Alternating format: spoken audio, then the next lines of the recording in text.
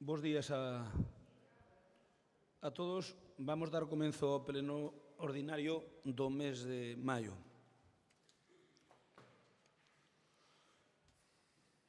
Para o mesmo, o que se falou entre os distintos grupos, a parte dos temas dos puntos de dar conta, o punto 5, 6, 7, 8, 9, 10 e 11 serán debatidos conxuntamente nunha única exposición e serán votados independientemente cada un deles. Por lo tanto, faremos unha votación nominal de cada un e o debate será conxunto. Eu o que vos pido é que para intentar cumprir dentro da norma cos plazos, me refiro cos plazos de intervención, é que non vou a, por razóns obvias, non vou a controlar o tempo aquí, entón pido-vos que digades o que estimedes oportuno, pero que vos ciñades o máis posible ao tema que estemos tratando, e se é posible que haxa a primeira intervención un pouco máis longa e a segunda un pouco máis curta, e incluso, se é posible, evitar a segunda. Me refiro xa despois cando tratemos as mocións. Hai dúas mocións fora do orden do día, unha que se vos falou aos portavoces Maripaz onte, relacionada cos microcréditos que ten co pleno autorizar a plurianualidade, porque se fora para 4 anos chegaba a Xunta de Goberno, ao ser para 5 anos fai falta que o autorizo pleno, polo tanto é a autorización. As bases que vos mandamos onte son un borrador, aínda o interventor lle ten que poñer algunha puntualización e tamén os grupos políticos, por lo tanto, esas bases que vos mandamos onte, que non ocurra como ocorreu nas últimas. Ese non é o documento final que se vai aprobar, ese é o documento que se vai ter, que tedes encima da mesa para traballar nel. Por tanto, podedes ir traballando nel, e xa vos digo, por parte do Goberno vai a sufrir como mínimo un par de modificacións. Entón, a idea cal é? A idea é hoxe aprobar simplemente que estes cartos para estes microcréditos poidan ser plurianuales hasta 5 anos e, ao mesmo tempo, calculo que en canto que termine de revisalo totalmente a intervención e os servicios técnicos da Casa, pois ter unha reunión xa cos voceiros dos distintos grupos para mirar as aportacións de cada un e para aprobalo xa despois na Xunta de Goberno. A aprobación chega na Xunta de Goberno, non fai falta que veña ao Pleno, simplemente o que se aproba no Pleno é única e exclusivamente non as bases, senón que este diñeiro poida ser plurianual. E logo hai unha moción que presentou o PSOE tamén, deben presentar hoxe a mañá, polo que me din, da velutina. Cando presentastes? Onte, bueno, pois xa tamén hai esa moción fora do orden do día por urxencia. E sin máis vamos a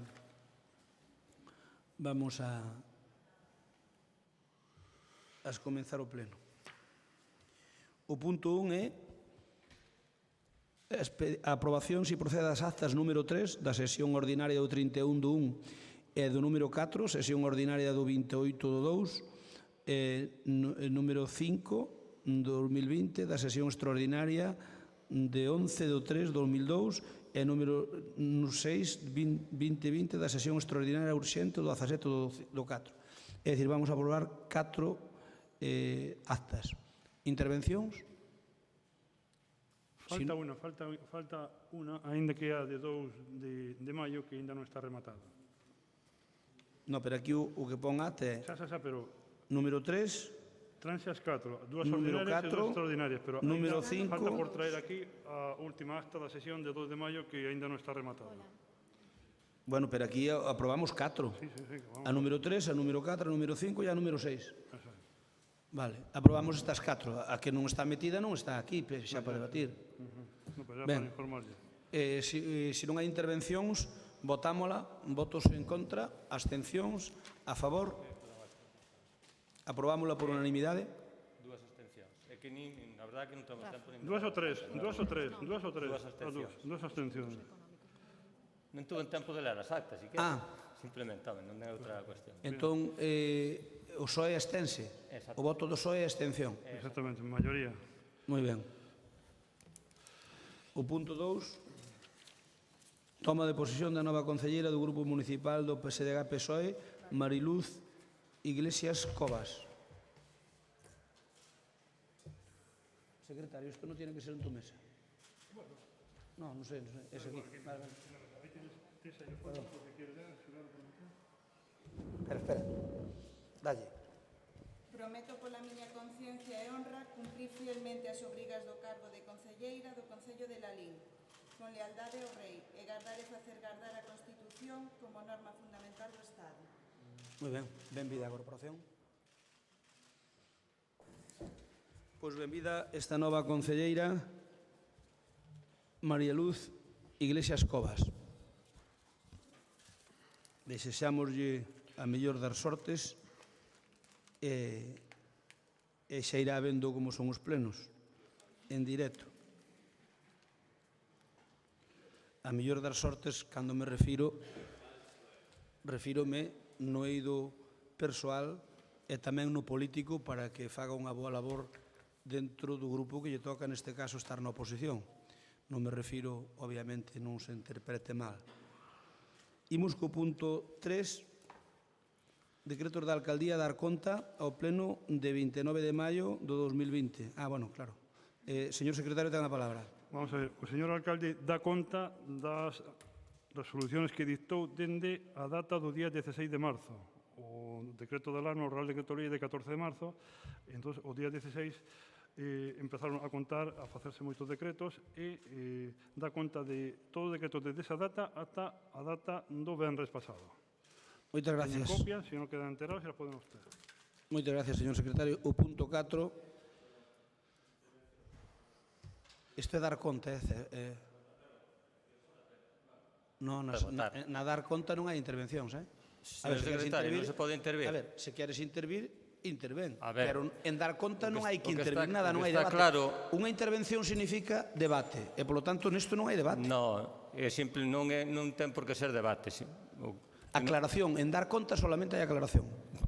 Pois chámalle como queiras, pero que nestes decretos hai un que considero que é moi importante, que foi a aprobación da liquidación do orzamento a 31 de decembro de 2019, no que parece ser que hai déficit. Iso é un tema absolutamente importante do que en ningún momento se nos comentou que eu sepa, polo menos, os grupos políticos. Estuvemos consensuando e negociando axudas, moitas historias que poden verse condicionadas por esa cuestión. Ao mesmo tempo, tamén se dice na propia resolución que se debe dar conta das resolucións adoptadas polo presidente contrarias aos reparos efectuados, dos expedientes con a misión de fiscalización previa e de execución das inversións financieramente sostibles no ano 2019, e iso en ningún momento se nos comunicou. Entón, o que pedimos é que eso se faga como xa que facelo e que se nos pase toda esa documentación. E non entendemos como non se informou desto a Corporación Máxime cando tuvemos moito contacto nas distintas reunións de voceiros. Simplemente eso. Home, mire, dar conta é dar conta, non é debatir. Pero é que vostede busca o pau po lombo. Vostede, mire, o exército de Pancho Villa, ás veces, comparado co PSOE de Lalín, quédase corto. Mire, nunhas reunión está testigo o señor Cuíña e o señor Vilariño que ustedes do PSOE, mire, os do PSOE vou expoñer un trato, se vostedes queren. Aquí, cando veñan á reunión co alcalde, ven sempre a mesma persoa. Estou farto de que un día ven vostede, outro día ven Alba, e outro día ven... E despois entre ustedes non se falan. Oiga, que lle digo ao señor Cuíña ou ao señor Vilariño, se non se falou do problema do déficit é porque se orixinou. Se vostede non veu a esa reunión e Santalla non lle contou, é un problema de ustedes interno. Entón, o problema do PSOE, que non me pasa con ningún outro grupo, é que unha vez ven vostede, outra vez ven o señor Santalla, outra vez ven Alba. E cando terminan de ir daqui, non falan entre vostedes. E ao final ocurren estas cousas. Por lo tanto, Cristóbal, eu sinto... A ver, se realmente é así, evidentemente, o que dixen... Pero, en todo caso, a documentación que se dice que se nos facilitou esos 3 informes, en ningún momento se facilitaron. Que eso non é dicirlle ao Eu, portavoz. si quere, Eso cando é remate facilitar o esa pleno, documentación. eu que si lles vou pedir ao SOE, por favor, que se coordinen e que me poñan a mesma persoa para vir aquí cando teñamos as reunións dun Eso será un tema problema determinado. noso, Crespo. No, pero claro que pero é un problema voso, pero se vos non falades, despois eu vexo porque mira, non había que debatir neste punto, pero despois ves as notas de prensa que decides e se ve que non sabedes por onde andades. Porque é que é patético, Como Concho. non hai déficit, entón. Eso non Sí. significa nada. Claro que hai déficit. Vai haber plan económico financiero, sí ou non? Hombre, claro Onde que sí. Está claro, elaborado? Claro. No, como vai estar aprobado? Claro que non, pero vai habelo. Como non vai haber un pez? Pois a ver Claro. cando vai a velo. Cando lle toque. Cando lle toque. Non Claro. se estaba tocando hai tempo. No, mire, A ver, toda esa información hai que dala. non se preocupe vostede. Sin problema, nada máis. Eu pediríalles, por favor, que se non veñen o mismo Non as derivo o reunións de tema hacia portavoces, esa cuestión, Crespo. Hai outra serie de cousas que estou dicindo aquí de informes que tiñades que haber dado, facilitado por lei e non facilitastes. Moi ben, el señor Cuña ten a palabra. Pedías falar? No, perdón. Vale. Ben, mire, eu non teño inconveniente, se quere, na próxima reunión que teremos de portavoces, que a teremos, eu calculo que as bases poderemos ter rematadas a primeira hora da semana que ven, e facemos un apartado e falamos do déficit do ano pasado, é porque pasou, eu expliquei-no. Aos outros portavoces valeulle. Eu creo que estaba Santalla nesa reunión, non me acordo. Estaba Santalla, Paco... Sería Santalla, sí, sería. Estaría Santalla. Entón, Santalla onde está? Román está, non veo. a ver, ten un problema familiar, está ca muller no hospital. Por eso, Vale, tamén de alguna maneira, excusar a súa inasistencia ao pleno de hoxe. Vale, perdona, pensei que non... Eu que vos digo é que, a ver, para a semana que veña un que tome nota, que o que falámoslo entre nós. Eu que non quero falar é unha cousa e despois facer outra. É dicir, se o falamos, a ver, o problema solamente o teño con vos con ese aspecto. Porque eu dixe, mira, pasa isto. Eu creo que estamos desta maneira. Expliquei o porqué. Valeulles a todos. Ninguén dixo nada. E agora ti disme isto. En fin, estamos no punto de dar conta. Dase conta do punto 4, o punto 5...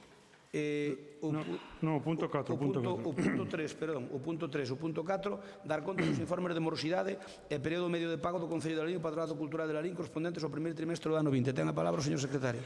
Vamos a ver, a Tesorería do Concello e do Patronato Cultural dá conta do PMP, o período medio de pago aos proveedores, os que presentan facturas, durante o primeiro trimestre deste ano, que para o caso do Concello de Lalín son 35 días con 56.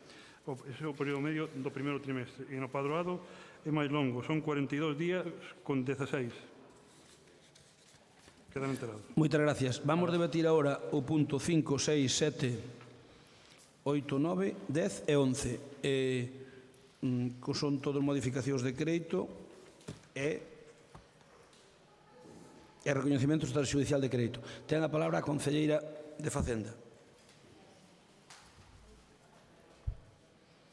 Hola, escoitaseme? Sí. Non vou cantar,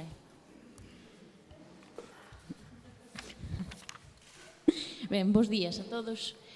Vou ir por orden entonces cos distintos puntos, así despois pois xa se fai o debate en conxunto e se vota por separado, tal como dixo o señor alcalde.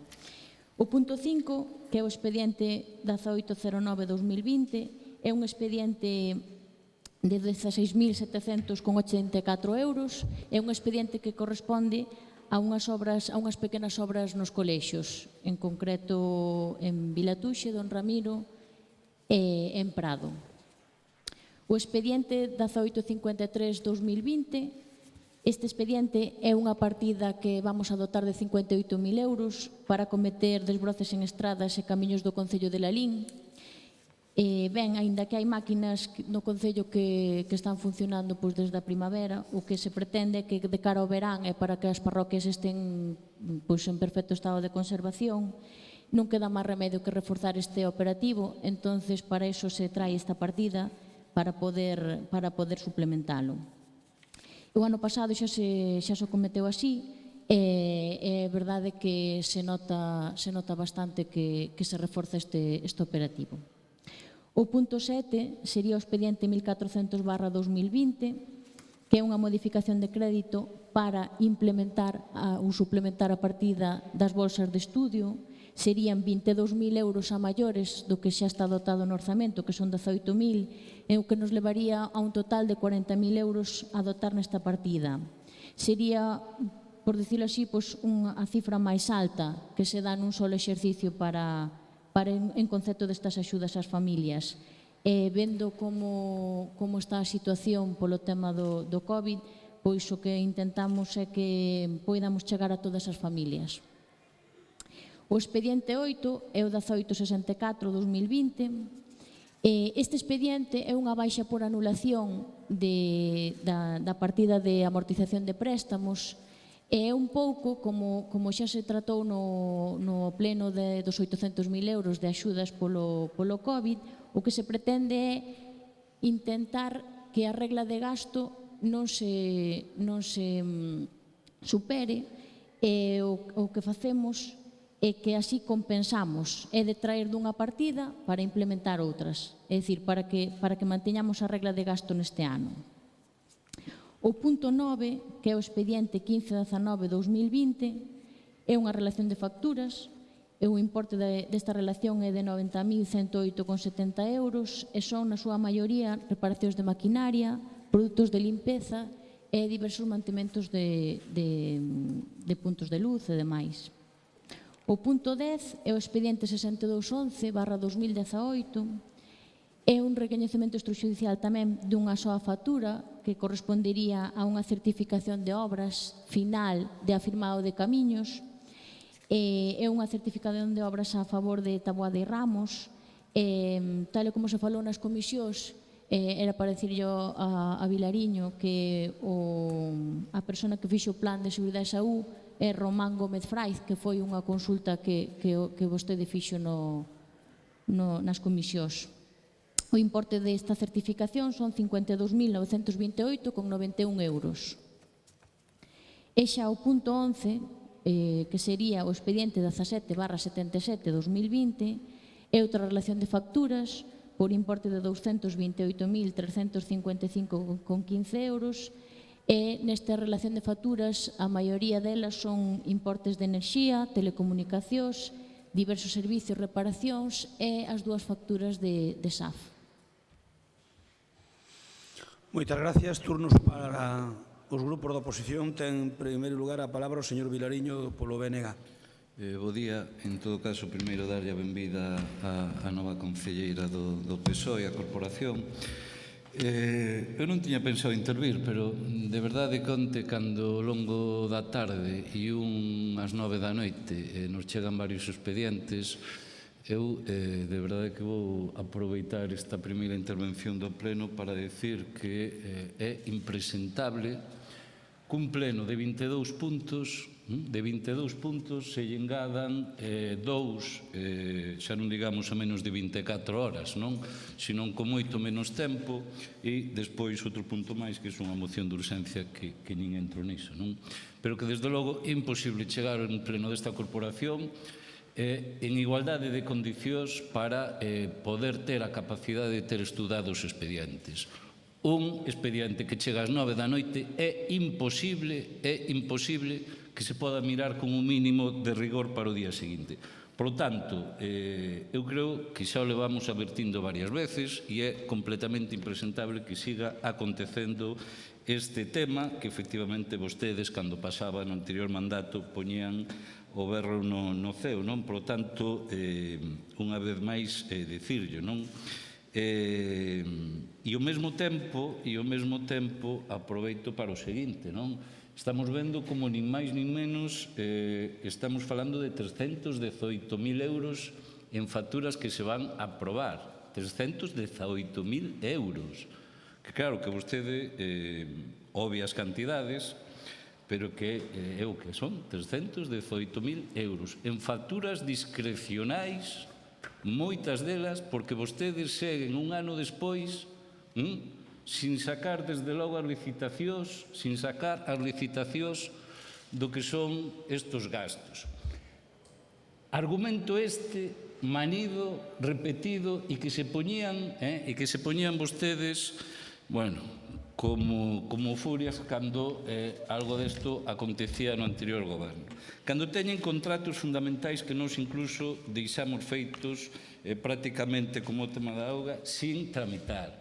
Desde logo, son un nefasto exemplo de xestión que eu creo que, de verdade, un ano despois xa pasou o tempo de darlles prórroga e de darlles tempo para que precisamente se poñan ao día e fagan os deberes. Insisto, son un goberno moi caro, polas súas dedicacións en moitos dos casos, pero tamén son un goberno moi ineficaz, porque precisamente unha vez máis neste pleno amósase a súa incapacidade a hora de xestionar. Estamos falando de facturas, insisto, de 318.000 euros que son, nuns casos, resultado da súa nefasta xestión, como é o tema do SAF, ou discrecionais totalmente, como son arranxos de tractores, de coches, etcétera, etcétera. E isto vostedes saben que, por eso os teñen que traer a este pleno, evidentemente, que non é o xeito de funcionar que ten que ter unha administración. Por lo tanto, aí sí que lle pido unha vez máis que se poñan as pilas e corrixan o tema. Hai varios puntos que vostede mencionou que estamos de acordo, tampouco se emocionen tanto con as bolsas de estudos, nós estamos a favor, pero voulle dar un dato, non? Vostede sacou peito con as bolsas de estudos, pareceme ben, non ten por que non facelo, pero tamén lle digo, hai dedicacións do seu goberno que superan esta cantidade con diferencia, vale? Hai membros do seu goberno que cobran máis que o que lle dedican a bolsas de estudos neste concello. Por lo tanto, miren, eu creo que realmente hai que mellorar a xestión. Estes gastos non poden convertirse nunha monotonía. Teñen equipo, asumen gasto de cartos públicos, desde logo, para que xestión, independentemente do momento, porque incluso se me apuran, este momento, que non lles pode valer de excusa, referente á pandemia que estamos vivindo, era un momento para, precisamente, cando o funcionariado está facendo teletraballo nas súas casas, para que, desde logo, estas cousas se fagan e saian inmediatamente tan pronto se poidan, non? Por lo tanto, e os plazos o permitan. Por lo tanto, eu creo que esos son os deberes que vostedes teñen que poñerse con eles. Hai outros puntos que, como lle digo, vamos votar a favor, son de trámite uns e outros estamos de acordo co seu contido e así votaremos. Moitas gracias. Turno ahora para o Partido Socialista. Quen vai intervir? Bueno, simplemente para primeiro incidir na cuestión de todos os días, nestes casos, de todos os plenos, o que antes vostedes criticaban todos os días, ahora presentan vostedes, pero multiplicado, ademais, por moito máis, todo o que se refira ao recoñecemento extrajudicial de facturas. Canto ao punto quinto, que simplemente a concelleira de Facenda se refiriu el como un expediente de obras en colexios, aí hai unha cuestión que necesita algunha explicación. Aparece un convenio no expediente coa Consellería de Educación, un convenio polo que o Concello ten que aportar 240.000 euros e a Consellería 60.000, o sea, un negocio redondo, a inversión do Concello multiplica por 4, e o que queremos saber, queremos que nos expliquen ese realmente ese convenio, se está cumprindo, se vai a cumprir, ou aínda que a verdade é que non aparece asinado polo Concello, aparece asinado pola Consellería, pero non polo Concello. Estamos falando dun convenio asinado por parte da Consellería de hai días, non estamos falando dun convenio de hai anos, que senón de hai días. Entón, eu creo que eso necesita unha explicación, porque nese convenio aparecen tamén as obras que en principio se iban a facer no Surbormar do patio coberto e máis da pérgola. Todos sabemos que por acordo de todos ese diñeiro se pasou ás axudas, pero evidentemente esas obras hai que facelas e deberías facer a Consellería. Se agora neste convenio xa se está afirmando, xa se está asinando que as vai a facer o Concello, evidentemente eso merece unha explicación e nós en absoluto estaríamos de acordo, independentemente da cuestión do expediente de modificación de créditos, que é para unhas facturas concretas por importe de 16.700. Moitas gracias. Turno para compromiso. Para que algunha cousiña máis. Ese é o primeiro punto. Outro punto no que tamén queremos facer unha observación, bueno, a ver, no tema do expediente para habilitar as rozas, entendo que o mellor non é fácil, pero gustaríanos que houvese unha relación, porque falase de 252 kilómetros sin saber onde. Pero, bueno, podemos entender que eso para aumentar unha partida máis grande e do momento ainda non ter feito, digamos, o proxecto, a memoria de obras a levar a cabo. Pero houbera nos gustado que estivera, por demais non teria maior problema. E logo, finalmente, no expediente 10, que é o da certificación e liquidación da obra de camiños no Concello de Lalín a Taba de Ramos por importe de 53.000 euros, o que vemos aquí é que está pasando o mesmo que pasou nas vivendas do Manuel Rivero, o que para o interventor son aumentos de obra, por lo tanto, modificados de proxecto, necesita unha tramitación específica. Para o técnico municipal, e vostedes tamén se acollen a ese criterio, son incrementos de medicións. Eso, si logo despois vemos a documentación, esos incrementos de medicións desmontanse rapidamente. Este proxecto afecta a 33 obras en total. Desas 33 obras, só hai incremento de medicións, según o técnico, en 2 delas. Por lo tanto, evidentemente, ese non pode ser o motivo. Das 33 modificáronse 27 obras en total, o que supón hai unha variación de casi 9.000 metros cuadrados.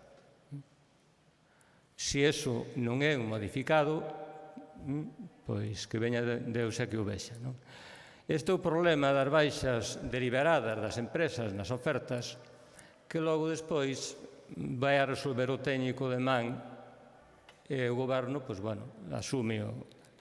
Eu creo que isto non debería facerse así, e podemos entender que, efectivamente, a veces hai retoques, hai cuestións, pero cando son deste calibre, o que hai que facer é, con tempo suficiente, estar atentos a facer un modificado de obra e facer as cousas dentro da lei para que non haxa problemas. Non vamos a incidir máis nesto, pero esperamos que isto non se repita máis veces. Nada máis. Terminaches, Edgar Sobal. Turno ahora para compromiso. Ten a palabra Teresa. Sí. Teresa Varela, ten a palabra. Bos días. O primeiro dar a benvida á nova concelleira e despois, aínda que sea de dación en conta e non vai a entrar nel no punto de informes de morosidade, porque sí que é unha dación en conta. Sin embargo, cando eu que era concejala de Facenda, aínda que veu sempre como dación en conta, sí que me sorprende que sí que se podía entrar a debatir isto. Entonces, hoxe, lémolo, o señor secretario pasa por alto, o mismo señor secretario que no seu momento deixaba debatilo. E todo para encubrir que se incumpleu tanto o PMP do Concello como o PMP do Padroado. Entón, eso. Despois, polos puntos económicos de desbroces, coles, que se refiren ao punto 5 e 6, nada que decir, porque nós tamén o facíamos. Por suposto que estamos de acordo cas bolsas complementarias ao estudio, porque desgraciadamente a situación que estamos a vivir vai facer que desde as administracións teñamos que darlle a roupe a axuda ás familias. Eu o que pido é que isto non sea un orzamento pechado e que, en caso de que haxa máis solicitudes, que se amplíen, por se poida atender a todos os casos e todas as solicitudes que se demandan. No punto 8, nada que decir, é unha amortización típica para meter eses cartos noutra bolsa. En canto ás facturas, no punto 9, que veñen reparadas, cando eu en todos os meses traía facturas reparadas e decía que era imposible ter todo contratado, o señor Crespo Iglesias chegoume a decir que cando gobernaran a diciembre tiña todo isto solucionado. Pasou diciembre e non o teñen solucionado. Pero isto é moito máis grave, porque veñen facturas reparadas que nós non traíamos, que son as de reparación de maquinaria vehículos, tractores que estaban en 3 lotes, que este contrato acabouse en febreiro deste ano. A do alumeado acabouse o contrato que nos deixamos vixente en setembro do 2019. Non o trouxeron. Cando en Correos estuvemos facendo os trámites porque viñan estas facturas reparadas, díxoseme que era tan sencillo como firmar un convenio. Aquí na oficina de Lalín dixeronme que non tiñan competencias, bueno, eso, pero ustedes siguen sin solucionalo. As cousas que a nos botaban en cara. O mismo pasa con produtos de limpieza. Nos tiñamos ese contrato e agora vostedes traen as facturas reparadas. No que se refiere tamén ao punto 11 de facturas reparadas, chámame a atención e sí que me gustaría que me contestaran, porque sí que veñen as facturas do gas reparadas do albergue ou de Mouriscade, creo que, pero as outras facturas do gas non veñen porque creo que se uniron a FEM, senón terían que vir reparadas.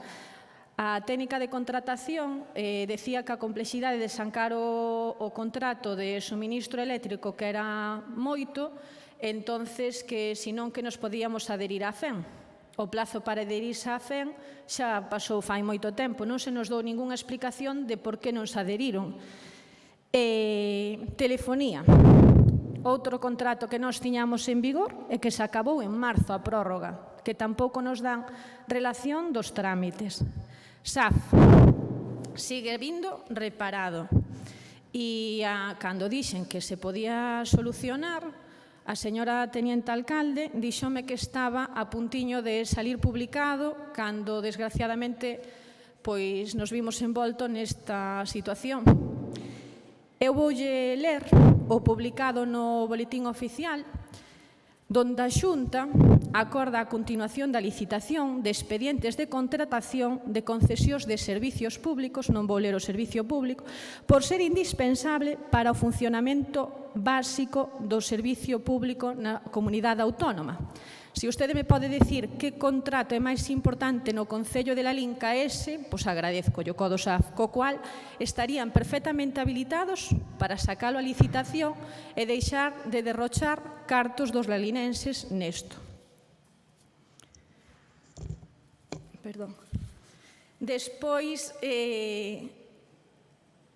cando nos traíamos as facturas reparadas, non diramos o contrato da auga e todo o demais, amenazábanos hasta con interpoñer demandas, levarnos ao penal.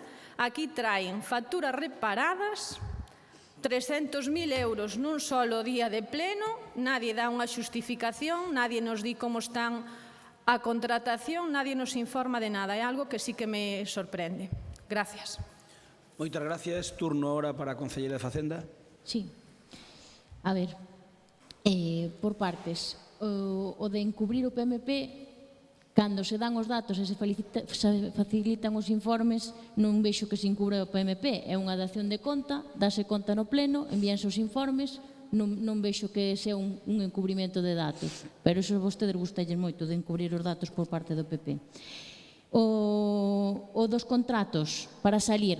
Telefonía, por exemplo, pois a telefonía está terminado o prego e vai a salir a licitación nos próximos días. O de produtos de limpieza, home, sí, o de produtos de limpieza podría haber quitado, pero está vencido desde o do 2018. Tamén tuveron tempo para sacalo antes de nos chegar. O do convenio para firmar con Correos, sí, é verdade que se podía firmar un convenio con Correos, pero se tan fácil era, sempre están dicindo, non, é que nos deixamos todo perfecto e vostedes agora non sacan o para diante da nosa legislatura, pero non é verdade. Moitos dos contratos que hai vencidos eran anteriores a nos chegar.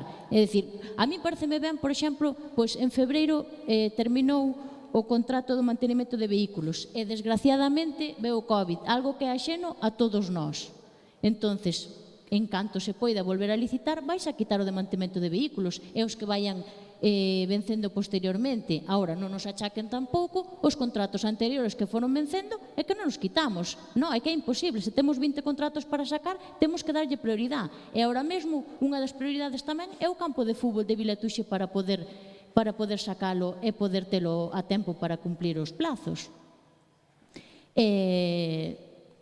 Non moito máis, é o que nos...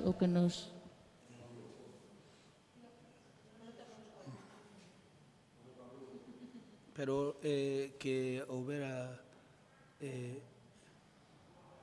Ben, eu non quería o tema entrar das no... coles non o sabe... Sí, eu non quería entrar no dos coles, porque, bueno, creo que se tuvo unha... É que isto pasa polo tema das reunións que cada un ven a súa reunión. Pero sí que é verdade que creo que o tema dos coles se lles explicou por activa e por pasiva e aínda así queren sacalo.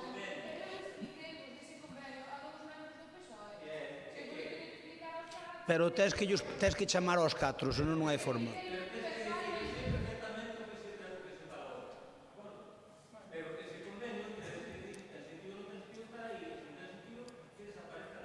Ben, turno... Despois douche a palabra a Cristóbal. Turno ahora para Paco Vilariño.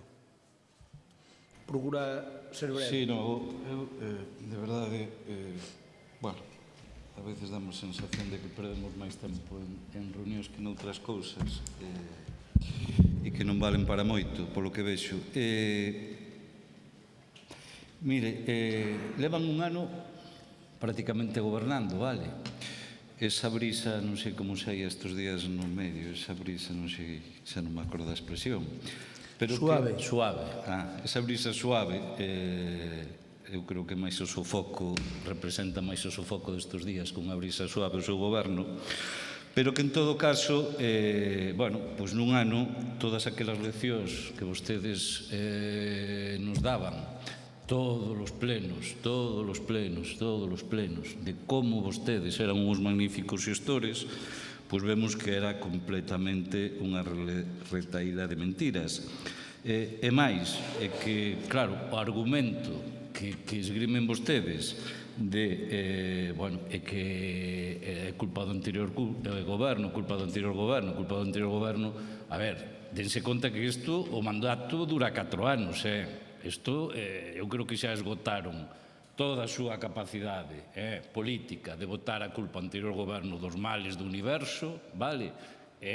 O único que nos extraña é que aínda non dixeron que culpa o COVID do anterior goberno, pero agás iso siguen baseando a súa incapacidade de xestión no que é precisamente botar a culpa ao goberno. Eu creo que vostedes son un goberno, insisto, con maioría, cousa que nos non tiñamos, por un tránsfuga, un goberno escandalosamente, en algúns casos, pagado e que, polo tanto, é un goberno que hai que exixirlle responsabilidades. E no apartado de xestión, insisto, creo que podemos facelo e debemos. E pois un tema que me esquecía na primeira intervención, e xa remato, que no tema dos desbroces vostede decía que están as máquinas funcionando. Pouca máquina pode estar funcionando coa brigadiña de obras que está neste momento, entendo eu, non? Ou hai algunha máquina que nós non coñezamos? Non. Non hai destas teledirixidas, por lo tanto... Queredes intervir xusto cando non temos toque. Eu creo que temos, 3, 4 persoas na brigada de obras, por lo tanto, a xente que bote contas dos traballos de desbroces que aí pode haber. O que sí que para outro debate, non xa lle adianto que lle vamos dar na vindeira semana, é como é posible que a estas alturas, cando o expediente está aprobado de febreiro e o persoal tamén enviado pola oficina de Polinén, que este sin contratar o persoal da Brigada de Obras para que esta Brigada de Obras este operativa. Cousa que vai facer modificar a proposta de vostedes no que son os prazos, porque evidentemente ten a duración do ano natural. Esa proposta que vostedes enviaron e que teñen aprobado da Diputación do mes de febreiro. Por lo tanto, están perdendo pola súa nefasta xestión meses de que xente este contratada nun momento tan delicado de paro e de crise non só sanitaria, sino económica, como estamos padecendo. E iso tamén é culpa da súa nefasta xestión. Pero insisto, isto nos lle aseguro que no vindeiro pleno lle imos pedir responsabilidades sobre a xestión que fixeron na contratación do que é a línea da Diputación para contratar persoal. Porque habería, insisto, por rematar, habería algún persoal que efectivamente polo COVID eu tamén agardaría, pero habería outro, como a Brigada de Obras, que non me entra na cabeza que en plena pandemia non este traballando e ter a Brigada de Obras co ridículo dese número de xente. Eu adianto que o Concelleiro de Obras pediremos a súa comparecencia no vindeiro pleno para que dé explicacións desto, se é que sabe que ten persoal e capacidade para contratar esa xente, non?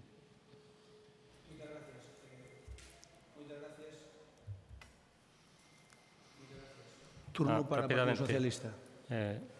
Bueno, a concelleira non contestou absolutamente nada do que se dixo aquí.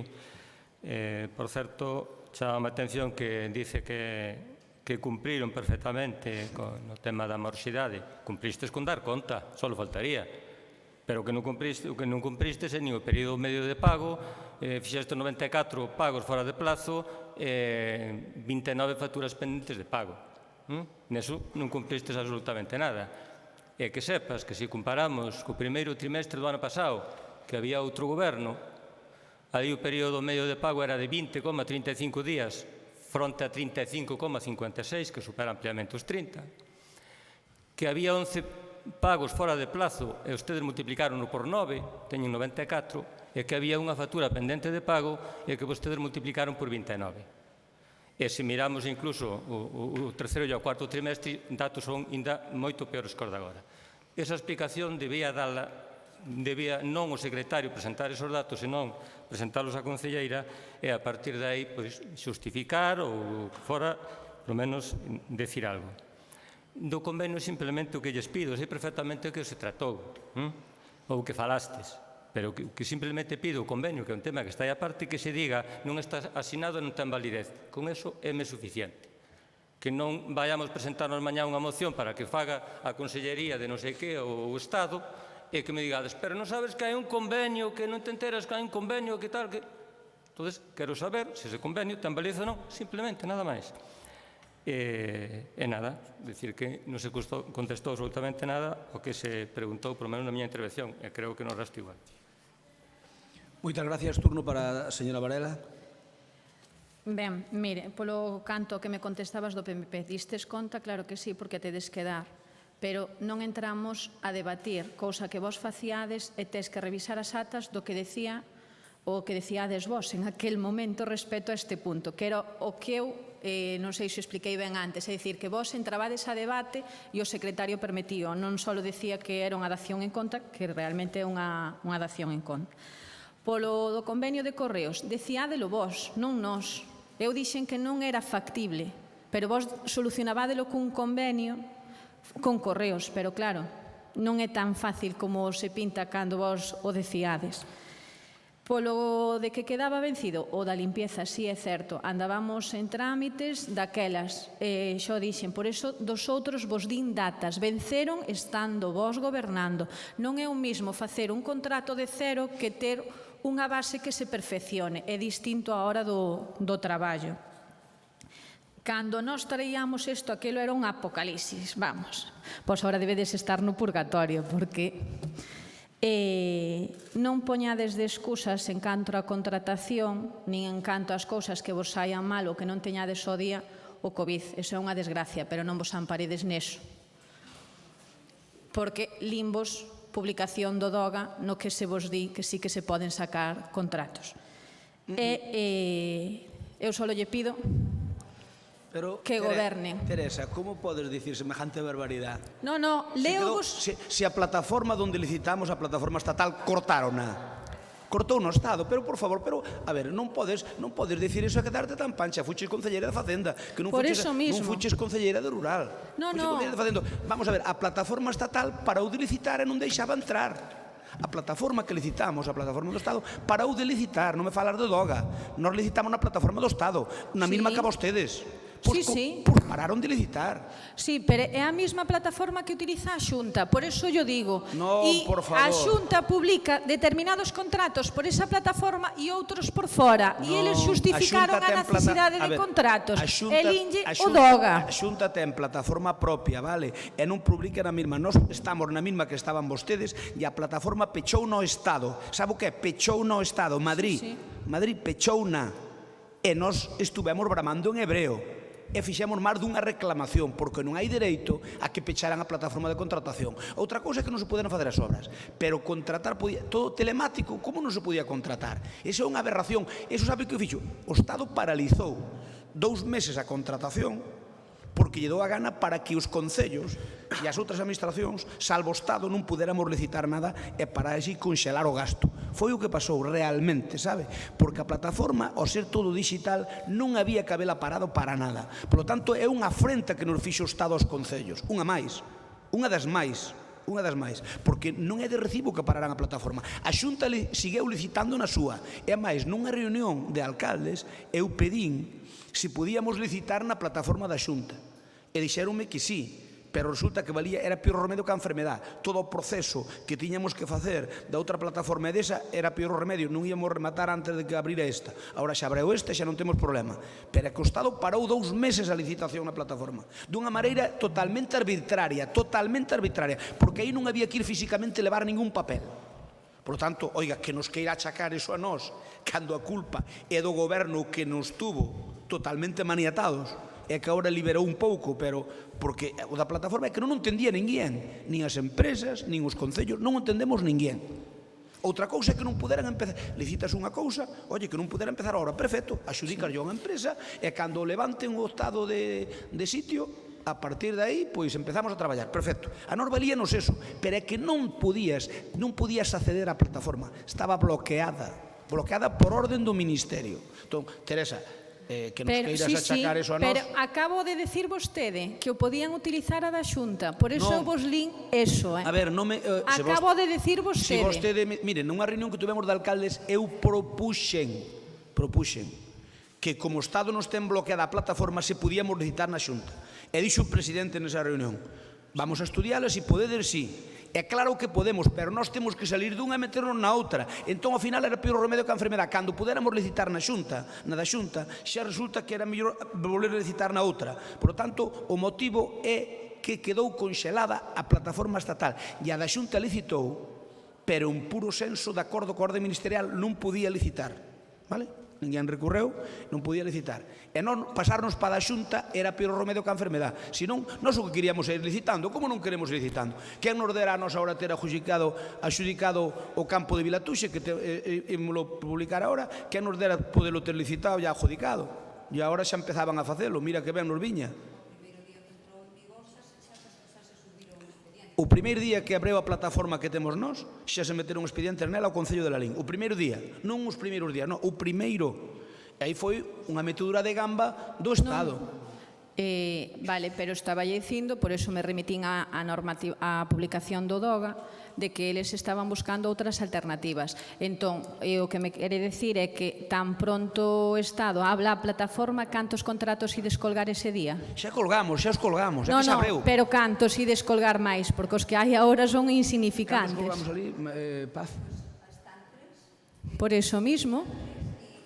Esta Xunta de Goberno xa se tomou o acordo da RPT, que tamén xa se vai a subir á plataforma unha vez tida a certificación, e hai varios contratos dos que ti mencionaches, Tere, pois que están prorrogados porque a situación do estado de alarma sí que permitía. Entre eles é o mantemento de ascensores, o servicio de prevención alleo ao Concello, material de oficina e papelería. Está en proceso de licitación o campo de fútbol de actuación da calzada, e xa se abreu mesa de contratación do afirmado de camiños de Palmaz, Malato, Botos, Baxán, desas obras. Está tamén subida a plataforma a actuación do DUSI da rehabilitación de Lalín de Arriba, e están xa para sair tamén o de comunicacións, o prego de comunicación si xa está rematado. Está prácticamente tamén rematado o que é o expediente de mantemento de vehículos. Mencionaba vostede tamén un expediente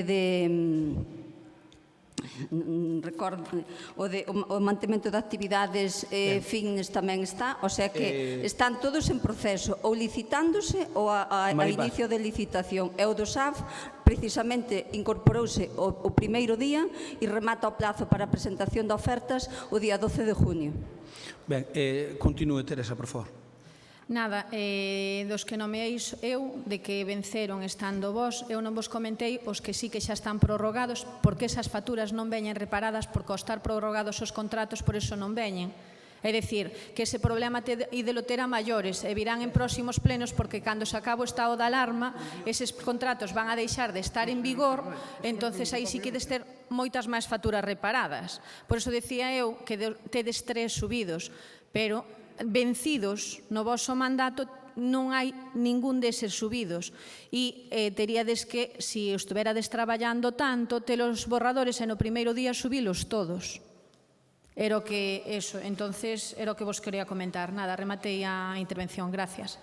Moitas gracias. Bueno, pois para puntualizar, para rematar o debate destes puntos e podernos agotar individualmente, eu, sin entrar en polémicas, porque non vou entrar en polémicas porque vexo que hai algunha información, Teresa, é imposible o 24, cando nos mandan pechar o Concello, o 14, é imposible ter material feito, fixemos teletraballo, é moito, pero é imposible ter todo, é imposible, porque ademais, en contratación, unha persona sigue de baixa, inda que cando fai falta botón a mao, pero é imposible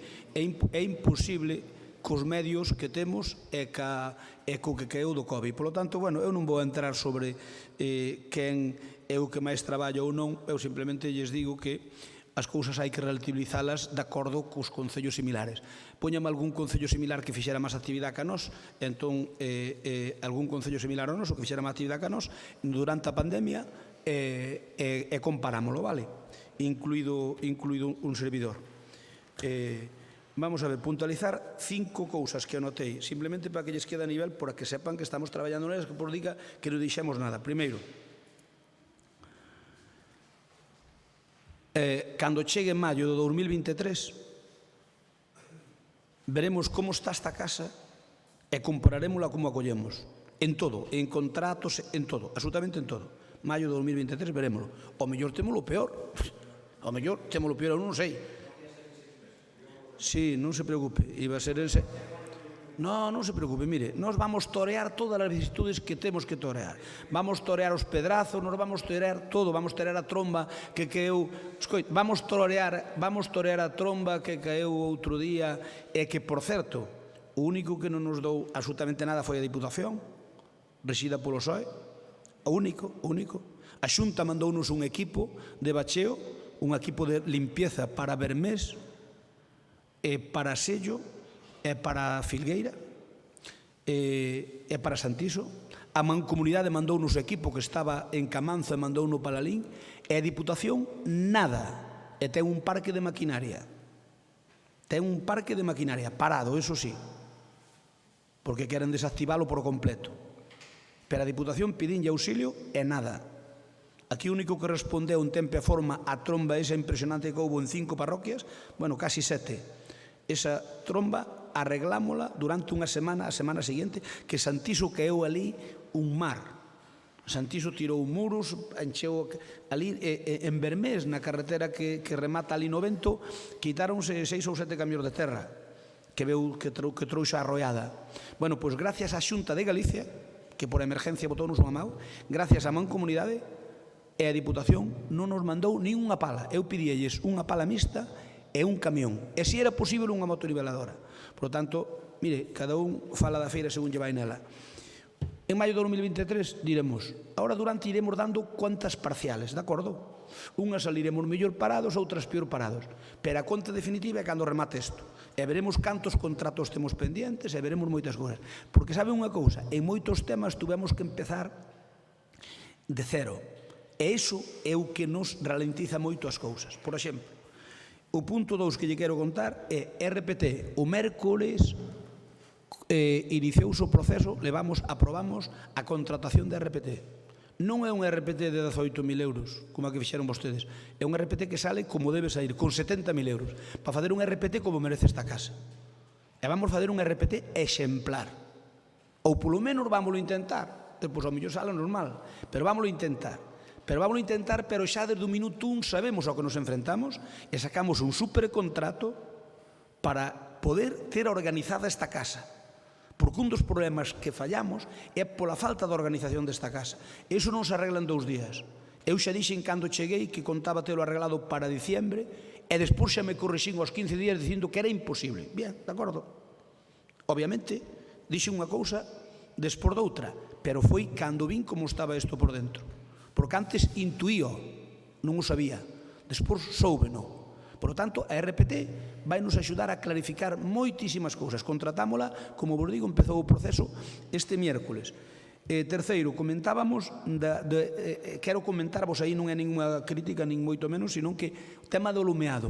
Non sacamos a posta a licitación do mantemento do alumado, porque vos comentarei na reunión de portavoces, na próxima ou noutra máis, con esa subvención que nos dou o IDAE de 8 millóns de euros, bueno, 6,5, porque 8 é o total, donde o Concello pon o 20%.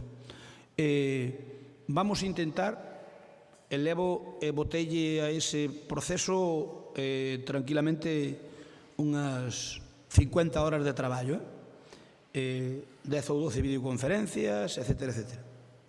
Vamos a intentar facer unha xestión integral de toda a enerxía do Concello, aproveitando a subvención. Non só para o alumeado público, sino para todo o que ten que ver con enerxía. Desde a enerxía desta casa, pasando polos pabellóns, o Lalín Arena, os centros sociales, todo o que é municipal, meter todo nun único paquete para reformalo e adecualo á normativa nova e tamén á eficiencia enerxética, todos os edificios, por suposto os 5 colexios que dependen de nós. Entón vamos fazer un contrato moito máis amplio dos 8 millóns de euros, moito máis amplio.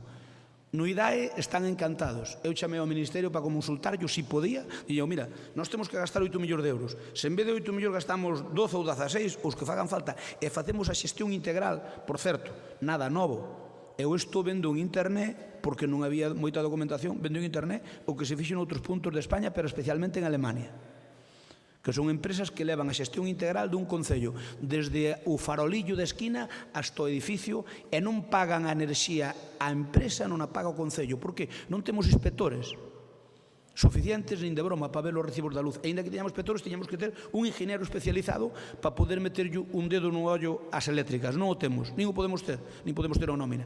Un ES si o pode facer, porque aí sí que vai ao bolsillo dela.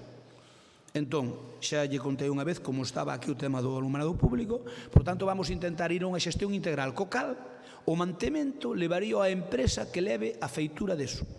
Non temos que contratalo nos á parte. Por lo tanto, ao mellor por un ano non vale a pena, porque máis ou menos será un ano. A idea é, nós agora estamos traballando no prepliego, estamos facendo un pliego para licitar, porque é un contrato maior, é un contrato sobre 250.000 euros, para facer proxecto, para facer o pliego de contratación, o proxecto de execución material, a dirección de obra, o asesoramento ao Concello e a xustificación ante o IDAE.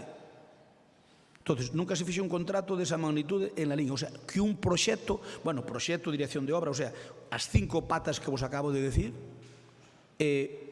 para leválos para ir a un mantemento integral. Eu, mire, estou convencido, polo que me dixo algunha persoa máis ou menos experta, estou convencido de que aquí, en aforro enerxético de kilovatios, facendo millor, alumeando millor do que estamos alumeando ahora mesmo, imos aforrar máis, non só no alumbrado público, son nos edificios, podemos aforrar sobre un 60%.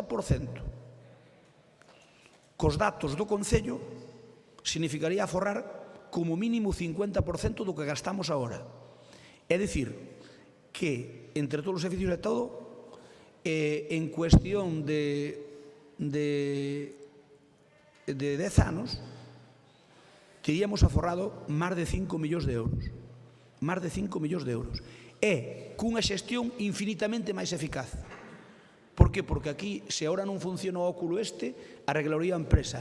O aire acondicionado do Concello, que tuvo problemas, como sabedes, que hai que meterlle, estropeouse, xa no ano 17, como saben, e hai que lle meter sobre 180.000 euros polo que dixo Schneider, hai que lle meter sobre 180.000 euros para cambiar non sei que historia, porque aquí non ten software libre, etc. Iso vámoslo meter, a idea é meterlo todo no paquete, de tal maneira que a eficiencia enerxética e económica para o Concello que pode supoñer este proxecto vai significar un antes e un despois, non só por gastar os 6 millóns de euros que nos dá o IDAE, que, por certo, según me dixeron o Ministerio, non vai peligrar. Sabedes que falábase que podían peligrar os fondos europeos? De momento, os fondos europeos mantéñense, porque a Europa dixo que non se cortara ningún proxecto europeo. Así que, en principio, o do alumbrado non o imos sacar a propio intento, porque entendemos que a empresa que faga isto, e iso quero vos explicar polo miúdo, que iso non o dou explicado en 5 minutos nin en media hora. E levo lle dedicado moito tempo. Pero aí sí que pode haber uns aforros bestiales.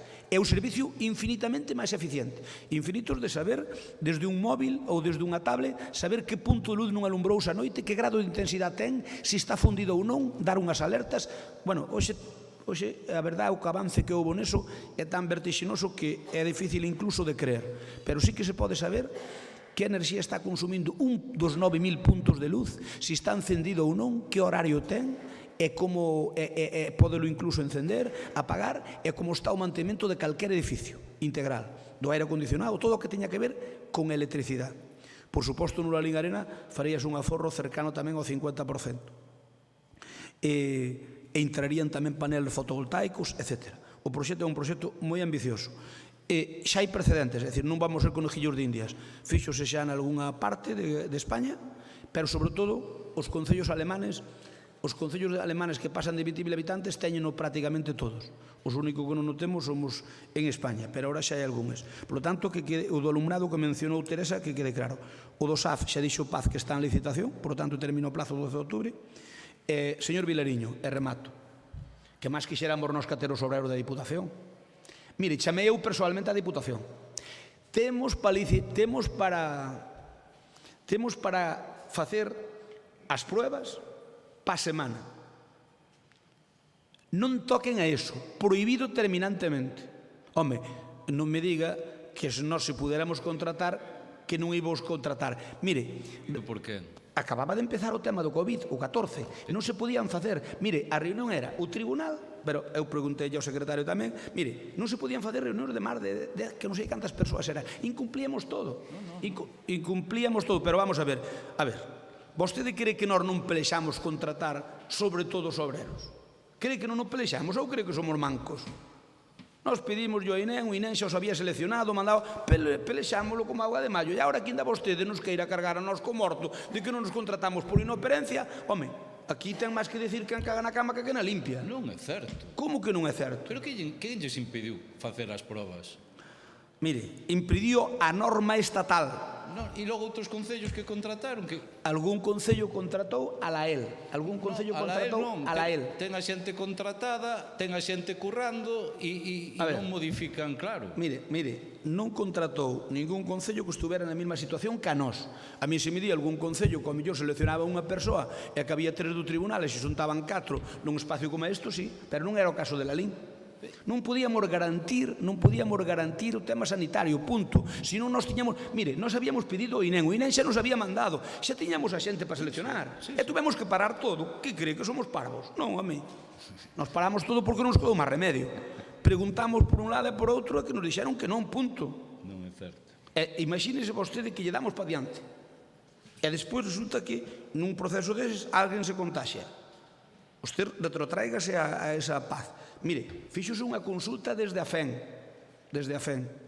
a través da FEGAN. E o que se nos dixo na FEGAN é que non. Que o seu proceso se pode facer con 3-4 personas que sí, que senón que non. Home, non se dá conta que nós temos a xente mandada polo INEM desde antes desa fecha. Solamente temos que facer as pruebas. Por lo tanto, que máis nos gustaría a nós que a ter 20 e pico persoas? Home, sería do género tonto. Ben, vamos... Podo contestar por alusións ou non? Si, home, se queres, si non hai problema ningún. Dixen que era un pleno que podíamos falar todos o que quixéramos. Eu, claro, coñezo como se fan as probas da Brigada de Obras, que é o que me remito. As probas da Brigada de Obras son individuais. Entón, dígame vostede cal era o impedimento para que se xuntaran o tribunal o impedimento- e que viñeran e que fixeran a proba individualmente como O se fai. impedimento é que a Diputación... No, a Diputación A ver, non- escoite.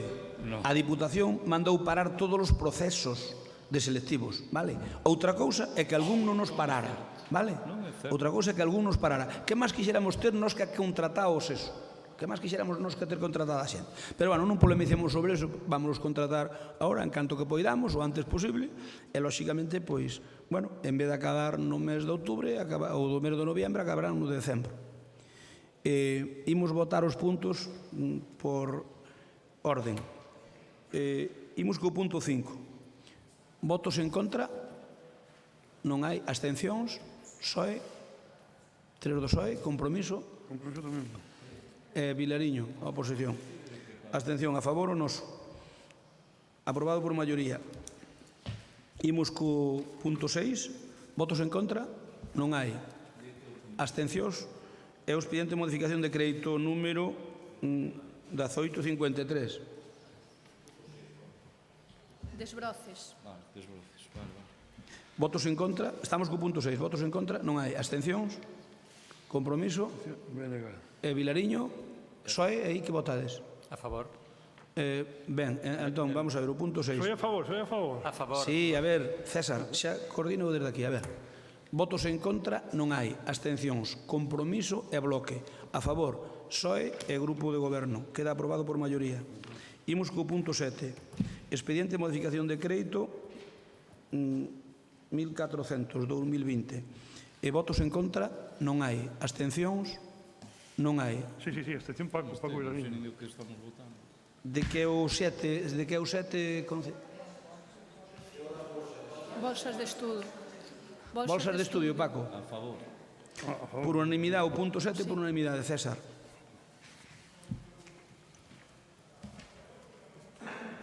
O punto 8, o expediente 1864 de modificación de crédito. Baixa por anulación do número P2. 2P, perdón. Votos en contra? Non hai. Abstencións? Compromiso? A favor? E BNG. BNG? Abstención do BNG. Paco, poderías te poñer para que te vira, porque xusto quédame, non te vexo por culpa da nova concelleira. Se vos corredes un pouquillo para un lado e outro para outro, xa está. Non, vale, así está. Non, que se non che vexo a mal. Entón, estamos co punto 8, César. Votos en contra non hai, abstencións, bloque. BNG compromiso. Bloque e compromiso, e a favor, PSOE e Grupo de Goberno. Queda aprobado por maioría. Imos co punto 9. Votos en contra non hai, abstencións, compromiso, PSOE e bloque. A oposición e a favor, o Grupo de Goberno. Queda aprobado por maioría. Imos co punto 10. Expediente de reconocimiento de extraxudicialidade de créditos. Votos en contra non hai, abstencións, compromiso, PSOE e bloque. A favor, o Grupo de Goberno. Queda aprobado por maioría. Punto 11. Expediente de reconocimiento de extraxudicialidade de crédito. Votos en contra non hai, abstencións, a oposición completa. A favor, o Grupo de Goberno. Queda aprobado por maioría. Imos co punto 12. Modificación da ordenanza municipal reguladora do procedimento da concesión de axudas de inclusión social do Concello de Lalín. Ten a palabra a Teniente Alcalde.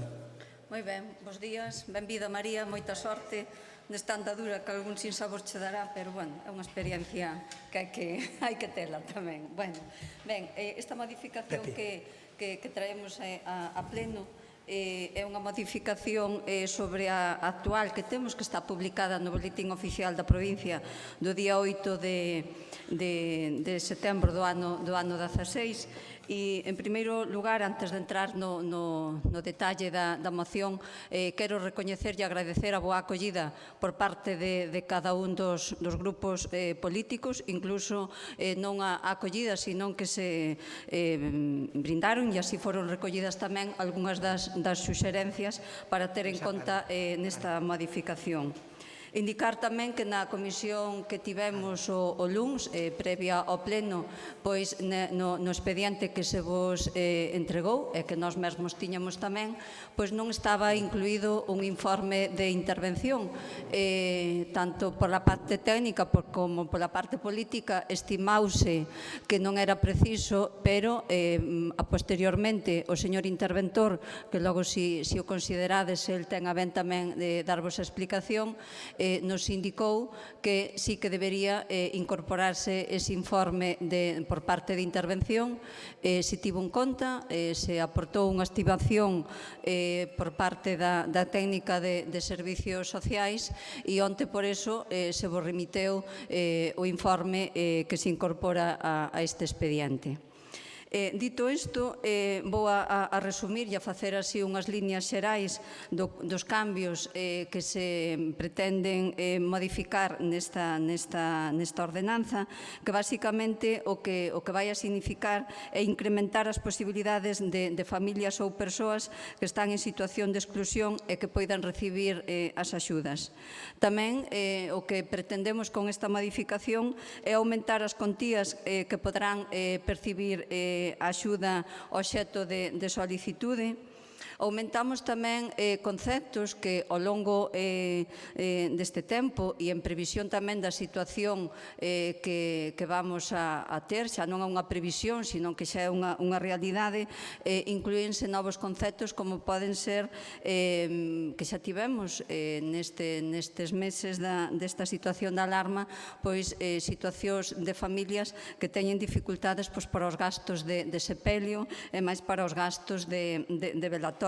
Están incluídos estes gastos, como tamén están incluídos gastos referidos a combustibles, como poden ser peles. Inclúense tamén na nova ordenanza os gastos que poidan significar gastos en educación das distintas familias beneficiarias. Intentamos que tamén a presentar, entendemos tamén que se deben de incorporar, adaptándonos á situación na que estamos, determinados términos como as persoas que están en situación de ERTE, titulares de actividades empresariais que están afectados por o cese de actividade nos 12 meses anteriores á presentación da solicitude, persoas tamén que visen mermadas os seus ingresos nos meses anteriores á solicitude por causa desta situación de emerxencia sanitaria, e incluso tamén se van a ter en conta a consideración de familia numerosa. Consideramos tamén que o noso esforzo ten que ser para as familias que viven e que están no noso concello, de aí que sexa como requisito imprescindible para ter dereito a estas axudas que a totalidade dos membros da unidade de familia que estén empadroados no concello de Lalín.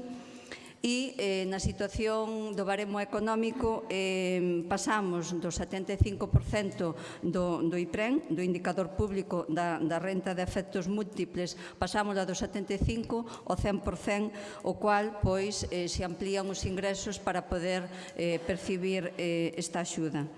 En definitiva, o que pretendemos con esta modificación é anticiparnos na previsión de que xa, como decía antes, que é unha realidade, de que se incrementen as familias que poidan ter dereito a estas axudas, que isto é unha parte dese pilar de axudas, como hoxe tamén forman parte tamén as bolsas de escolarización e outras que poidan ir xurdindo ao largo desta situación.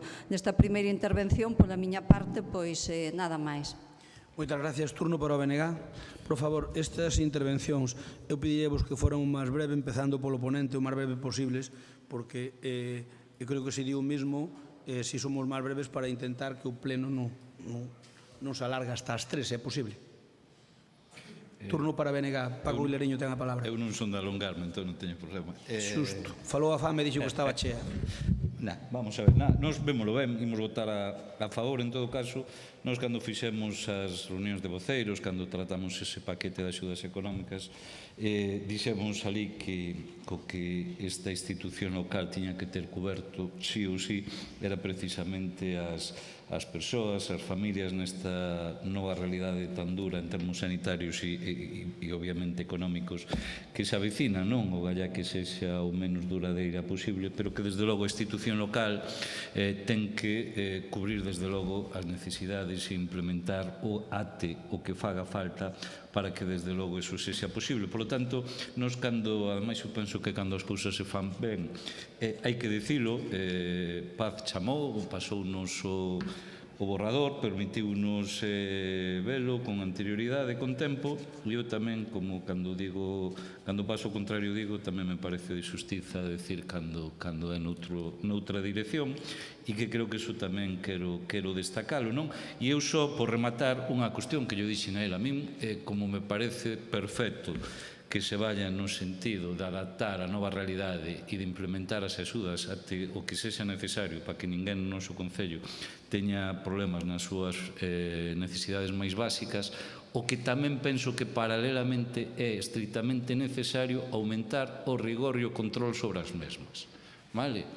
Ser serios e que desde logo non existan casos de que xente se aproveite de situación que non ten dereito ou posibles casos de descontrol. Eu creo que iso é tan importante porque é tan de xustiza como o primeiro, non? Por tanto, nos vamos a apoiar a proposta. De acordo, moitas gracias. Turno para o PSOE. Ben, agradecerlle á concelleira e ao goberno que se nos enviaran estas bases incluso antes da convocatoria das propias comisións. Eso permiteu poder facer aportacións. A oposición está evidentemente para controlar o goberno, pero desde logo nós temos moi claro que tamén para aportar ideas e colaborar en todo aquilo que se pode en lo que se nos dé a opción.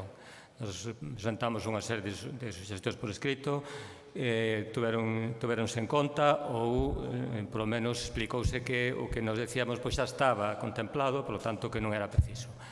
Entón, creo que foi unha boa labor nese sentido. Acompañouse un informe de estimación de costes, que eu creo que eso está ben, e, por suposto, os informes de intervención, ainda que chegaron tarde, pero tampouco é un maior problema ese. Non sei se sería interesante, ou xa mellor, que os técnicos valorasen se o tema do ingreso mínimo vital, que ahora se vai a aprobar, se eso pode necesitar que se pague algunha alusión, algunha mención particular nas propias bases, ou se ao mellor xa de algún xeito está contemplado de xeito xenérico e non habría problema, pero ao mellor é un tema que poden valorar os técnicos. Vamos a votar a favor e, evidentemente, o que xa se acaba de decir agora, cando as cousas se fan ben non temos ningún problema en recoñecelo. Moitas gracias, señor Fernández Vázquez. Turno para a señora Varela. Pois nos unímonos ás outras forzas de reconecendo aí a vontade da tenente alcalde, mandándonos isto para estudo previo e as aportacións. Estamos de acordo con adaptalo ás medidas socioeconómicas nesta situación que nos tocou vivir. Eu creo que este é un concello exemplar no que a oposición traballou man con man co goberno para poder palialo na medida do posible. Volvendo a ler o texto definitivo, sí que me chamou a atención no artigo 9 o das cuantías das axudas, que é unha proposta da concelleira ou concelleiro de Política Social queda a él propoñelo ese incremento nesas axudas. Eu creo que aí non debería haber discrecionalidade política, porque sí que se recolle moi ben no artigo 12 que haxa un informe da traballadora social. O artigo 12 refieres a outro punto en canto á xustificación, á verificación da xustificación, pero ao mellor podería ser aplicaba para que non haxa esa discrecionalidade, como che decía, paz política. É dicir, que sea unha proposta do traballador social con informe da técnica xurídica de servicios sociais e que despois que o revisar o interventor por evitar esa proposta que sea do concelleiro. Vai a ser así, Teri. Non, porque pon exactamente que a proposta é túa. A proposta sí, pero sobre a proposta técnica, por así decirlo, do técnico que é quen vai a facer a valoración. Motivada e avaliada, pero en vez de que a proposta sea dun político, era o que che decía o que sea dun técnico. Bueno, pode ser unha interpretación, pero na práctica é así, Tere. O traballador social fai a proposta e a valoración previa e sobre eso é que en calquer trámite, pero neste non hai excepción ninguna. Non queda ben recollido no artigo, por eso cho comento. Sin embargo, no artigo 12, por eso che fago esa comparativa, sí que queda moi ben especificados trámites. Deixa que, aínda que os políticos somos os que facemos as propostas e sempre se fixo así, Claro. pois neste caso que sea un informe técnico, porque é unha ampliación de... Sabe, non que haxe esa discrecionalidade, despois que a proposta para aprobar a Xunta de Goberno ou no órgano competente ou ben sea por delegación na concelleira, que o faga directamente, para iso está o político. Sí, pero mira, para a túa tranquilidade, para a de todos, a valoración social contida no informe concluirá cunha proposta sobre a idoneidade e a procedencia ou non da concesión da axuda de inclusión social. Depende da proposta do técnico. Teresa, eu creo que xa é un formalismo, porque se o Sí. técnico informa en contra xa non vale para nada o teu, é un formalismo Pero de por decir eso- que alguén ten que haber, é como quen convocou o pleno, o alcalde, pero o pleno é por lei. Estou o sea, totalmente de acordo, por eso vos facía ese matiz, por eso dixen xa desde o inicio. E despois, sí que concordo co compañero Paco Vilariño no que ten que haber rigor nas concesións, porque ás veces estas axudas accede xente que ao mellor non ten tanta necesidade e queda fora xente verdadeiramente necesidada. Entonces, aí que sí que fagades... Teresa, é unha loita de vellos, sábelo, falámolo. Por eso, Iso é como os que falsifican os datos pa Facenda. entón busca... Se aquí ti tes os datos que tes, Sí. e tráelos, e se veñen falsificados e teñen un carimbo oficial, que queres? Non vas cuestionar ti o RPF dunha persoa. No, pero neste caso non só se mira IRPF, entonces... No, xa, unha ve- pero... Por eso digo, nada máis. Si, iso estamos todos de acordo. Moitas gracias. Eu creo que está máis ou menos debatido. Casi, se vos parece, votámolo xa. Venga, vamos a votalo. O punto 12. Moitas gracias a todos. Vamos a votar o punto 12. Votos en contra non hai. Abstencións non hai. A favor, apróbase por unanimidade. Imos co punto 13. O punto 13 é a aprobación definitiva da modificación do plan parcial Areal 1. Ten a palabra a Concelleira de Urbanismo. Ben, este é un expediente que se comenzou a tramitar co goberno anterior, polo tanto, boa parte dos que aquí estades presentes, pois, dou por feito que é do vosso coñecemento xa este expediente. Trátase dunha modificación do plan xeral para permitir a instalación dun centro sanitario nas instalacións do centro comercial propiedade na actualidade da empresa Carrefour. E este expediente o que significa é que tras a denegación dunha alegación formulada por unha persoa que pedía que se retroese o expediente ao punto da aprobación inicial, e iso significaría o ter que ter unha nova exposición pública, e esa alegación foi informada polos técnicos municipais como desfavorable porque entendían que o expediente cumpría a normativa en vigor. Entonces, polo tanto, serve para aprobar definitivamente o expediente de modificación puntual do plan parcial Areal 1 para a inclusión do seu uso dotacional sanitario. Polo tanto, con este trámite de hoxe en pleno, péchase a tramitación, estaría aprobada definitivamente esa posibilidade de unha nova finalidade dentro dese plan. E, pola miña parte, exposto isto, non teño tampouco nada máis que decir. Gracias. Señor Vilariño. Soe? Ben, aquí para que nos entendan, os dous centros comerciales pediron, un vai máis atrás co outro, pero pediron que ali poida haber instalacións de carácter sanitario como unha clínica dental ou calquera historia, vale? Vamos a... O outro ven detrás, non sei canto verá detrás, pero tamén prácticamente, non? Están os dous aí casi a par. Vamos a votar votos en contra, non hai, abstencións, non hai, a favor, apróbase por unanimidade, señor secretario. O punto 14, expediente de expropiación dos terrenos necesarios para a ampliación do cemiterio da Romea. Ten a palabra a Concelleira de Urbanismo. Ben, pois este expediente é un paso máis na tramitación da expropiación dos terreos necesarios para a ampliación do cemiterio da Romea. O pasado 13 de marzo, a propietaria dos terreos presentou unha folla de aprecio ca valoración do que esa propietaria entendía que valía o único predio afectado por esta expropiación para a ampliación do cemiterio. Os técnicos municipais ratificáronse na valoración que fixeran inicialmente e descartaron a valoración aportada pola propietaria na folla de aprecio.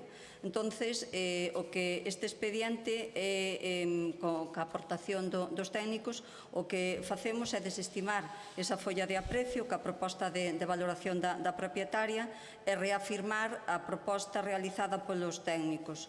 Unha proposta que agora pode ser aceptada ou non pola propietaria, pero no caso de recurrir, o expediente será o xurado de expropiación de Galicia, quen será o organismo o que determine o precio concreto desas propiedades, deses bens. Vale, paz.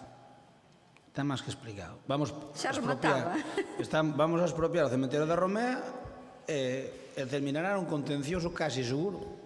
Punto. Se a conocemos todos, non expliques máis nada, é expropiar. Colliches rematando xa. Xa, pero que concho, para dicir o mesmo moito tardabas. Paco, ten a palabra. Soe, compromiso. Estamos falando do cemiterio da Romea.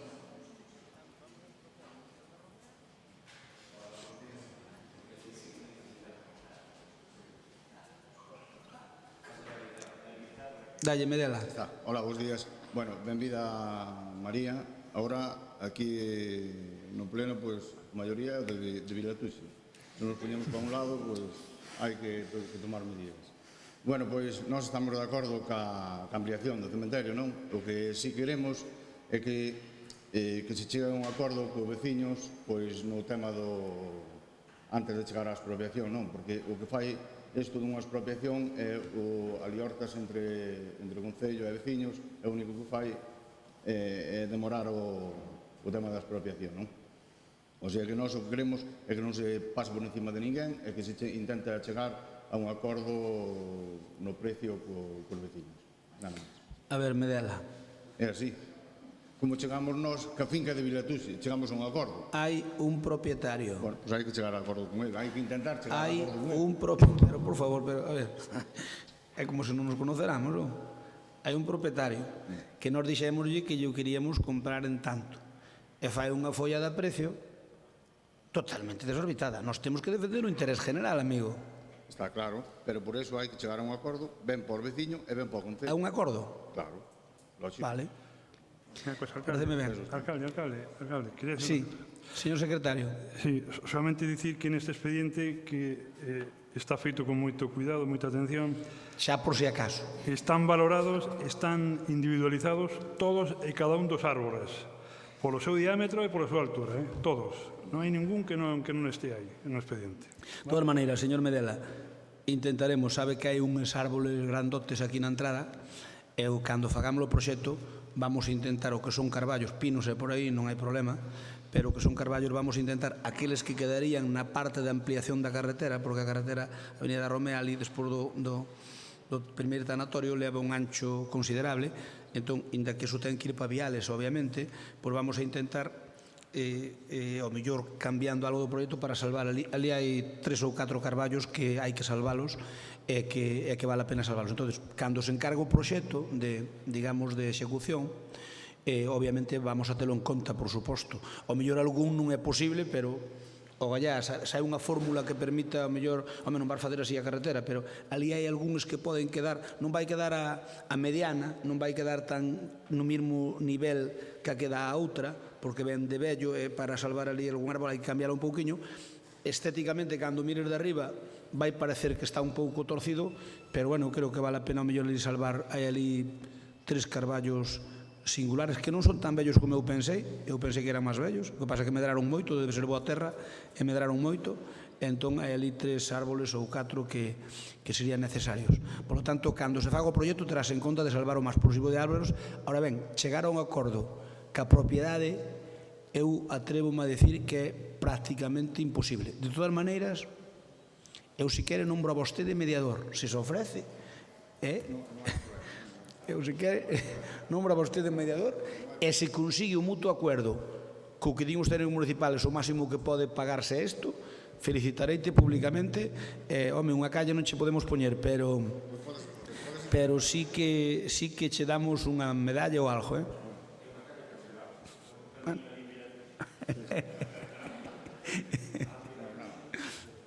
Nos ese expediente, como dixo o secretario, por se acaso fixémolo con moito cuidado. Pero, bueno, a ver, o problema cando os propias é que, inda que ti queiras pagar máis políticamente, imagínate, unha casa pequena que hai ali que está estorbando nunha pista, ao mellor, oye, véndena por tanto. Sería ideal comprala, porque evitaríamos moitos problemas, e ao mellor ampliábamos un vial ou por aí. O problema é que cando non hai ningún técnico que che firme dicindo que eso que ti queres pagar non se pode pagar, non hai forma de facelo. Entón non queda máis remedio co Tribunal de Xusta e Precio. Que ocorre? Así como o Tribunal de Xusta e Precio antes, e aí traballa o secretario general do Concello de Lalín, antes, se a administración daba 10 e o propietario pedía 20, que facía o Tribunal de Xusta e Precio cando eran os Tribunal de Xusta e Precio francamente mellorables? Puñelle 15. A xente pide 20, o Concello dá 10, 15. A solución salomónica. Agora non é así, Agora vale o que vale, punto. E o suelo rústico vale o que vale, ya que el suelo é rústico, concho. Entón, pues, bueno, chegar a un acordo, se fora factible, evitábamos moitos follós, pero é moi difícil, e vos sabedelo. De todas maneiras, se queres negociar con un único propietario, que ti falaste dos propietarios, é un único. Se queres negociar con eles, eu comisiónete a base en representación do Concello de Lalín con todos os poderes. E máis que os técnicos, e se chegas a un acordo con el, eu son o primeiro en felicitarte. Pero xa che digo que é moi difícil porque, ademais, ten o problema de que, de todas maneiras, eu, si queres, ves un día unha reunión con Javier Bugallo, con Martín, temos unha reunión aquí, explicámosche o que hai de vello. E comprenderás que se facemos isto, facémoslo por algo. É dicir, nós o que queremos é ampliar o cementerio da Romea, que agora veuse que non chega. E, sobre todo, que hai que facer columbarios e por aí, porque agora, como hai moita xente que se cinera, non temos columbarios en Lalín no cementerio municipal. E a xente algún quere ter cinzas na casa, pero outros non. Outros queren as ter no cementerio. Vamos a votalo. Votos en contra? Non hai. Abstencións? Non hai. Apróbase por unanimidade. Bueno, pasamos á parte política do pleno. Aquí xa non vai haber tanto consenso. Imos co punto 15, moción do Goberno, do Grupo do Goberno en apoio aos nosos agricultores e gandeiros. Ten a palabra o Concelleiro de Agricultura, Avelino. Hola. Escoitas? Sí. Sí, así agora, non? Non, bueno, vale. Bueno, moi bons días a todos. Nos presentamos hoxe esta moción por unhas afirmacións que foron recollidas en todo tipo de prensa e que saliron en todas as televisións. Sei que seguramente unha das cousas que machacarán ao mellor algún membro da oposición é se considera oportuno neste momento traer esta moción ca crisis que estamos a vivir.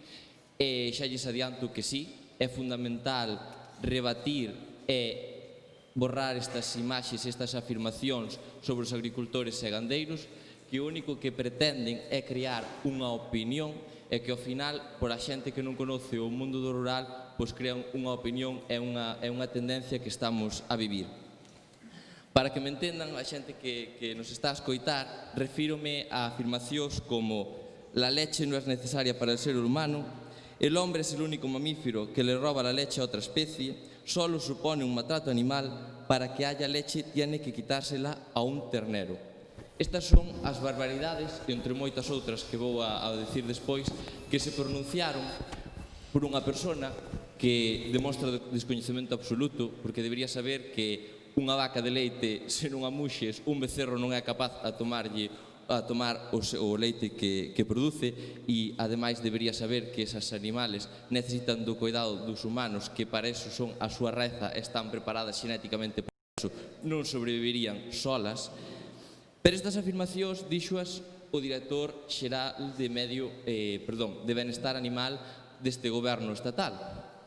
Claro, todos estarán agora pensando quen será este home, que como mínimo para ostentar ese cargo a nivel nacional pois será un veterinario, un médico ou polo menos algún tipo relacionado. No, pois mire, este home chamase Sergio García Torres e resulta que estudiou técnico superior en artes aplicadas á escultura. Eso sí, estivo en Izquierda Unida, Equa e finalmente en Podemos, a maiores de estar nun bar de veganos en Madrid.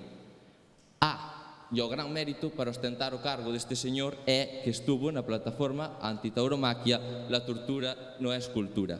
Eses son os méritos que ten este señor para ser o director xeral de Bienestar Animal, pero ademais unha competencia que curiosamente non está no Ministerio de Agricultura. Continúa. Por favor, déxenme terminar a miña intervención. Este señor, con estes méritos que ten, ostenta este cargo, pero demostra que non ten ningún coñecemento sobre as afirmacións que fai. Pero ademais, en vez de pertenecer ao Ministerio de Agricultura, que era onde debería estar, pois témolo na vicepresidencia de Pablo Iglesias. Pero ademais, é que se define del movimento ecoanimalista, sustentado nas bases dunha cultura do marxismo. Vamos, o que nos faltaba. Que ven a decir? Porque que se estudiades un pouco, señor a verdade é que dá para largo. Pretende acabar coa dieta omnívora. Que supón isto? Son as propostas deste señor, ustedes ríense, pero a mí non me fa ninguna graza, porque este señor está creando unha tendencia, está creando unha corriente que ao mellor en Lalín tomamos la risa porque sabemos o que hai. Pero un rapaz de Madrid de 13 ou 14 anos escoita estas afirmacións e di que lle estamos roubando a leite a un becerro ou lle estamos quitando leite a unha vaca e roubándolle a un becerro e créalle unha opinión porque non ten o coñecemento nin sabe o que é o mundo rural. E estas afirmacións non se poden permitir baixo ningún concepto e non poden se permitir que estemos unidade política se poidan dicir estas barbaridades. Pero ademais destas barbaridades é que o señor continúa. Pero que non só son esas, outras como trabajaremos para reformar las ayudas de la PAC, impulsando la cría extensiva y oprimiendo la intensiva. Oiga, señores, os agricultores e gandeiros cada un procederá como queira. O que queira producir en intensivo, o que queira producir en extensivo, producirá en extensivo. Pero, como sempre, temos a izquierda deste país marcando os buenos e malos. O cal xa marcará o mercado, que queira comprar produtos producidos en extensivo, comprará os producidos en extensivo. E o que os queira comprar produtos producidos en intensivo, comprará os producidos en intensivo. Sabe, señor, o que di esa barbaridade? Os nosos gandeiros de Galicia, xa non vou dicir de Lalín ou de España, un superior ao 85% produce no que se inclúe intensivo. É dicir, a miña casa e moitas outras. Sabe o que quere dicir que este señor diga que hai que lle quitar a PAC a esa xente? Sabe o que supón ese tipo de afirmacións que solta así como nada? Isto ten unha relevancia e non é que o diga un señor nun bar. Di o director xeral de Bienestar Animal que ocupa a Sexta, Antena 3 e abre telediarios en Televisión Española. Estas son as afirmacións que nos levantamos. Pero non só esas, a caza. Mi objetivo es establecer un delito del maltrato de animales salvajes en su medio natural. Desde Podemos no defenderemos nunca abatir a animales salvajes. Señor, usted sabe o que supón a caza? Sabe o que supón que non se mate ningún solo xabarín? Que non se produciría? Que xa temos xabaríns que chegan aquí a Lalín de arriba? Como pode decir estas cousas? Pero que ademais non só el. A isto acompaña a outra vicepresidenta, como non, que había que salir tamén, dicindo que non tian daquellas persoas que disfrutan de la caza ou de los toros, viviéndolos sufrir. Si de mí dependiera, prohibiría las corridas de toros e la caza. Claro, a xente descoñece o que supón a caza. E eu, desde aquí, e como a mí moita outra xente, vamos a estar sempre en fronte con menor medida, porque non temos esa repercusión para contrabatir estas barbaridades que ao final xeran opinión na nosa xente da cidade, xeran opinión nos nosos consumidores e ao final que fan? Que a xente non compre os nosos produtos. Como se poden decir semejantes barbaridades? Pero que ademais, e xa vou rematar porque non me quero estender demais, continuamos pa bingo, porque logo temos a señora vicepresidenta, a señora ministra de Traballo que solta pola súa boca: España está en Europa. Esto no es África y enviaremos inspectores de trabajo en busca de la esclavitud. Detectar si los trabajadores presentan magulladuras y, si hace falta, enviaremos los cuerpos y fuerzas de seguridad del Estado. Oiga, señora, pero que barbaridade é esa? A mí pareceme ben que manden inspeccións de traballo e teñen que mandalas. Pero que vostede salga nunha roda de prensa dicindo que mandará buscar se os traballadores do campo teñen magulladuras. Oiga, señores, sí que teñen magulladuras de saber cando empeza a súa xornada, pero non cando remata. Nesta época traballar 15 ou 16 horas, pero non só os traballadores, senón os propietarios. Señores, mandar inspeccións pareceme ben, pero como se pode decir isto e vender esta imaxe do campo e do sector? Pareceme increíble. Sabes o que son magulladuras e maltratos? Que, como a min moitos outros mozos, nunca nos fomos de vacacións con nosos pais, porque se meus pais iban de vacacións eu quedaba muxindo nas vacas, e se eu marchaba quedaban eles. E como a mí moitos outros, e moitos agricultores que están ao sol recollendo nestes días naranxas e non teñen nin quen lles vaya. Esos son os maltratos e seguimos cobrando os precios de fai 30 anos. E con isto todo temos a opinión e creamos unha opinión. Por un lado, sale un dicindo que maltratamos as vacas, que lle roubamos o leite e non sei cantas barbaridades. Polo outro lado, temos outra que prohibiría a caza, que di que maltratamos os animales salvajes. Oiga, sabe usted o que supón non cazar? Sabe vostede o que repercutiría a non cazar? E logo xa rematamos para darlle o golpe definitivo á xente do mundo rural dicindo que os traballadores do rural maltratan aos seus empleados e que hai que mirar se presentan magulladuras. Pero é que isto é o goberno que temos, e xente que representa a población, e xente que sale en todos os medios de comunicación e que crean opinión. E non podemos permitir, nin podemos calar este tipo de afirmacións que están a xerar unha opinión e un movimento. Oiga, temos que vender, e xa remato, temos que vender que España ten un 90% do seu territorio en coto de caza, que España é rural, que Galicia que é rural, e que nós, e que a nosa xeración, ya de meus pais e as que virán, están aguantando das empresas que crearon nosos abuelos, a xente que levantou este país despois dunha crisis, a xente que creou aquelas pequeniñas empresas e que vamos mellorando pouco a pouco. E hai que lle dicir que ya hai que dar a PAC. Abelino, tes unha segunda intervención. Remato xa. E hai que lle dicir, e hai que lle vender que lles temos que axudar e que hai que dar a PAC, porque son os que coidan o noso entorno para que non arda, porque son os que teñen o rural coidado, e son os que traballan a terra reducindo a contaminación que sae das cidades. E xa remato. Moitas gracias. Moitas gracias, Abelino. Turno para os grupos da oposición, turno para Bloque Nacionalista Galego. Señor Vilariño, ten a palabra. Bueno, eu non iba a intervir, pero escoitando a Abelino de los Monteros vou intervir porque me parece un auténtico despropósito a argumentación que aquí se acaba de escoitar. Eu alucino, non? Resulta que basea o ataque a unha persoa que eu non sei sospeitoso de simpatizar coa esquerda española, pero resulta que o problema desta persoa, e vaya por diante que en absoluto compartimos as declaracións desa persoa, nin son procedentes, e seguramente non, seguro, terá que rectificalas, pero resulta que o problema desta persoa é que estivo en Esquerda Unida, que estivo en ECO, que estivo en Podemos e que é antitaurino. Isto é argumentación para atacar e que era marxista. Claro, menudos pecados comete esta persoa para Abelino de los Monteros.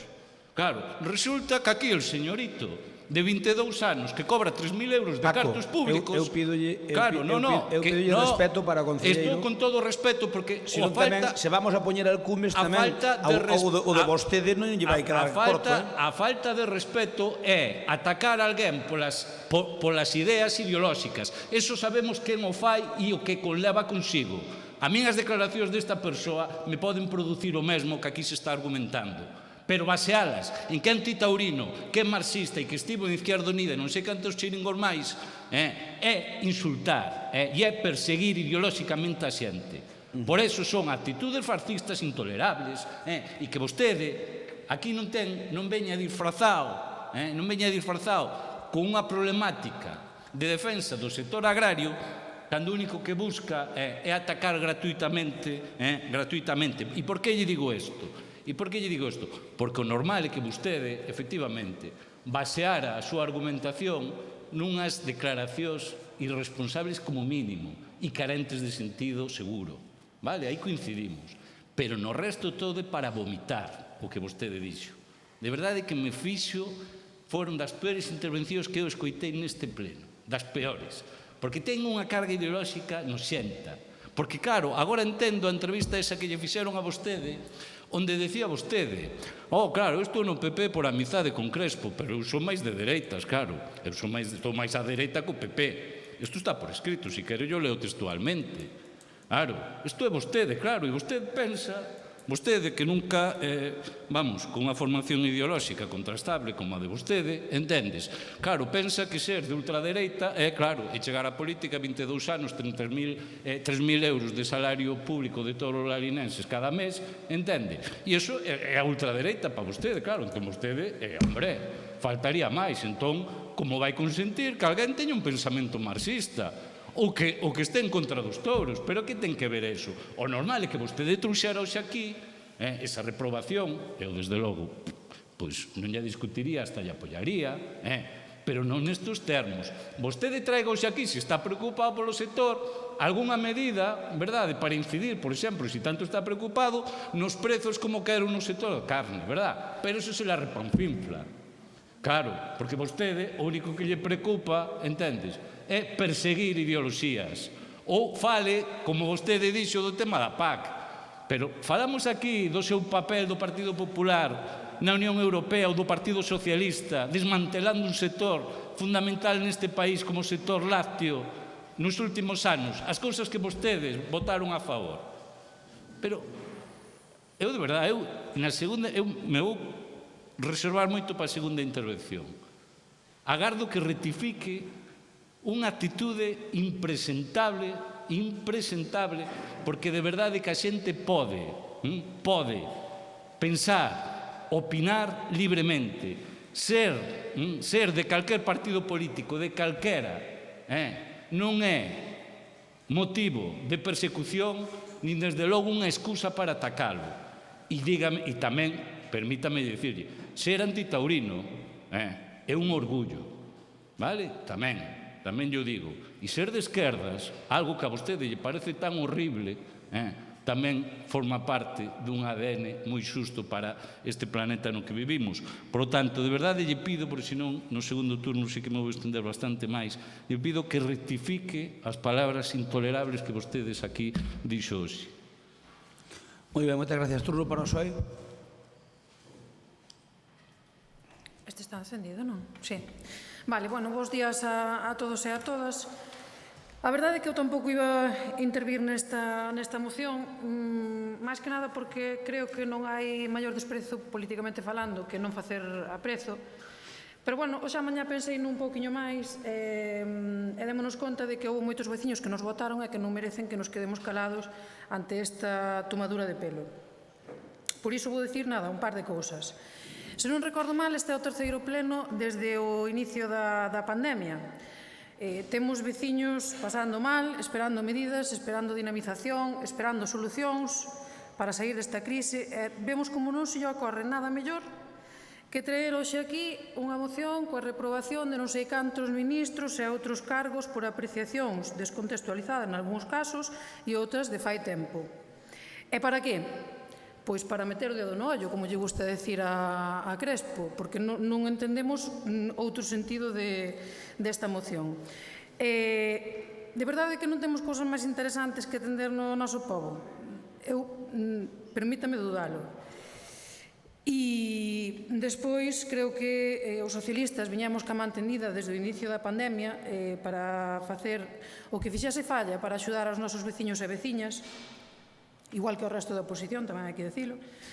Pero a verdade é que isto fai que valoremos seguir coa man tendida e co consenso do que tanto falamos nos últimos tempos, do que podemos presumir no noso pobo e o que tanto falta noutras administracións.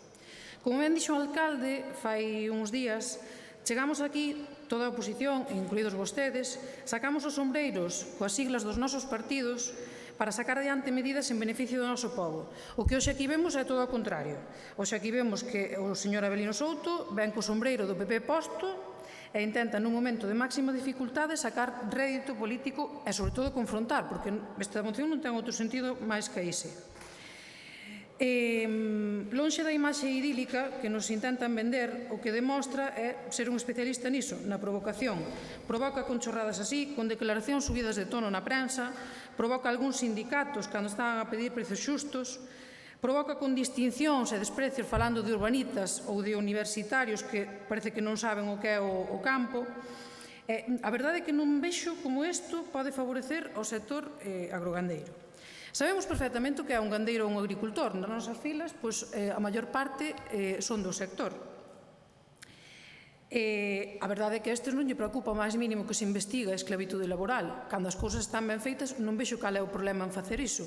Igual que no resto das empresas tamén temos inspeccións e temos ese tipo de cousas, pois non vexo que preocupación pode xerar. En definitiva, non lle encontro sentido esta moción, máis alá da provocación e da confrontación. Verdade que nós non traemos hoxe aquí unha moción para reprobar a non sei cantos membros do seu partido ou compañeiros que comparten as siglas con vostede. Pois poderíamoslo facer e teríamos hasta as 4 da tarde. Non sei se lle sona a frase todos os días hai atropellos e non por eso prohibimos los coches. Pois é dunha compañeira súa de partido que comparta as súas siglas. Como pensa que se sinten as familias que perderon, as miles de familias que perderon a un ser querido polo COVID? Como pensa que se sinten todos aqueles que non puderon estar nos últimos momentos con esas familias? E como pensa que se sinten os que non se puderon despedir dun ser querido? A verdade é que son declaracións, non sei se reprobables ou para pedir a dimisión. Pero tamén llevo a sacar outra, que esta xa non é a primeira vez que ven a este pleno, se non me equivoco, e vou ler textualmente. Non se pode converter a política de indemnizacións na única política de combate do xabarín, porque senón, dentro de pouco, o que vamos facer é conseguir que a xente atraiga os xabaríns ás súas fincas para vivir da cultura da subvención, reclamar subvencións en lugar de combatir realmente o problema. Pois este tamén é dun compañeiro seu de partido. Non sei esta o que lle parecerá aos gandeiros e agricultores da zona e de outras zonas. E a verdade, non vou seguir, pero podería facelo. Creo que non é nin un momento, nin un lugar. Os alinenses teñen problemas moito máis graves e moito máis importantes e nós, como representantes públicos, temos cousas máis importantes nas que empregar o noso tempo. Moitas gracias, turno para compromiso. Medela. Bueno, bons días a todos. Avelino, mira, podemos estar de acordo máis ou menos nas declaracións desafortunadas que tuveron por parte de algúns políticos, pero a nós o que máis nos atine aos gandeiros aquí da comarca de Lalín é preocuparnos polos precios, polos recortes que podemos ter na subvención da PAC, pola baixada de precios que xa estamos tendo no sector da carne, podemos ter no sector do leite, en algunhas cousas máis. A min preocuparíame máis, por exemplo, que estuéramos preparados para competir cos precios que temos actualmente, que estuéramos preparados para competir con outros concellos e cada lindeiros que nas infraestructuras que estemos sin terminar. Porque se temos que producir, competir con precios baixos, polo menos as infraestructuras que nos axuden a reducir costes. Iso para min é importante para a nosa comarca, é dicir que podemos presumir moito de Lalín, somos os que máis vacas temos, é unha das zonas onde máis leite se produce, pero como está realmente o rural de Lalín? Está preparado para producir ao nivel de outras zonas? Para min iso é importante, moi importante, vamos. É moito máis que, non habrá moito máis que dicir. Eu creo que, mira, a política debe estar para solucionar os problemas das persoas que non necesitan e non crealos entre nós. Nada máis, pouco máis.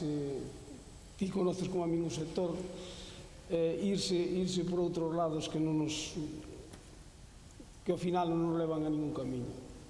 En reprobar a persoas que nós máis ou menos que habría que reprobar a persoas de casi todos os partidos, iso a nós non nos afecta moito, nin nos interesaría moito.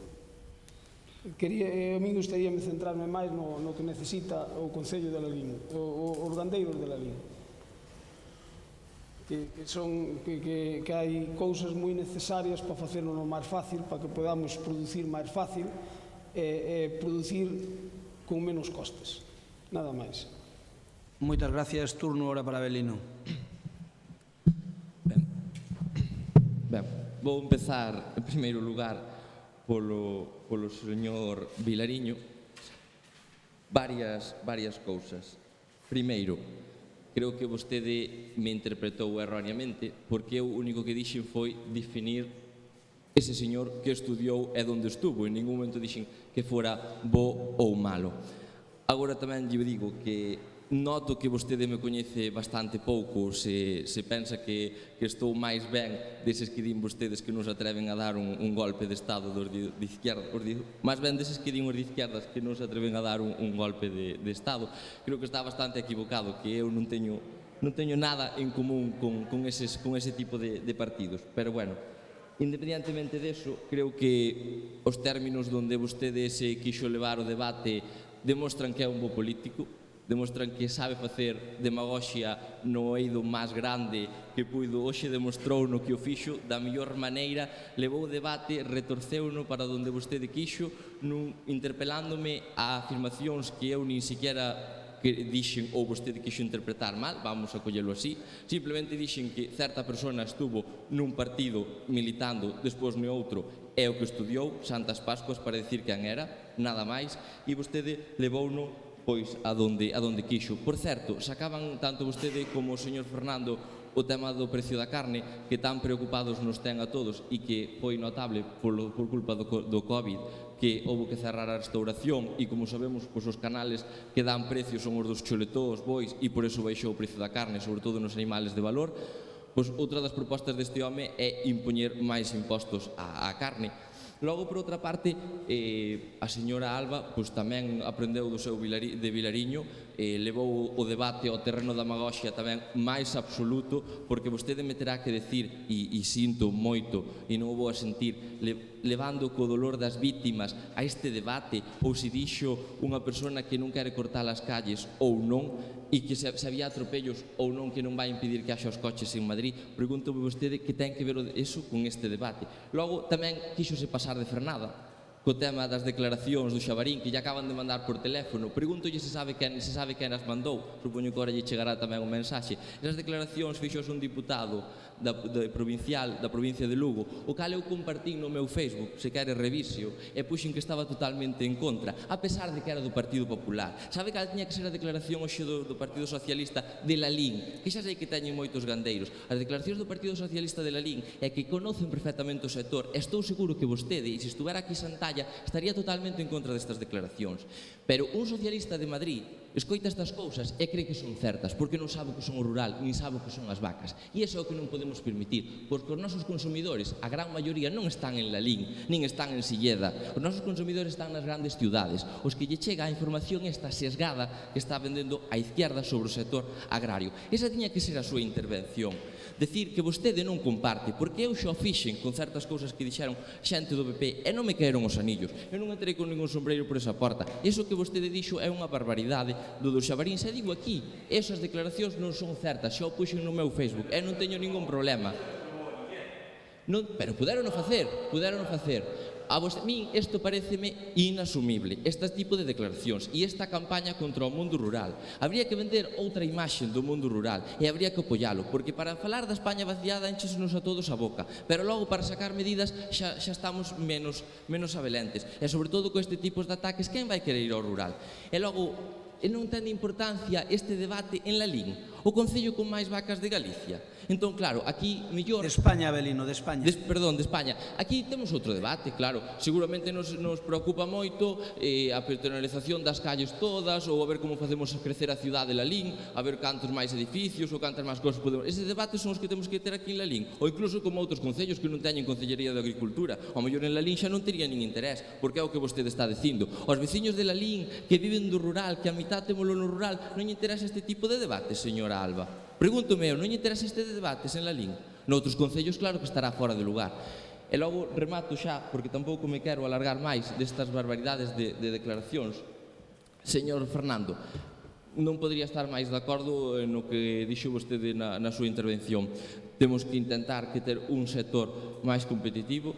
Todos sabemos que desde o Concello, pois en materia de agricultura, temos as mans hasta onde temos, que non pouco podemos facer ca certo tipo de actividades ou propostas ou xestionar con outras administracións, que é o que vamos a facer. Temos que impulsar as parcelarias, a incorporación dos mozos, a formación, que por certo nesta zona, pois sí que é unha zona con respecto a outras ao mellor non vou decir máis atrasada, senón con un sistema de produción diferente a outras zonas, e iso sí que estou totalmente de acordo con vostede, que eu comparto. Eu xa, para rematar, vou vos a decir que se vostedes queren levar isto ao terreno político con que nos enfrentamos contra vostedes, léveno. En ningún caso se pretende nada esta moción facer eso, simplemente pretende que esta moción, como desde outros sitios están a denunciar e como desde colectivos de veterinarios tamén están a sacar denuncias sobre este tipo de declaracións, pois simplemente se pretende dicirlle a xente e ter un pouquiño oco cada un na súa medida de que isto é unha barbaridade, que son afirmacións desde o descoñecemento absoluto, e contarlle pois que simplemente que este señor quen é e as declaracións que di e as súas propostas para o mundo rural. Punto, e fin, é rebatir o que el di. Se vostedes queren continuar por esa demagoxia, que sí que esa creo que non lle interesa nada aos veciños, cada un dicindo que fascistas, o outro co tema das declaracións que nada teñen que ver co mundo rural, pois adiante. Por certo, señor Vilariño, cando queira, temos un debate sobre o mundo rural, sobre a izquierda e sobre a dereita. Cando queiras temos ese debate. Sobre todo porque a mí fai moita gracia, porque o Bloque enchelle sempre de falar do mundo rural e resulta que cando teñen a oportunidade de gobernar, pois xa tuvimos aquí hasta esta legislatura que ben o fixo o Bloque á fronte da Diputación de Pontevedra. Fixo un gran papel, como sempre o Bloque, demostrando esa bandeira verde que sempre venden, pero que resulta que cando gobernan moita palla, pero pouco trigo. Hai que dar máis palla e menos trigo. Bos días. Moitas gracias, Avelino. Xa marchas. Moi ben. Non marcha, non te preocupes que Avelino non reu... Avelino é dos que non reulle... No, por si ten que ir musís, digo. A moita hora. Xa quedaron muxidas a mañán. No, pero non xa sei, porque co horario que chegas a mañá é evidente que muses, eu eso non o discuto. Mira, gustoume moito... Gustoume como empezaches a segunda intervención. De feito, iba a agradecer que rectificaras, pero acabachela como... O darlle ao Bloque caña xa non lle agradecer nada. Eu agradezolle que admitira que rectificar o que lle pedín, porque foi unha barbaridade, e senón, home, estaría ben aquí, teño aquí unha proposta que non é da miña colleita intelectual, si dun compañeiro. Podemos reprobar a Feijóo por ser antimarxista e taurino tamén, verdade? O seu argumento podemos facer exactamente iso. E Rajoy xo fixestes en Pontevedra. No, pero digo... Señor Vilariño, eu son antitorino, pero respeto. Eu non o interrumpín, pero digo, por onde vostede pon os problemas, pois podemos situar aí o debate en clave ideolóxica. Eu de verdade que... A ver, hai unhas eleccións galegas, eu entendo que, e todos o facemos, cuidado, eu creo que este pleno vai nesa dirección. As iniciativas, aí sí que nada que dicir, e o que evidencia as diferencias grandes ideolóxicas que existen. Eu respeto o que di do Bloque, digo por ir ao final de vostede. Mire, o mellor conselleiro, claro, eu non sei vostede os anos que tiña, claro, pero se non pregunte, O mellor conselleiro de política de medio rural que existiu neste país foi Alfredo Suárez Canal. O do Bloque. Sí, pero... Sí, pois exacto, pero polo seu propio sector, pola súa propia xente, e vostede, señor Crespo, sabe que é así. Negociei con el, sí. Sabe que é así. Por tanto, leccións, vale, leccións de cando temos oportunidade, e calquer labrego que nos este escoitando sabe que o BNG, cando estivo no bipartito na Consellería de Medio Rural, pois foi unha bandeira, e desde logo eu creo que xa é unha consellería que ninguén discute, que funcionou moi ben, foi a de Medio Rural con Alfredo Suárez Canal á cabeza. Por tanto, eu creo que vostede ten un problema de incultura política motivado pola súa idade, supoño.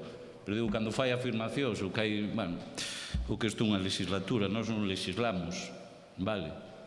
O Concello de Lalín non legisla, eu tamén quero explicarlo. Isto é un mandato de 4 anos, legisla o Estado, nós non legislamos, vale? Iso tamén ten que saber, porque, ademais, a ver, eu só lle pido que se informe de vez en cando e, sobre todo, antes de falar, non? O que faga coa súa vida, eu non se me ocurre meterme nelo, pero, claro, eu tampouco podo deixar pasar este descoñecemento por parte de vostede. Mire,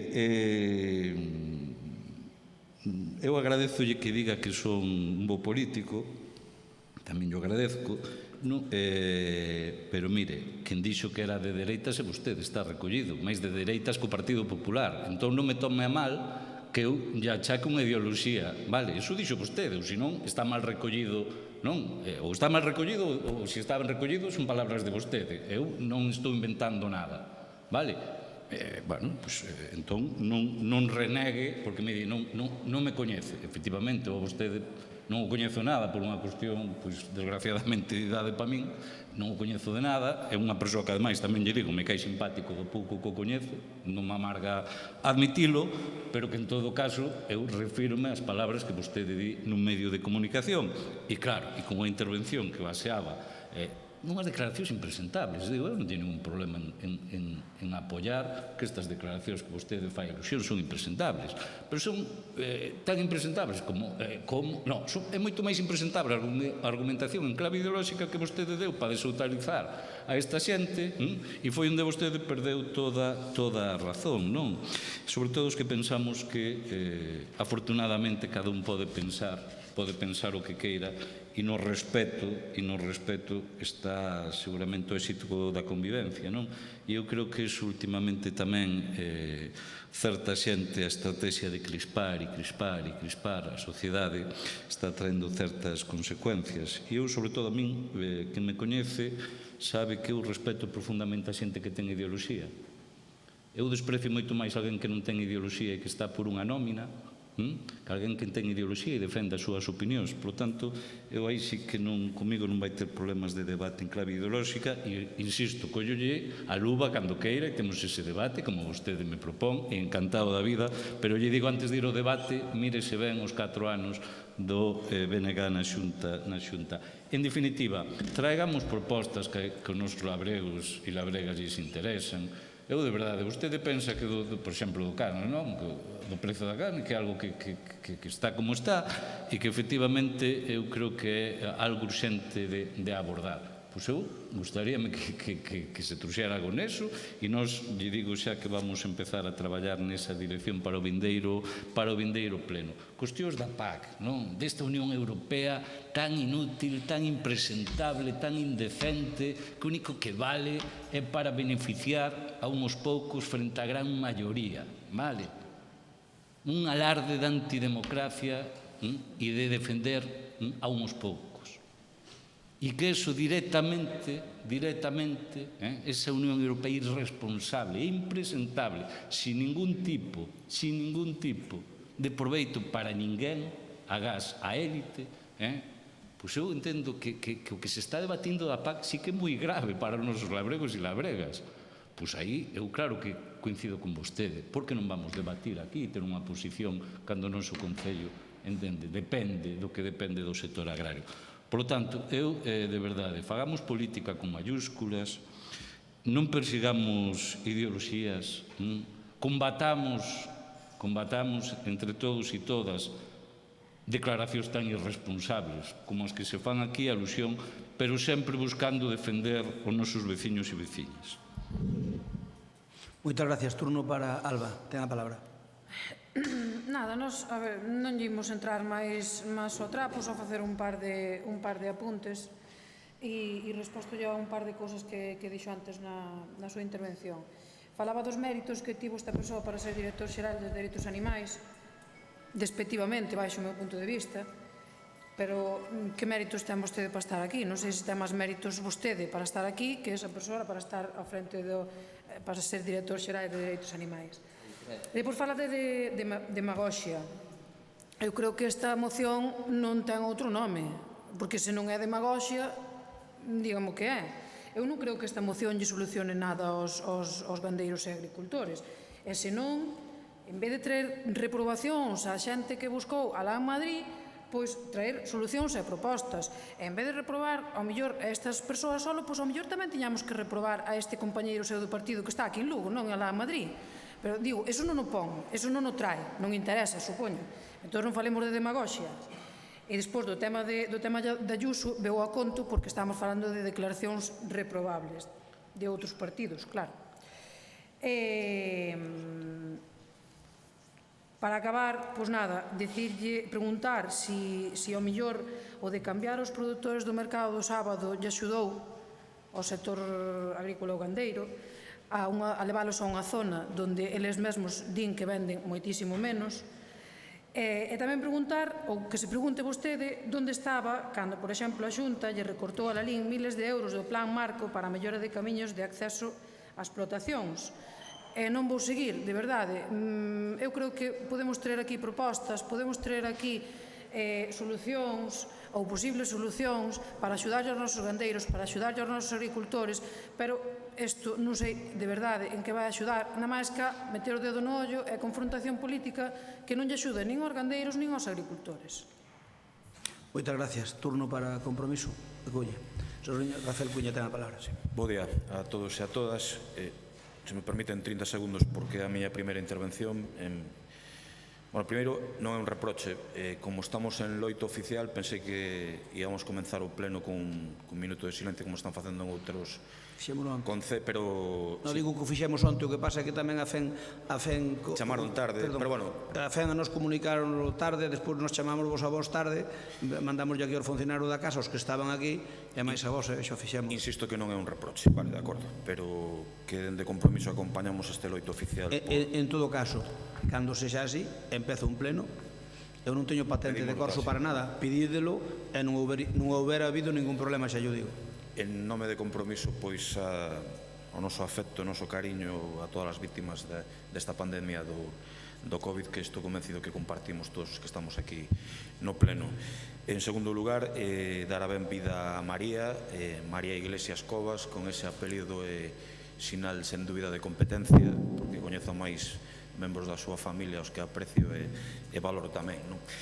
Señor concelleiro, vamos a ver como facemos esta faena, xa que falamos de taurinos. Mire vostede, as declaracións deste director xeral son absolutamente impresentables e asumo totalmente o que vostede di.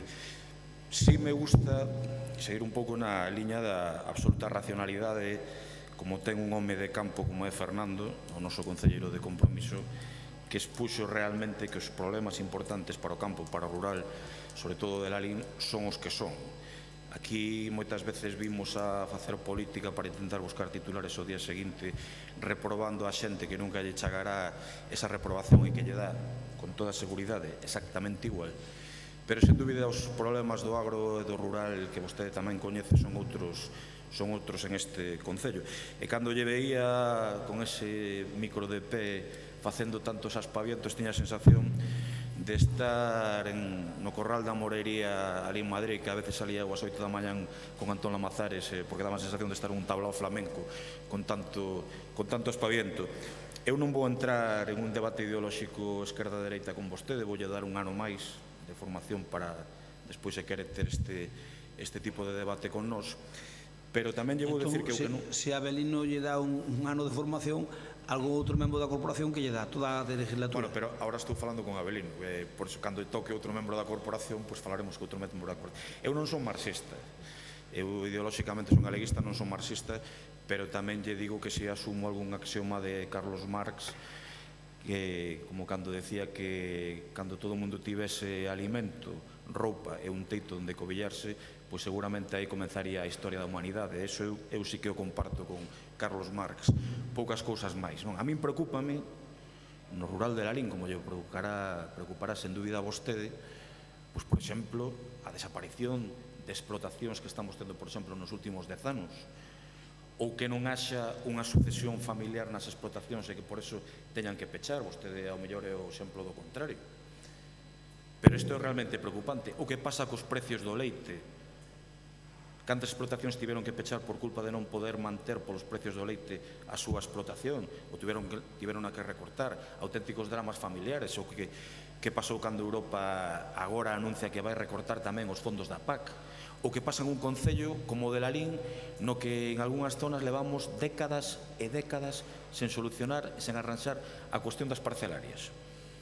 Eu estou convencido que a vostede, como home do rural, e a gran parte desta corporación, por non decir todo, son os problemas que realmente lle importan. A min, que un señor, seguramente con absoluto descoñecemento no campo, como pode ser este director xeral de Podemos, que diga que é un abuso utilizar o leite de outros animais, mire, eu non perdo un segundo. A min parecen unhas declaracións patéticas e impropias dun responsable político. Pero que o debate de fondo é outro. E eu creo que, sobre todo os partidos hexemónicos en España, teñen moito que calar ou moito que correxir con respecto ás políticas do campo. Moitísimo, tanto uns como a outros. Os que gobernaron, dende logo, non se pode decir isto de compromiso por Lalín, con toda a seguridade, para a nosa desgraza, aínda que o que nos pretendemos é, entre aspas, un poder moito máis achegado, ou incluso do BNG, se me permiten tamén, non? Creo que tanto o PSOE como o PP, ao millor, cada un na súa época, poderon estar moitísimo máis afortunados en políticas con respecto ao campo. E estou convencido que vostede, cando paga os impostos da súa explotación, en épocas tamén estaría bastante en contra de algunhas medidas, catastrazos, etcétera, etcétera, que se tomaron para asfixiar as familias gandeiras, non? E eu o que lle convino como home de campo é que se poña, e non teño ninguna dúbida a este respecto, do lado dos gandeiros, dos problemas reais dos gandeiros, que obvie tonterías que non se pode calificar de outro xeito, que digan dende Madrid xente que seguramente nunca pisou a lama, e que nos centremos en esta corporación nos problemas que todos compartimos, que ten o agro do rural de Lalín, o rural de Lalín e o concello con vacas máis importante do Estado español, e que para eso estamos en esta corporación, señor concelleiro. Que vostede quera ser máis de dereitas que o Partido Popular, hombre, eu coñezo dende neno o seu teórico líder local, a Xosé Crespo, xa lle digo eu que Xosé Crespo non é máis de dereitas que o Partido Popular. Eu sempre considero máis pragmático en ese sentido. Estou convencido que está bastante afastado de algúns postulados de Cayetana Álvarez de Toledo. Non o vai poder recoñecer. Vostede seguramente está a dereita do Partido Popular. Cayetana Álvarez de Toledo quedará a vostede á esquerda tamén, non o dubido. Pero, insisto, fagamos política para os lalinenses, tomemos medidas para os lalinenses, e eu estou convencido que vostede pode facer aí unha boa labor. Aquí temos máis gandeiros que acaban de demostrar a dar hoxe unha lección de absoluto pragmatismo e racionalidade do que son os problemas do campo, como é o meu compañeiro Fernando, que volvo felicitar, e fagamos entre todos un mellor rural de Lalín, que para eso estamos para traballar. Nada máis, moitas gracias. Moitas gracias, pois para rematar, eu quería decir 3 ou 4 cousas. Solamente decir que a intención fundamental nosa nesta moción é defender o interés do noso concello, da nosa comarca e de Galicia, pero do noso concello do punto de vista agrogandeiro, da nosa comarca, que tamén é especialmente agrogandeira, e da Galicia interior, en definitiva. A reprobación ao director xeral e non tanto ás ministras, que eu aí sí que lle pediría ao noso concelleiro que, despois de escoitar o debate racionalicemos aquí o acordo final, se é posible, porque eu non quero meter no mesmo saco as ministras, que, inda que non este de acordo con elas por razóns obvias, que non estou, non ten a mesma carga que este impresentable de director xeral. E digo impresentable. Por tanto, eu aí o que faría, se Avelino mo permite, é na proposta de acordo modificala dicindo reprobar ao director xeral de Dereito dos Animais Sergio Antonio, está sin nombre, Sergio Antonio García Torres, e despois onde poñemos a ministra de Traballo, Economía Social e vicepresidenta cuarta e ministra de Transición Ecolóxica, o reto demográfico polo seu trato despectivo cara aos agricultores e gandeiros que o promoven, eu propoñería a seguinte redacción: reprobar, porque ese sí que o queremos reprobar ao director xeral de Dereito dos Animais Sergio Antonio García Torres e exixirlle á ministra de Traballo e Economía Social e a vicepresidenta cuarta e ministra de Transición Ecolóxica que reflexionen e rectifiquen o seu parecer sobre os gandeiros. Entón, digamos, exiximos ás ministras, se che parece, Avelino, que rectifiquen, que reflexionen, e non nos metemos no mesmo saco que este impresentable.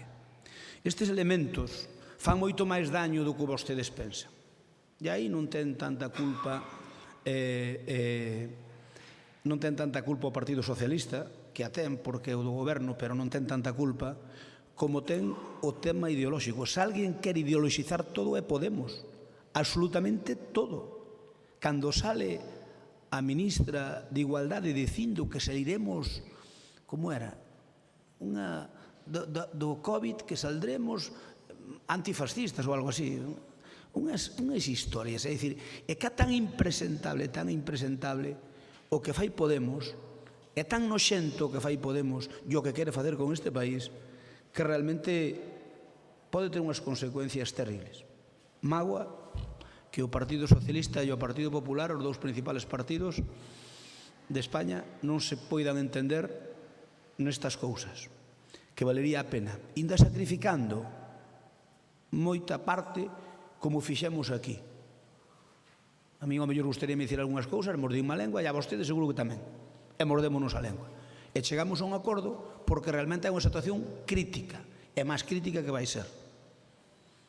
E a mí tamén me gustaría, Concho, que houvese xenerosidade. Que ocorre? Xenerosidade, perdón. Que ocorre? Que o problema é que o Grupo Podemos é como Terminator. É que é un cáncer dunha dimensión estratosférica. E o dano que lle pode facer a este país veremos se non é irreversible.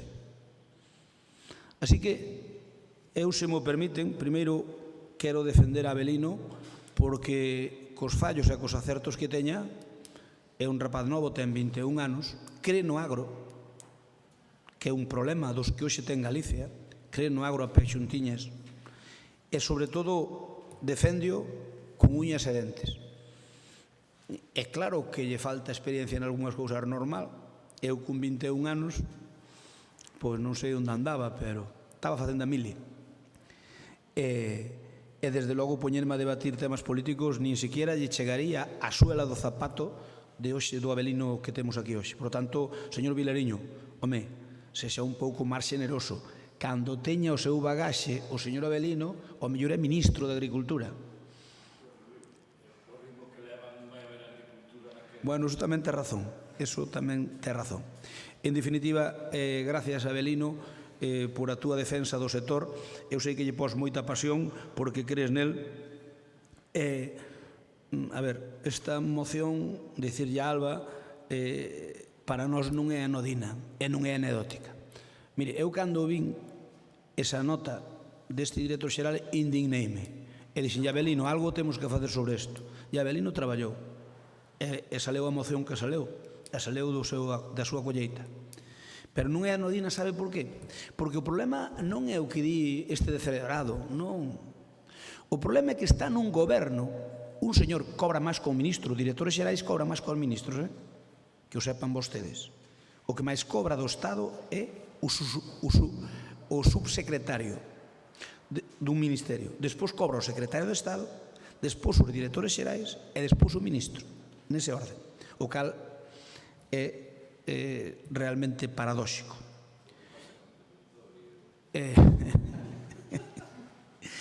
Entón, eso é así. O problema é que este señor é prescritor, vai estar nun goberno 4 anos prescribindo cousas e vai estar influindo nun goberno constantemente.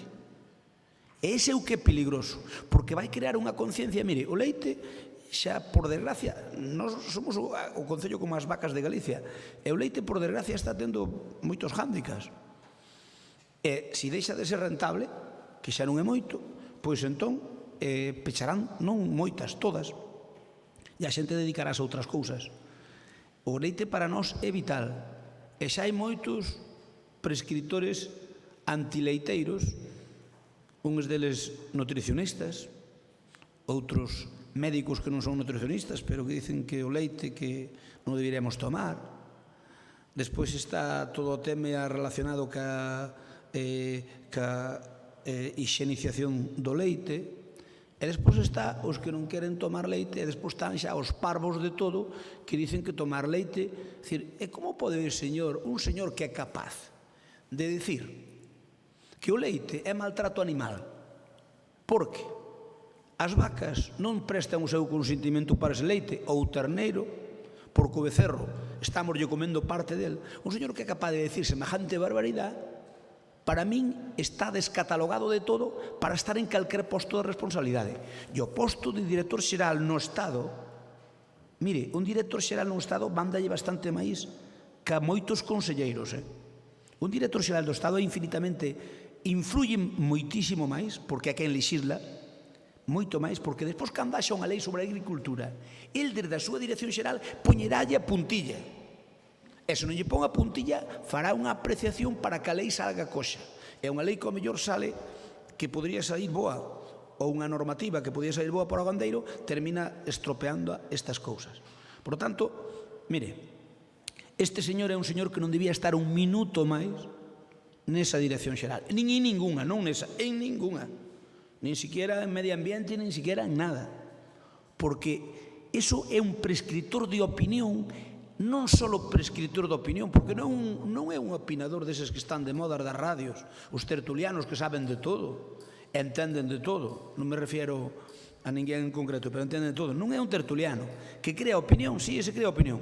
O problema é que esta parte de crear opinión prescribe.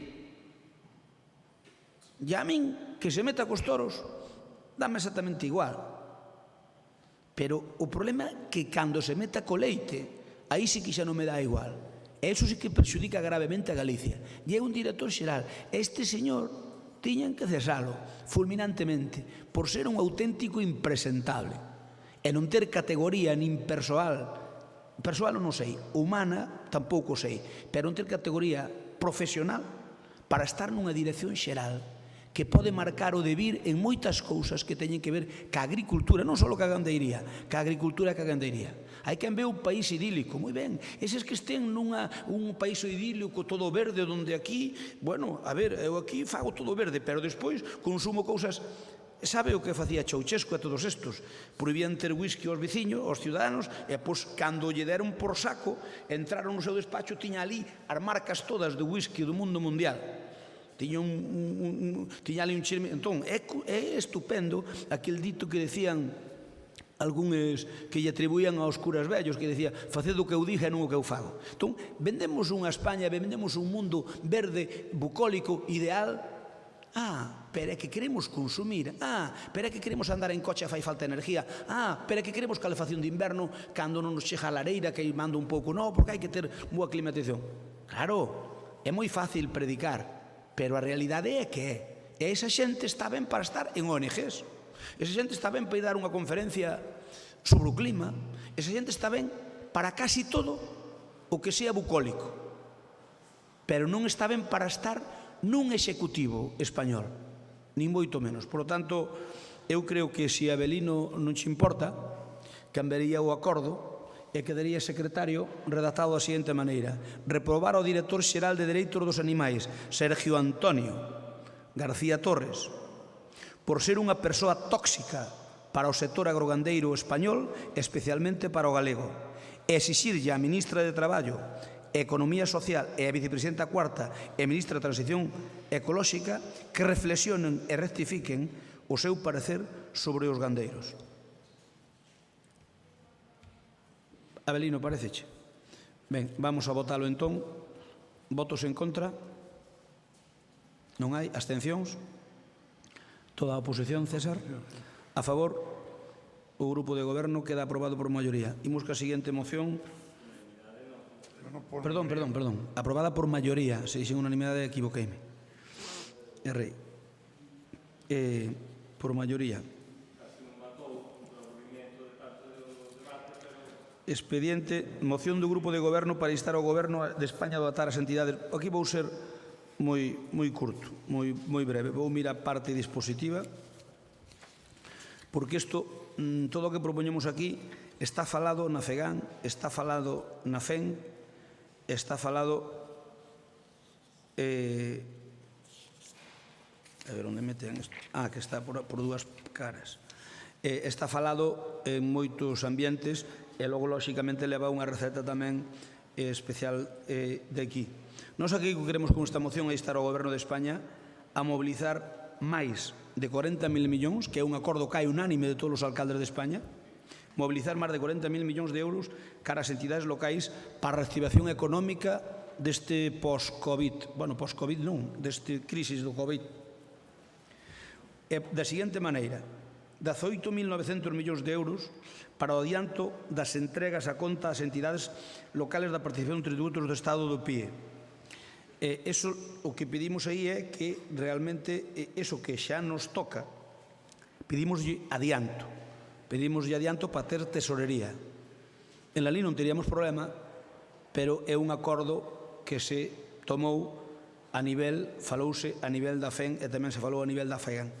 E deses 18.900 millóns que pedimos o adianto, 12.486 corresponden aos concellos e ao resto das diputacións. É dicir, que un pouquiño, bastante máis da mitad, casi 2/3 son dos concellos e o resto son das diputacións.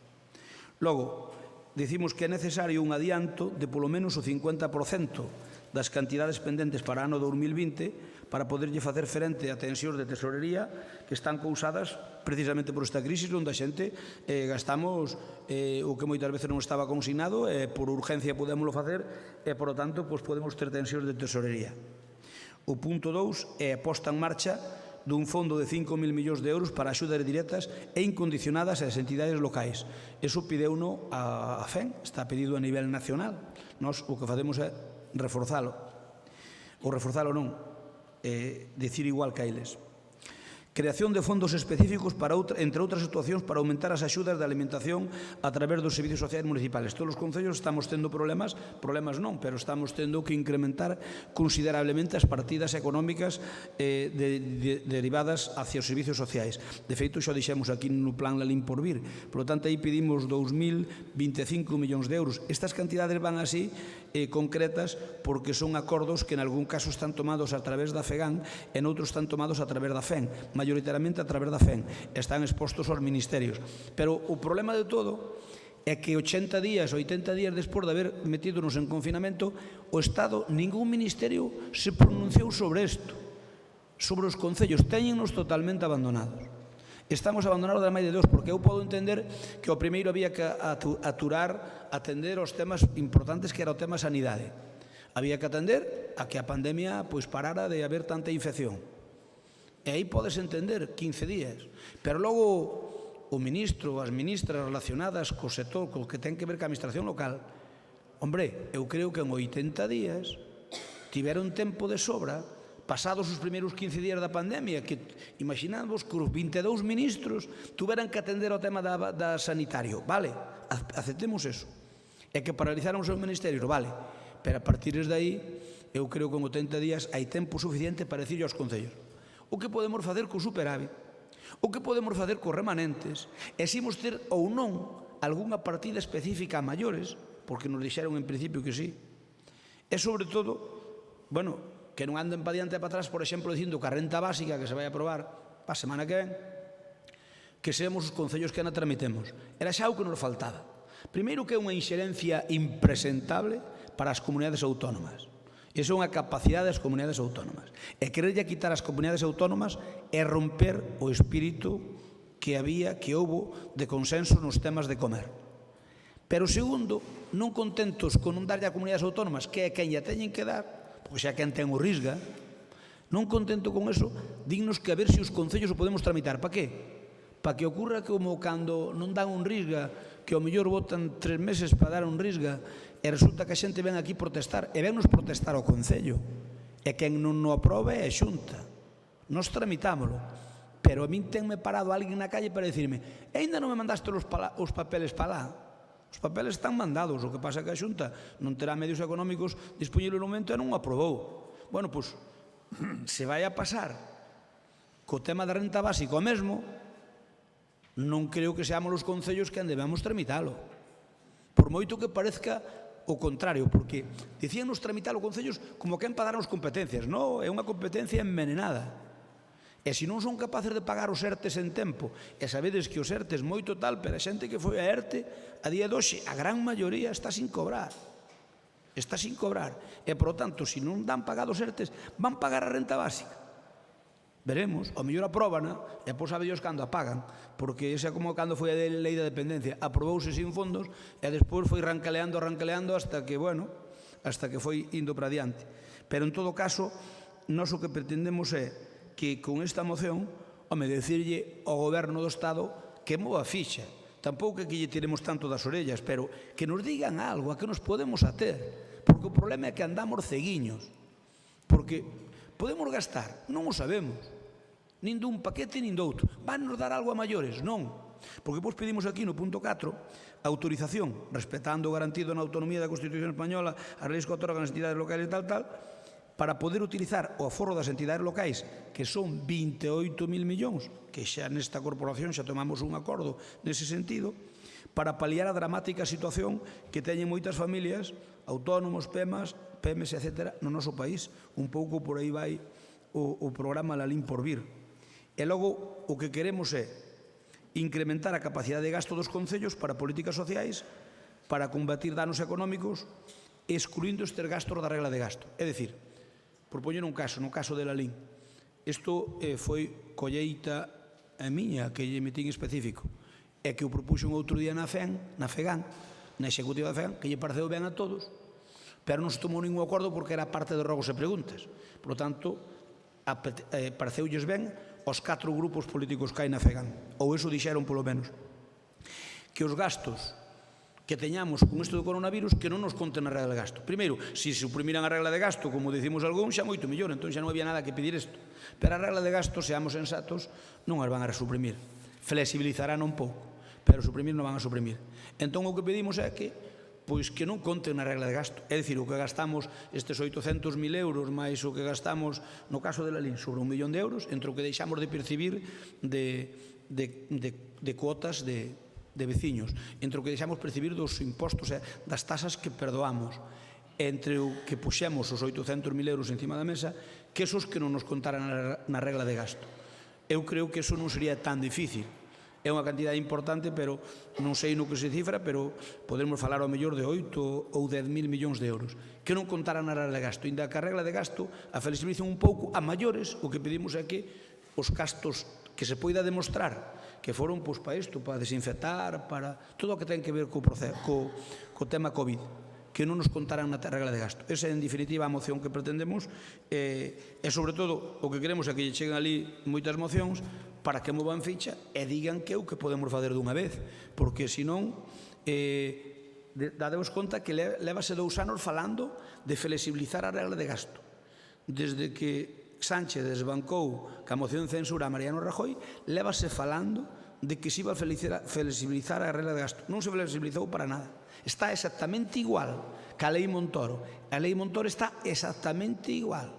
Non cambiou nin un ápice, nin un punto, nin unha coma siquiera.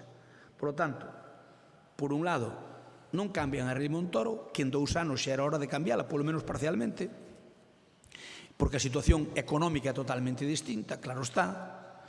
E despois xa que veo esta pandemia, que non nos conten eses cartos na regla de gasto. Creo que é unha moción lóxica e creo que a podemos pedir e como vos digo, a todos os alcaldes nos parece ben.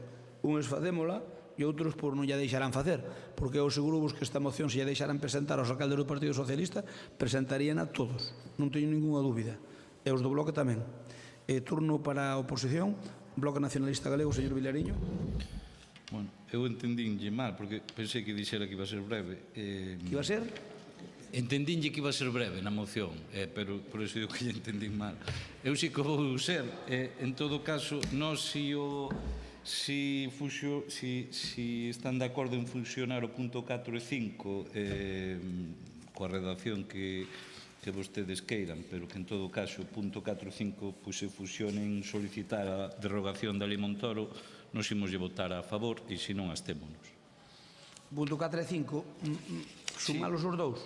Claro, porque é nese sentido, eu entendo que nese sentido os vale, non hai problema. Puntos, entón, como aquí xa algo debatido, por iso xa non hai problema. Argumento. Vos unámoslo. O que pasa que hai o punto 5 que leva a maiores que non nos conten os gastos do COVID, que non nos conten a regla de gasto. Inda que a flexibilizan, a ver, se a flexibilizan xa non hai problema ningún. Pero claro, por iso pido a derogación da Lei Montoro.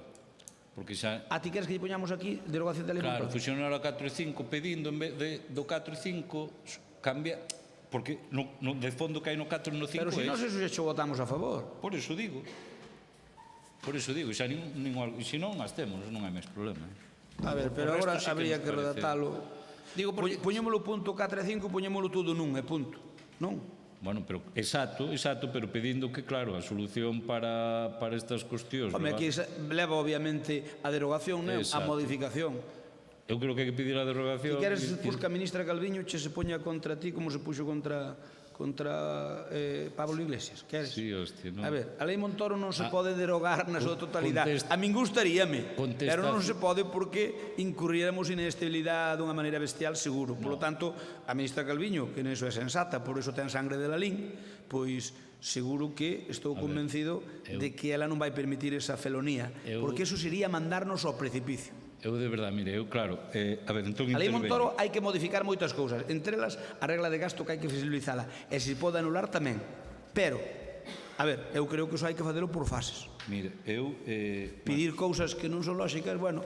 Vale, eu entendo... A ver, o caso que lle van facer esta moción no Ministerio é o xusto. Exacto, eu entendo que di porque é o que pactaron no seu día vostedes e o PSOE, non?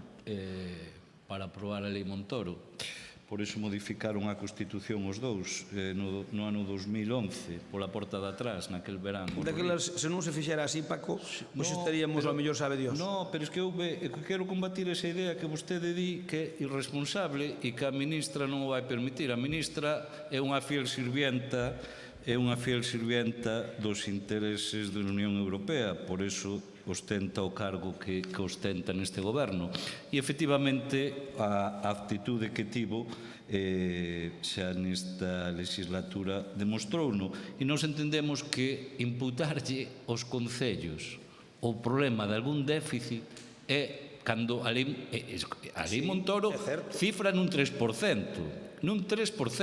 E o déficit, cos últimos datos que hai dos concellos, está no 0,5%. No 0,5 que supón. Miren se é injusto e miren se hai capacidade real aí de ter recursos para invertir en activar a economía e desde logo en salvar a situación económica para beneficio das persoas. Por tanto, eu creo que o que non podemos é estigmatizar o que é a Lei Montoro como algo bo ou que é algo intocable. Eu creo que todo o contrario, non? Por tanto, a política ten que estar, o servizo, porque senón todas estas propostas que estamos facendo, que o propio Estado está facendo, está caendo nun déficit brutal. Quero dicir, é contradictorio, é totalmente contradictorio. Por lo tanto, os concellos, e sobre todo, eu sempre digo, como calquer veciño de Lalín, como na súa cabeza lle podes explicar que hai 5 millóns, por exemplo, nas contas do concello e cando ven pedir algo, dizlle que non hai cartos para solucionar un problema ridículo en termos de cartos.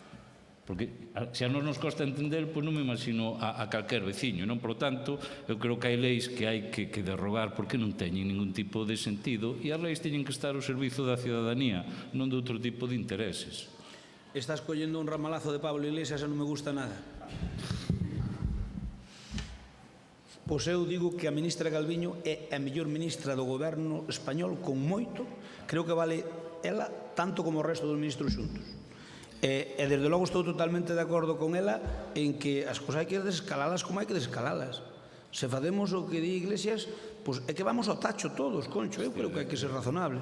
É dicir, Paco, que non é posible derogar o 100% da lei Montoro. A min xa me gustaría, como alcalde, sin dúbida. Non teño dúda ninguna. Se o PSOE tivera a maioría absoluta, morría desde pena, porque non tiñades a ninguén que votar. Se o PSOE tivera a maioría absoluta, a política económica iba a cambiarla un pouco, pero aseguro que non iba a derogar a lei Montoro na súa totalidade, e non iba a derogar, e non iba a laboral tampouco, aseguro. A estrategia é esta. Aseguro. Outra cousa é que está preso de Podemos e ten que ceder, e como teñen parcelas e outro ten máis tempo para fazer política, pasa o que pasa. Iso é a estrategia que tedes, de que están presos de Podemos para desgastar o goberno no seu conxunto, pero, home, eu non serei defensor de Podemos, faltaría máis, pero home, pois queres derogar todo como a eles. No, é que nós pedimos eso moito antes que Podemos, claro, e que agora a ver se Podemos nos vai dar leccións. Agora sodes chave en Madrid, polo tanto podes arreglalo. Ahora é máis ciudadanos. Cando haxa que aprobar os presupostos, agora despois da pandemia, habrá que aprobar os presupostos, o vosso voto convirtese en imprescindible. Depende de Ciudadanos, que sempre un partido moi útil a nivel municipal, a nivel estatal, un partido Ciudadanos, para o que faga falta. Móntase e despois marchan o día seguinte e é un espectáculo e fan oposicións. Mira, que non se non digo nada. Que ben vos vai con eles. Partido Socialista, Alba. Nada, eu vou ser moi breve.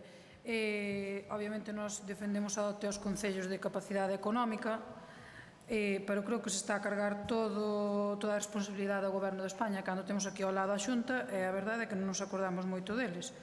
No noso concello, pois, estamos de acordo en que os concellos son a primeira liña de batalla co COVID, e no noso concello tomamos medidas e saíron adiante despois dun mes de letargo, eso sí, pero bueno, vamos quedar con que saíron por consenso. E nada, a Xunta parece que deixou de existir para o noso goberno porque todo se dirixou ao goberno central. A verdade é que non sabemos canto diñeiro lle inxectou a Xunta nesta crise sanitaria ao Concello. O exemplo contrario témolo na Deputación, que activou partidas de emerxencia social e adentollos aos concellos. Que me di? A Diputación que activou que? Partidas de emerxencia social. Dígame un euro que chegara ao Concello pola Diputación neste proceso. A Xunta digo eu agora, pero dígame usted un euro que chegara da Diputación ao Concello, por isto. Non sei se chegaron, xa que están activadas.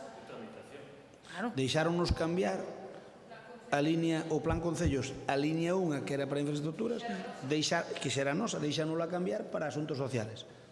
Unha activación, é unha activación bestial, É da Xunta?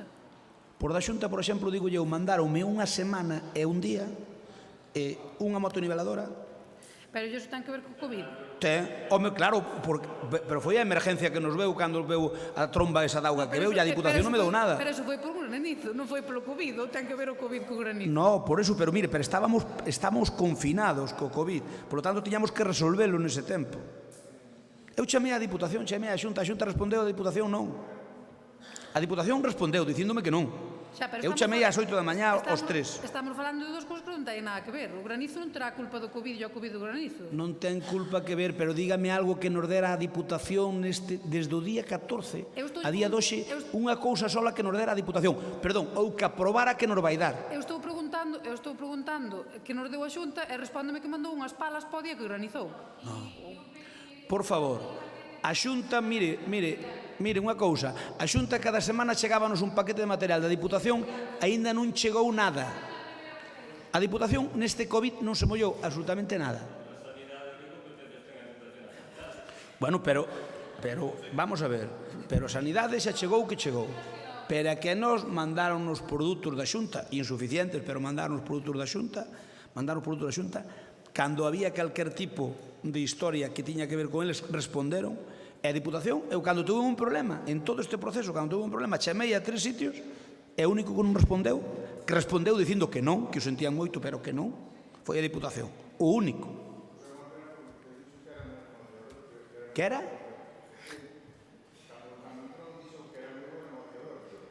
Que había que saber pedir. Que había que saber pedir.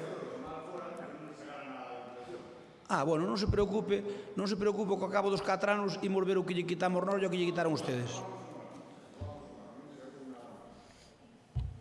Xa o direi eu. Alcalde, un momentito. Alba, continúa. Nada, eu xa remato. Nós ímonos abster, non porque non estemos de acordo co fondo, que sí que o estamos, pero sí porque creo que nos debemos acordar tamén da Xunta que estemos bastante máis cerca e non dirixirnos sempre ao Goberno Central. Nada máis. Moitas gracias, señor. Alcalde. Sí. Eu queria decir, vamos a ver, no punto 5, porque nos puntos anteriores falase de creación de fondos, para destinos específicos, pero no punto 5, en realidad o que se está pedindo é a derogación da Lei de Estabilidade Presupuestaria do ano 2012, excluindo este gasto na contabilización da regla de gasto. Modificando, non suprimindo. Aquí hai que poñer, pues será modificar esa lei e logo a regla de gasto que nos hemos incumplido en la liquidación do ano pasado. Que tenemos que presentar una serie de trámites, o sea, no estamos en boa disposición de ir por aí pedindo estas cosas, ¿no? Pero como queres redactalo? Modificar? Non sei. Aquí sería solicitar a modificación da Lei Xeral Presupuestaria de 2012 para que este... Pois moi ben, poñemos a mesma redacción, só que na contestación da cosa, modificando a Lei de Estabilidade Presupuestaria. A Lei de Estabilidade Presupuestaria. E logo, o sea, que temos que ter en conta eso, lo de regla de gasto, que non se incumprimos o ano pasado e temos que hacer uns trámites. Claro, con máis razón pedimos isto. Sí, ya, pero, o sea, non vamos por aí modificando e pasámonos bastante, ¿no? Home, claro. Bueno. Claro. Compromiso, Rafael Cuiña ou Teresa? Rafael. Bueno, eu primeiro decirlle que lle ofrecín facer unha moción conxunta en esta liña.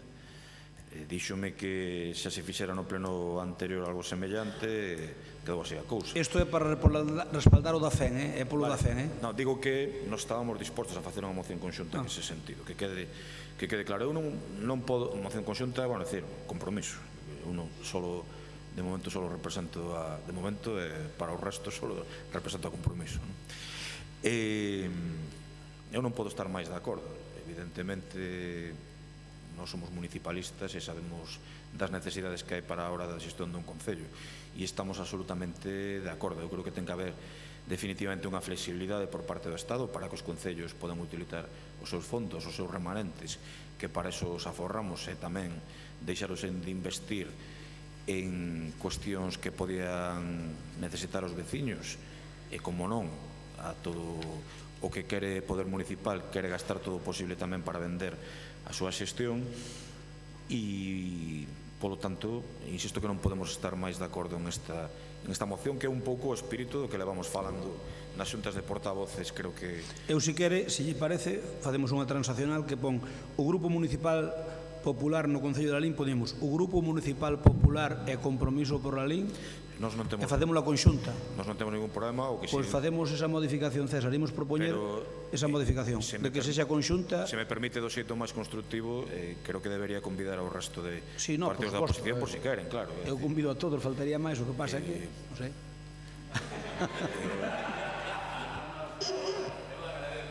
A ver, eu xa dixen polo que viña isto, viña polo acordo da FEN que está negociando ahora mesmo o presidente da FEN, e que dice que de 5.000 millóns nada, pero lle van dar 3.000 ao mellor. Oye, se nos dan 3.000, a ver, pedimos 5.000, se nos dan 3.000, eu teño que dicir que, inda que digo que pido 5.000, a min 3.000 pareceríame ben. E despois, se nos felicitan a regla de gasto, é o mellor que nos poden facer, pero teñen que facer algo xa, porque senón estamos concellos atados, maniatados. Eu, se me permite. Sí, perdona. Insisto que relaxar cando menos a regla de gasto creo que é absolutamente fundamental para a política que ten que facerse ante o Concello nos próximos anos, e que para eses fondos poidan chegar a nosos veciños e veciños. Tamén insisto en que sería, dende un punto de vista político, absolutamente impresentable que dende o Estado resten fondos ás administracións locais, que son as máis saneadas e que están permanentemente pagando os déficits que teñen, pois, por exemplo, o Estado, que vai estar por o 120% do PIB ou a propia Xunta de Galicia. E despois, como sei que estamos en eleccións autonómicas e que todo o mundo ten certas tentacións nas mocións de intentar, a expresión é máis de Crespo que miña, meter o dedo do ollo no contrario, eu creo que tanto Deputación como Xunta de Galicia a día de hoxe non estiveron moi dilixentes tomando medidas de apoio aos diferentes sectores afectados por esta crise. Penso absolutamente, tanto unha como a outra. O Estado si tomou medidas importantes, non sei ata que punto responsables, tendo en conta que isto vai a unha débeda que algún día teremos que pagar, a un máis que previsible rescate que pode afectar a cuestións como as xubilacións, ou incluso a dotación de un punto de vista económico tamén para outras administracións como pode ser a propia Xunta de Galicia e os propios concellos. Eu outro día, sinto que non estén aquí diante en este momento Karen, pero digo con todo o respeto, cando dende Compromiso decimos que se hai 400.000 euros menos para obradoros de emprego, por exemplo o forestal, dende... Estaba falando de ti, Karen, pero con todo... Pero ti botabas a culpa a Xunta, Rafael. No, pero vou argumentar, con todo o respeto, digo. Eu boto yo culpa a Xunta polo seguinte, evidentemente que en resta esos fondos é o Estado que non llos dá a Xunta, e a Xunta a súa vez os concellos. No, pero quitou yo, Rafa, tiños a Xunta e quitou yo sí, pero quero decir o seguinte, cando unha administración como a Xunta de Galicia ten un orzamento X e se está recortado X menos 2, por así decirlo, ten que marcar as súas prioridades nas súas políticas. E que é máis importante, o emprego ou outras cousas? Cada un marca as súas prioridades. Por eso digo que a Xunta de Galicia terá que ver se vai apostar polo emprego ou vai apostar por outras cousas. E insisto tamén, e lembraba que no mandato anterior ata 3 reunións tivemos cos responsables de emprego da Xunta de Galicia para investir 350.000 euros dos cartos do Concello que non nos deixaban utilizalos en políticas de emprego porque a competencia non é local, é unha competencia autonómica. A iso me refería eu. Nos próximos anos, que vai pasar? Evidentemente, as administracións van ter moitísimo menos capacidade financiera, pero habrá que marcar as prioridades para as veciñas e os veciños. É simplemente eso. Eu no espírito e no texto que presenta o Grupo de Goberno neste momento, insisto que se nos queran meter en ese acordo estamos absolutamente a favor. No, si quere vostede, eu como que... Estou dicindo que estamos absolutamente a favor e agradecemos o ofrecemento e así o aceptamos, pero que temos que contar as verdades do barqueiro aquí, non? E pedirlle ás administracións que marquen as súas prioridades, e máis en un momento no que xa estamos comenzando, por desgracia, a ver en Lalín como están aumentando as cifras do paro, igual que no resto de concellos do Estado español e de Galicia, e habrá que marcar as prioridades. É unha prioridade absoluta en un concello tan industrializado como o Concello de Lalín deberían ser as políticas de emprego, e debería haber pouco debate isto. E decía a concelleira, ou puxeron en boca da concelleira, porque eu estou convencido que ela non foi, senón que este tipo de notas de prensa pasan por outros lares, por así decirlo, non hai ningún odio nin ao goberno de Lalín nin á Xunta de Galicia. E simplemente que nos pedimos que teñen que haber prioridades en ese sentido, pero desmárquenme a min se é tan amable de calquera circunstancia relacionado co odio a un goberno ou a outro. Estou falando dende o máis puro estilo pragmático que podo falar en esta cuestión, nada máis. Moitas gracias, pois entón incluímolo aquí a Compromiso por Lalín na moción para que sea conxunta dos dous grupos, e dicirlle que claro, que con respecto ao que afirma vostede de que as medidas importantes as tomou o Estado é que non podía ser de outra maneira, porque o problema é que estábamos en estado de alerta e, por lo tanto, non é estado de excepción, pero é que as decisións só os podía tomar o goberno. É dicir, eu lembrome que as propias policías locales están sobre o mando, están comando único do Ministerio do Interior, inda hoxe. Sí, pero vémonos, se me permite 10 segundos, en unha situación moi curiosa antes dunhas eleccións nas que cada medida impopular que se toma é culpa do Goberno Central e cada medida de mellora da situación, por exemplo, as fases, parece que é gracias ao señor Feijóo. E isto é un tanto curioso, por lo menos, non? Claro. Para iso están os partidos da oposición para recordarlo, é a súa labor que teñen que facer. Por iso estou recordando. Non nos aquí, quero dicir que, bueno, aquí a verdade é que, a ver, calquer situación, calquer goberno con esta situación houbera tido moitos problemas, non teño ninguna dúbida, calquera. O que diga que non minte. E se estivera gobernando o Partido Popular, E se seguira gobernando aí Mariano Rajoy, tería uns problemas parecidos, seguro. Que ocorre que, bueno, eu ás veces ainda penso, é unha reflexión que fago en alto, que neste momento foi bo que estuveran grupos de esquerda gobernando. Por que? Porque se neste momento, que caeu, chega a estar gobernando o centro-dereita, arderían as rúas. Eso seguro yo, arderían as rúas. Eso ten que dicir vostede. Están estes, a nosa xente non é tan beligerante, ainda que fan algunha manifestación os de vos, e por aí, pois, bueno, non é tan beligerante, desde logo, pero a izquierda é moi beligerante, sobre todo a izquierda radical, esa que é o problema. O problema é Podemos, non é o PSOE. O problema é Podemos e o poder que lle deixa Pedro Sánchez. Pero, senón, eu teño a tranquilidade de que non íbamos ter ningún problema para salir do bache. Más tarde, más cedo, pero non íbamos ter ningún problema. Ahora, con que se empecen a facer políticas populistas basadas en repartir cartos para todo Dios e todo eso, veremos o que pasa e veremos se nos ten que rescatar Europa. En todo caso, que nos vayan deixando os concellos o que é noso, polo menos, poder administralo, e sobre todo, Concho, que digan algo, inda que non sea todo o que queremos, que non o van dicir, pero que digan algo, que digan, oye, pues poder gastar un 20%, un 30%, ou o que digan, pero que digan algo para saber a que aternos. Entre outras cousas, miren, apuntaba o secretario, nós temos que fazer un PEF. Nos ahora preséntase a conta xeral. Entendo que un PEF sen medidas. Eu tamén non entendo, pero a ver, un PEF sin medidas, pero temos que fazer un PEF. Ao fazer un PEF, claro, se a regla de gasto se facilita, se flexibiliza, é dunha maneira, se non é doutra. O problema é que o noso PEF deberíamos fazer agora no mes que ven. E ainda non nos din que é o que podemos contar. Se nos dixeran, oye, pois mira, ainda que falta o trámite parlamentario, vamos facer isto. Vale, pois moi ben. Se aí vas traballando con esa idea. Se non o PEF, como vamos facer un PEF? É que depende do que nos pidan. Se cambian a lei de estabilidade presupostaria e flexibilizan a regla de gasto, é dunha maneira, e se non é totalmente doutra. E se temos que fazer un PEF que as medidas que a lei Montoro en vigor, o problema que temos é que nos queda paralizado o Concello e inversións daqui a fin de ano, tendo cartos sobrados. Pero, por eso, exiximos que movan ficha, Concho, que movan ficha. Venga, vamos a votalo entón, se vos parece. Votos en contra? Non hai. Abstencións? Bloque PSOE? A favor? Compromiso do Grupo de Goberno. Queda aprobado por maioría. Imos co punto 18, moción de compromiso por Galicia para instar a Xunta de Galicia e ao Goberno do Estado a potenciar partidas sanitarias de investigación. Ten a palabra Rafael Cuiña. Bueno, entendo que é unha moción en estes tempos, non me gusta cualificala así, pero bueno, case de perogrullo, non? Estamos vendo como durante demasiado tempo, por parte das administracións públicas, nomeadamente o Estado e tamén a Administración Autonómica, non se deu a suficiente importancia ao sector sanitario, e agora estamos nos vendo como unha situación de pandemia insospeitada, como agora estamos...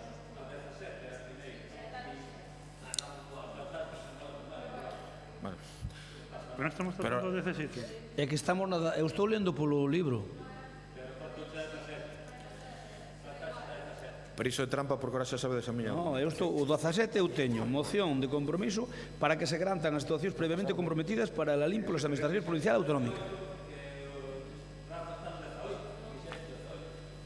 Eu estou o que me dixeron que falara, o sea que... Non, a ver, eu estou na moción, a que liña eu aquí é moción para que se garantan as actuacións previamente comprometidas para con la LIN polas administracións provincial e autonómica. Vale, entendín que era... No. Que o punto 17. Si es... vale, bueno, perdón. Queda claro, vale. Pois o mesmo, en esta situación do que, collendo o fío do que viñamos falando, evidentemente de recortes cando menos potenciais por parte da Administración do Estado e da Administración Autonómica cara ás administracións locais, dende o Concello de Lalín creo que todos estaremos de acordo en que debemos defender cando menos aqueles pasos que foron conquistados para a mellora precisamente das necesidades dos nosos veciños e veciñas. Outro día escoitaba unhas declaracións do actual rexedor no sentido, por exemplo, que falaba dos avances do CIS, pero que podía dilatarse no tempo pois debido a esta pandemia que se puidesen facer.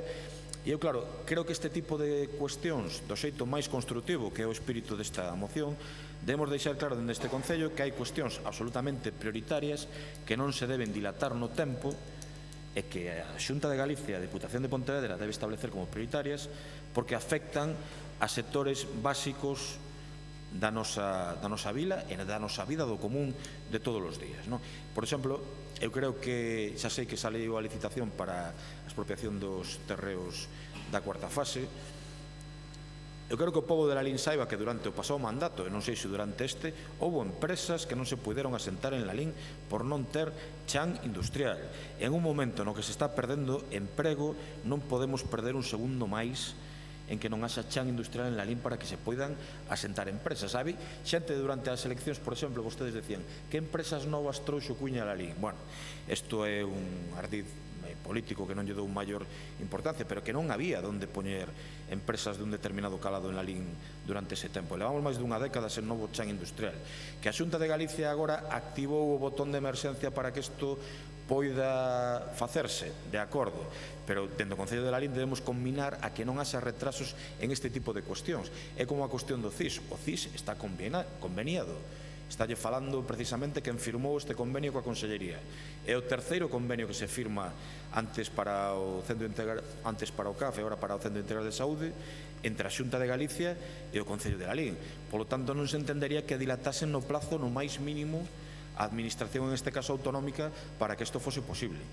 E simplemente, señor rexidor e señores do Goberno, que teñan a ben entender que isto é unha moción absolutamente constructiva, que non busca ningún tipo de guerra, que busca unha especie de declaración por parte da Corporación de Lalín en que hai cuestións absolutamente primordiais que non deben ter ningún tipo de retroceso por cuestión desta pandemia e que son fundamentais para o día a día da nosa veciñanza. Por lo tanto, eu pido tanto ao Goberno como ao resto de grupos da oposición, cos matices que eles queiran dicir ou incluso introducir, que nos apoyen en esta moción que presentamos en este momento pleno, porque, insisto, ten o espírito máis constructivo e non busca ningún tipo de batalla, nin coa Deputación, coa que podemos ter unha maior afinidade, iba a decir, ideolóxica, en un momento dado, nin na Xunta de Galicia, coa que podemos non ter esa afinidade ideolóxica, pero consideramos que representa os intereses de todos os galegos.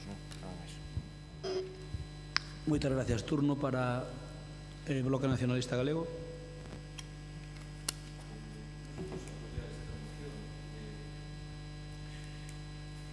Non se escoita, Paco.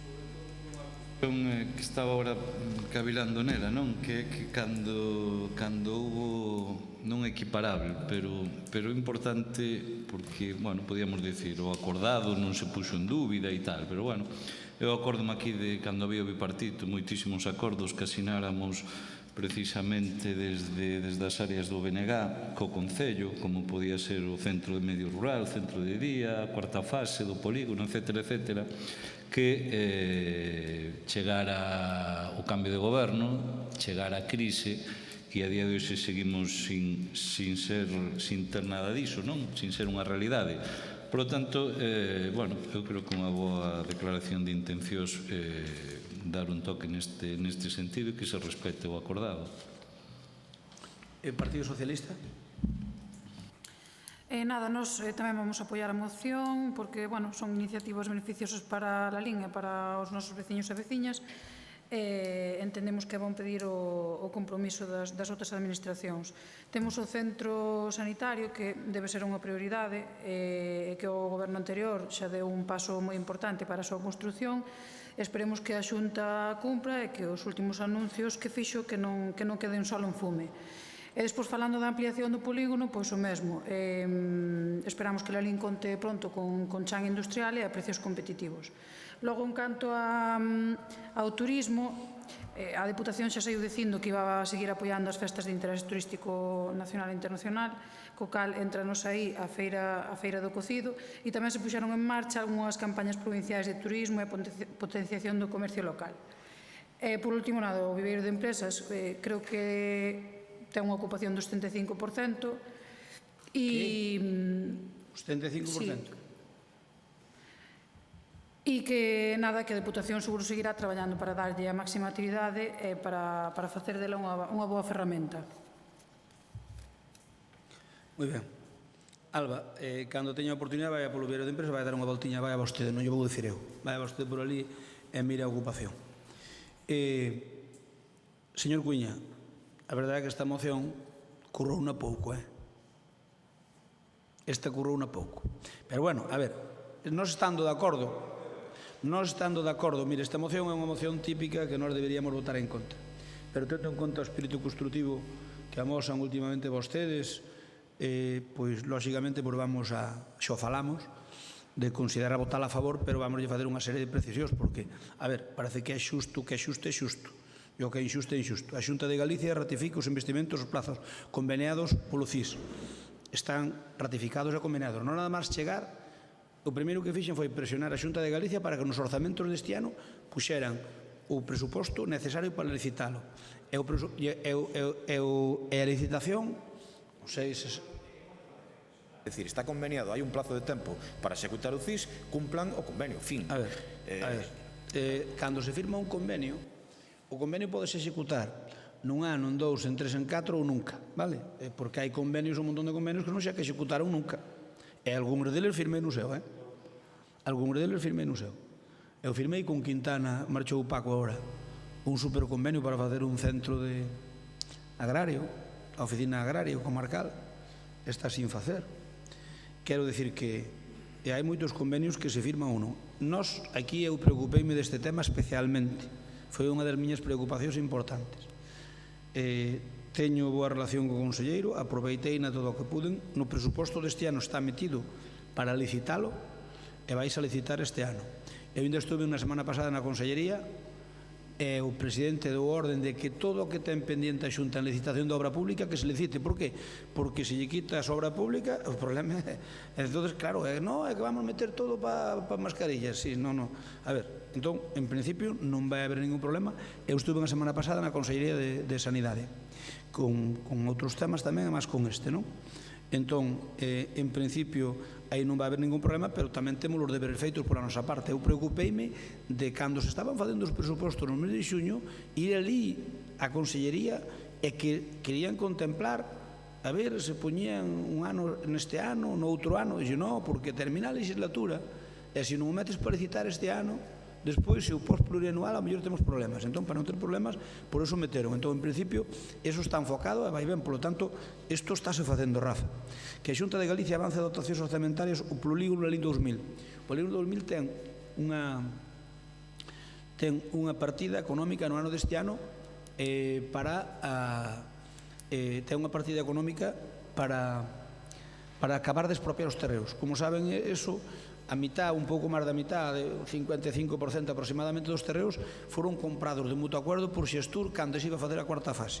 Cando se paralizou todo, pois quedou sin comprar. Entón, hai que expropiar, porque os outros xa non venderon de mutuo acordo, por lo tanto, hai que expropiar o que falta. Por lo tanto, vais a expropiar o que falta e hai unha partida para eso. E logo, o proceso está ahora mismo en marcha, o proceso do proxecto para cambiar o plan de sectorización.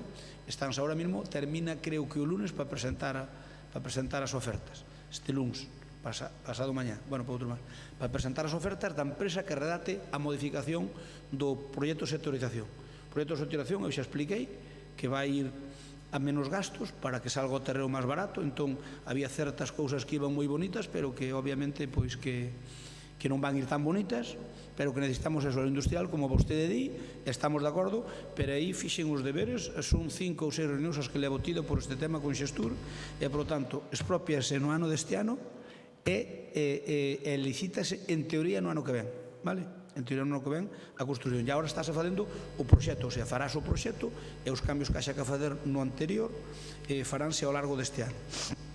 E no presuposto do ano que ven debería ir esa partida. Por lo tanto, estes 2 puntos cumplimos con creces. E logo que a Xunta de Galicia complemente con fondos que lle corresponden o plan de saneamentos de Lalín, tamén dicirlle que sí, tamén fun a Augas de Galicia, aí a empresa que contrataron por 300.000 euros para facer un diagnóstico estaba facendo super exhaustivo, é dicir, aquí está facendo un diagnóstico da red como está cada tubo, que tipo de material ten cada tubo, ten fibrocemento, se ten PVC ou se ten tal, se hai, en que calles hai separación de pluviales e fecais, en que condicións están as traídas de auga, a traída de auga, se está as que hai polo menos en fibrocemento, as que non son fibrocemento, que son un PVC, pero o PVC antigo que xa ten 30 anos que tamén hai que cambialo, e sobre todo onde se producen esas, tanto no fondo da calle Arenal como no fondo da calle ali un dos cabalos na Matemático, xa lle temos buscada unha solución en principio para que non encora ali agua cando ven estas tronadas imposibles. Por certo, decir que cando veñen estas tronadas como a do outro día, que caeron 30 litros por metro cuadrado en 20 minutos, sea como sea a capacidade do alivadeiro, non chega, non chega. O que pasa é que, a ver, ali o do fondo da calle Areal, ali hai un problema con algún baixo por culpa de que o río está máis alto. Entón, claro, aquilo evacúa por río. E se está máis fondo co río, evacúa con unha bomba. Pero non podes evacuar directamente por río, aí non hai solución. Pero sí que podemos facer cambios para que, desde logo, non inunde ali algunhas zonas. E ímolos facer. E logo no fondo da Matemático Rodríguez, aquí no final, aí houve un problema. E é que cando se fixo o plan xeral do 99, saben que esa calle que foi feita xa 2 veces, ven con un nivel, e logo hai que fazer como un plato ali na acera ao pasar a de Florentino. Por que? Porque ese edificio, o edificio Brasil, foi feito de tal maneira que quixo aproveitar as dúas niveles, que eu tamén faría o mesmo, non? Entón colleu a rasante da rúa principal e logo ao coller a rasante como empeza da outra para poder ter garaxes, ali meteu o garaxe máis fondo da conta. Entón, vedes que a acera ben así e ali fai caso un plato. A línea, digamos,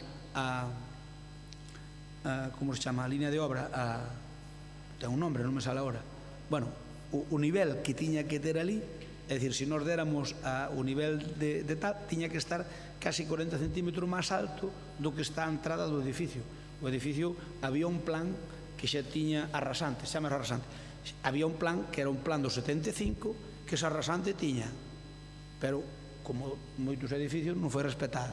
Por aclarar, se me permite, por aclarar unha cousa, o tema dos saneamentos é porque en algunha, o dixo públicamente vostede e tamén en algunha reunión, o que dixo é que lle trasladou á Xunta cando se iba a proceder a facer este traballo, e vostede dixo que a Xunta non poñía en este momento os cartos que lle correspondían da súa parte dos fondos europeos porque decían que non os tiñan en este momento. Eu foi cando me alarmei. Ao mellor expliqueime mal e dixen ben, expliqueime mal. Explícome, vamos a ver. Aí hai un fondo de 3 millóns, non me acordo agora que, para a LIN. Para poder executalo é imprescindible esa enquisa que están facendo, esa enquisa non, ese diagnóstico. Ten un nombre tamén. Unha diagnose que se está facendo. Sí, o diagnóstico que están facendo, que por certo é 300.000 euros, o sea, que é un diagnóstico. Vai quedar, o sea, está tintín por tintín, está no acabando, xa falei ca empresa, está no acabando, o top de entrega tiñano a final de maio, como non puderon traballar estes 2 meses, pois retrasarase algo, pero en principio é un diagnóstico, eu creo que vai ser moi potable, moi ben feito. Entón, o que me dixo a directora é que non hai fondos, non había fondos, a parte que lle toca poñer á Xunta porque non está feito o plan, pero en canto que este feito o plan, o 20% non hai problema ningún. Eu xa fixen unha xestión. Agora, eu supoño que ese plan, quero pensar que no mes de xuño e xullo estará acabado.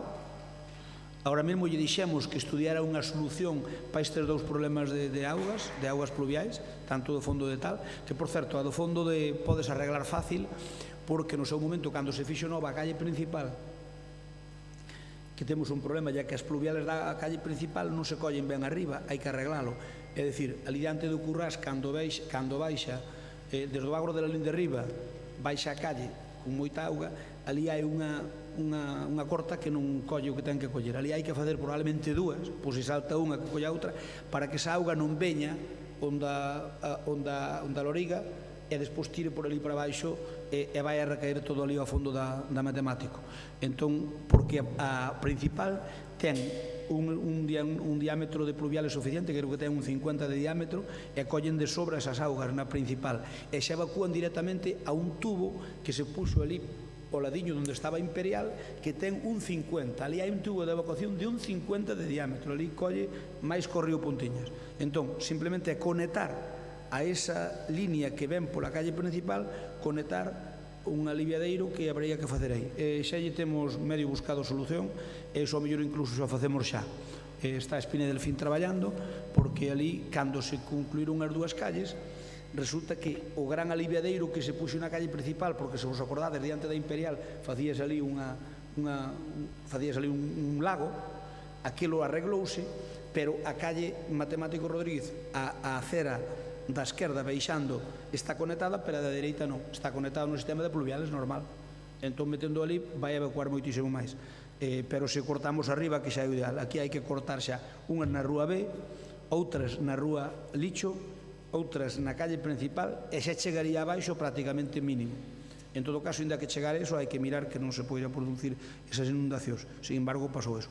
Por tanto, con respecto aos saneamentos de Lalín, ese plan está garantido, eles teñen que licitalo eles, ahora cando yo entreguen, pois eso é algo que van a contemplarlo nos presupostos da Xunta do ano que ven, xa mo dixeron, e probablemente o farán bianual, e logo nós tamén o completaremos desde o Concello, non? En todo caso, decirvos que vai haber que gastar bastantes cartos na depuradoras, nas dúas que temos.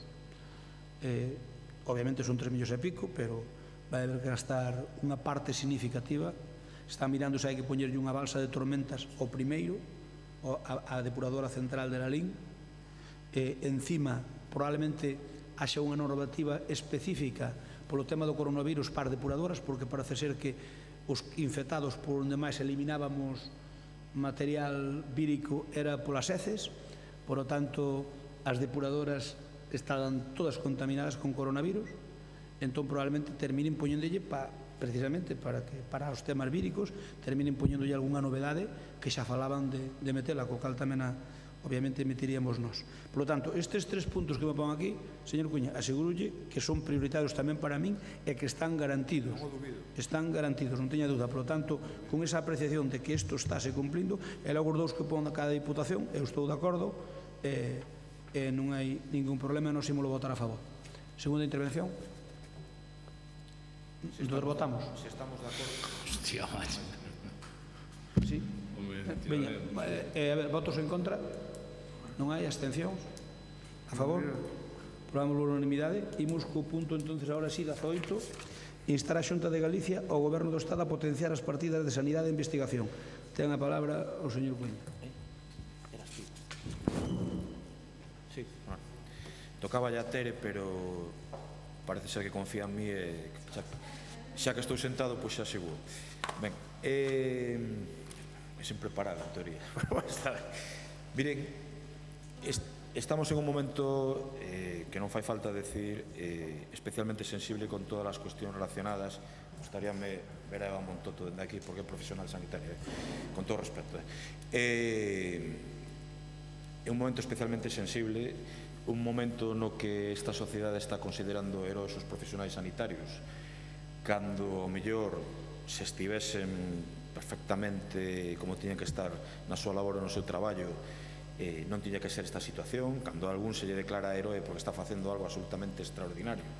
E se os profesionais sanitarios houvese o número necesario para atender este tipo de situacións, se non visen como durante moitísimos anos están con contratos precarios, ou se está recortando o número de persoas, ou como pasa na comunidade autónoma, como lle gusta chamar a Paco Vilariño, Galicia, pois a comunidade autónoma galega cada vez menos camas de hospital, seguramente situacións que ninguén prevía, evidentemente, como son as situacións sanitarias dunha pandemia, estaría o Estado mellor preparado para facer fronte a esta situación. As competencias sanitarias, evidentemente, son de Galiza, polo tanto, aí ten unha grandísima responsabilidade a Xunta de Galicia a hora de acometer e tomar determinado tipo de medidas. Eu teño amigos e amigas persoais que son investigadores, que levan anos queixándose incluso públicamente das diferentes políticas de recortes tanto da Xunta de Galicia como do Goberno Central para poder investigar e que cada vez se atopan con menos recursos para poder facer un traballo que agora se amosa como absolutamente fundamental para facer fronte a pandemias como a do COVID. E nos na nosa moción, que é un pouquiño un canto ao sol, podemos retirar ese punto se así o consideran, falábamos incluso dunha casilla na que a xente cos seus impostos puidese decidir se unha partida iba precisamente para a atención sanitaria e investigación. Hai outras casillas, como a casilla da Iglesia, que eu respeto, nas que cada un pode decidir, pero que non habería que tomar este tipo de medidas se as administracións competentes estivesen á altura das circunstancias con respecto á sanidade e con respecto á investigación. Podíamos engadir tamén aquí a dependencia en este tipo de cuestión, non? Eu creo que non están as administracións neste momento á altura. E por isto, máis que un brinde ao sol é unha declaración de intencións que lle pedimos a este pleno consensuar de algún xeito ou que estemos todos de acordo en un momento de especial sensibilidade no que estamos dicindo que o traballo dos sanitarios é absolutamente fundamental porque salva vidas. Pero non só salva vidas desde un punto de vista humano ou físico, senón que se esta pandemia non chegou a níveis moitísimo maiores e gracias a eles e polo tanto isto tamén ten repercusión lóxicamente tamén na economía. Estamos vendo como agora a segunda parte da pandemia sanitaria imos pasar a pandemia económica na que vai sufrir moitísima xente. Aquí no plan Lalín Porvir chegamos a dotar con 250.000 euros como a mínimo para especial protección de cousas absolutamente básicas para o día a día. A mí estáme contando xente que ten determinados tipos de alimentación de Lalín que están empezando a notar cousiñas. Xente que piden, que nunca pediron, pois que se lles fíe, que isto pode pasar a calquera, evidentemente, e están empezando a notar este tipo de cuestións. Eu creo que este plan consensuado que temos de Lalín Porvir vai cubrir moito destas necesidades, pero por desgraza ten pinta que nos próximos anos, esperemos que sexa canto menos tempo, pois moitísimo mellor, evidentemente, este tipo de situacións ímolas ver. E para eso están as administracións. O que lle decía antes a Abelino de Marx, cando teñas garantizado a alimentación, o sustento do teito, aí empezará a historia da humanidade. Pois eu insisto en este axioma que é moi importante. Por lo tanto, hai que volcarse absolutamente coa sanidade, cos profesionais da sanidade, tamén coa investigación, porque isto servirá moito para demostrar o que é esta sociedade. Nada máis, moitas gracias. Moitas gracias. Turno para o Bloque Nacionalista Galego.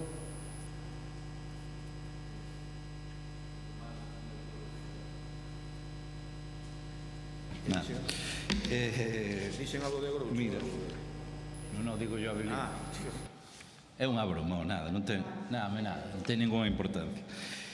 Vamos a ver, nós imos votar a favor. O primeiro punto, desde logo, é o que para min valida esta moción, non? Como interesante, por iso imos apoiar, no sentido de que, bueno, todos estamos vendo como vai evolucionar a economía e como cando evoluciona a economía para certa dirección vemos como evolucionan tamén os recortes noutra dirección, non?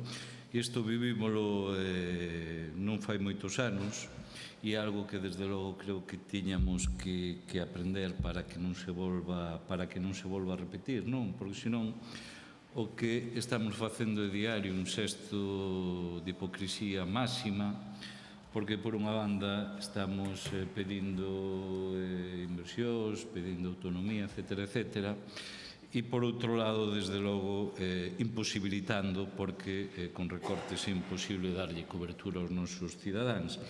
No punto 2, nós temos claro que a declaración do IRPF non debía levar ningunha casilla, non?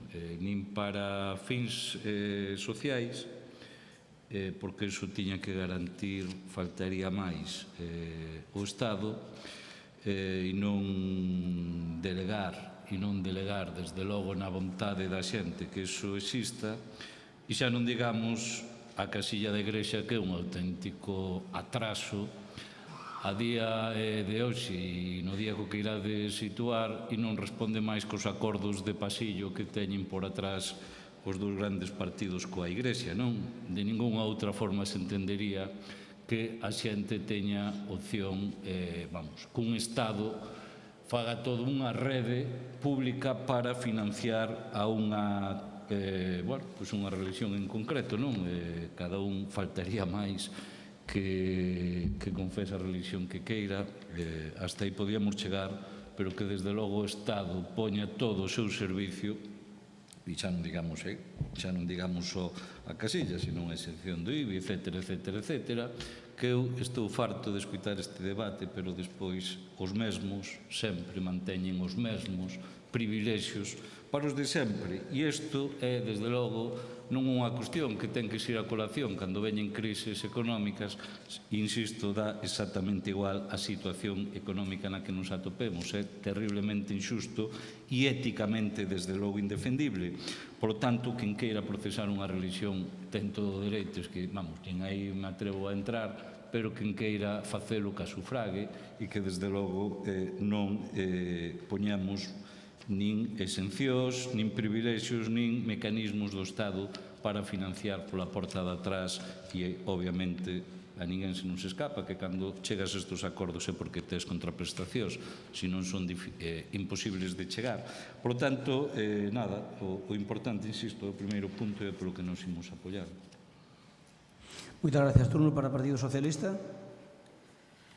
Ben, pois nada, supoño que aquí todos estaremos de acordo en valorar o sistema público sanitario e que sexa forte e, sobre todo, despois dunha crise como a que tivemos agora, pois que valoremos máis que antes.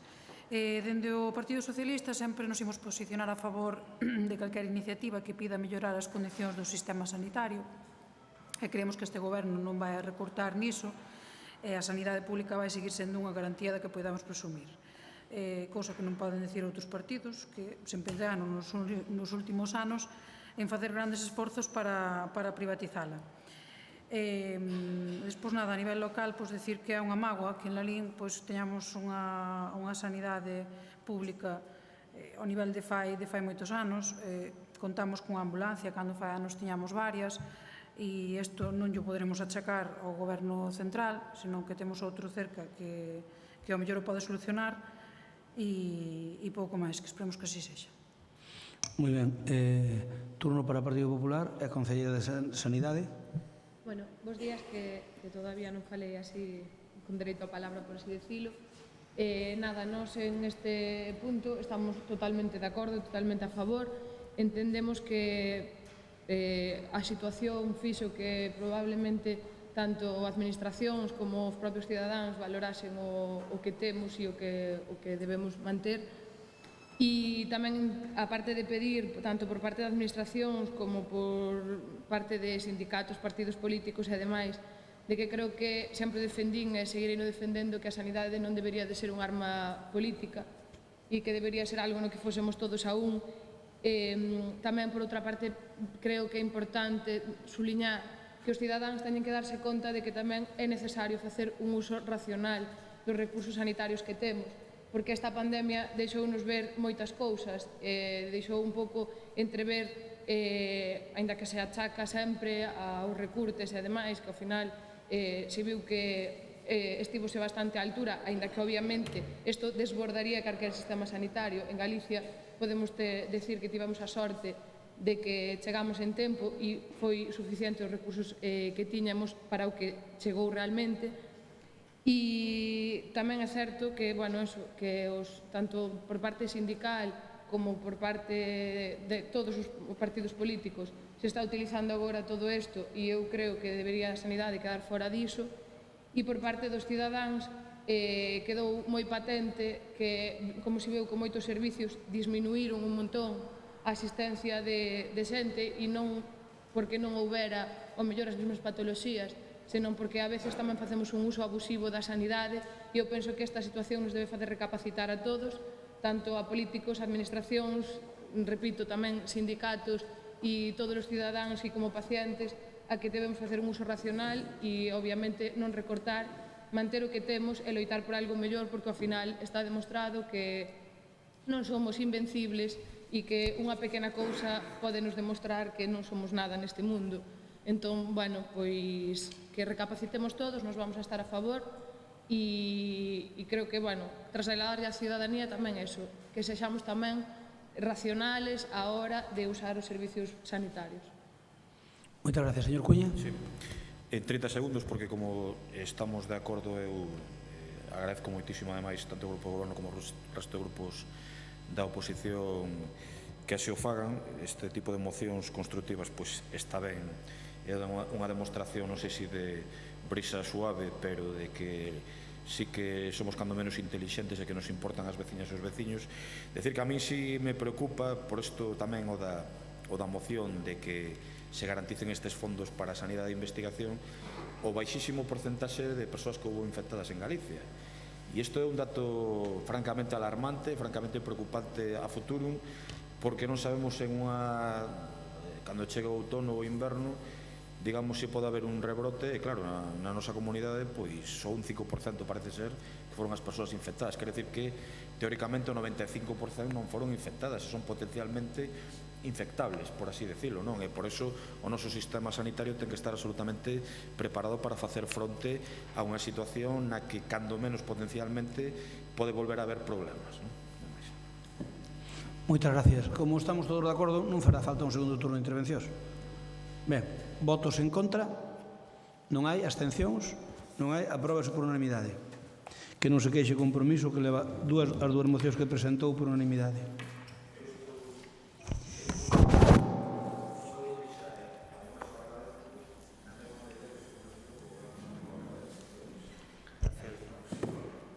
Imos co punto 19, moción do PSD e a PSOE para solicitar que a Xunta aporte financiamento para a construción do albergue de peregrinos do Manuel Rivero. Ten a palabra Cristóbal. Bueno, vamos a intentar ser breves a ver se abreviamos o tema. Creo que por nós normalmente nunca é os problemas de tempo.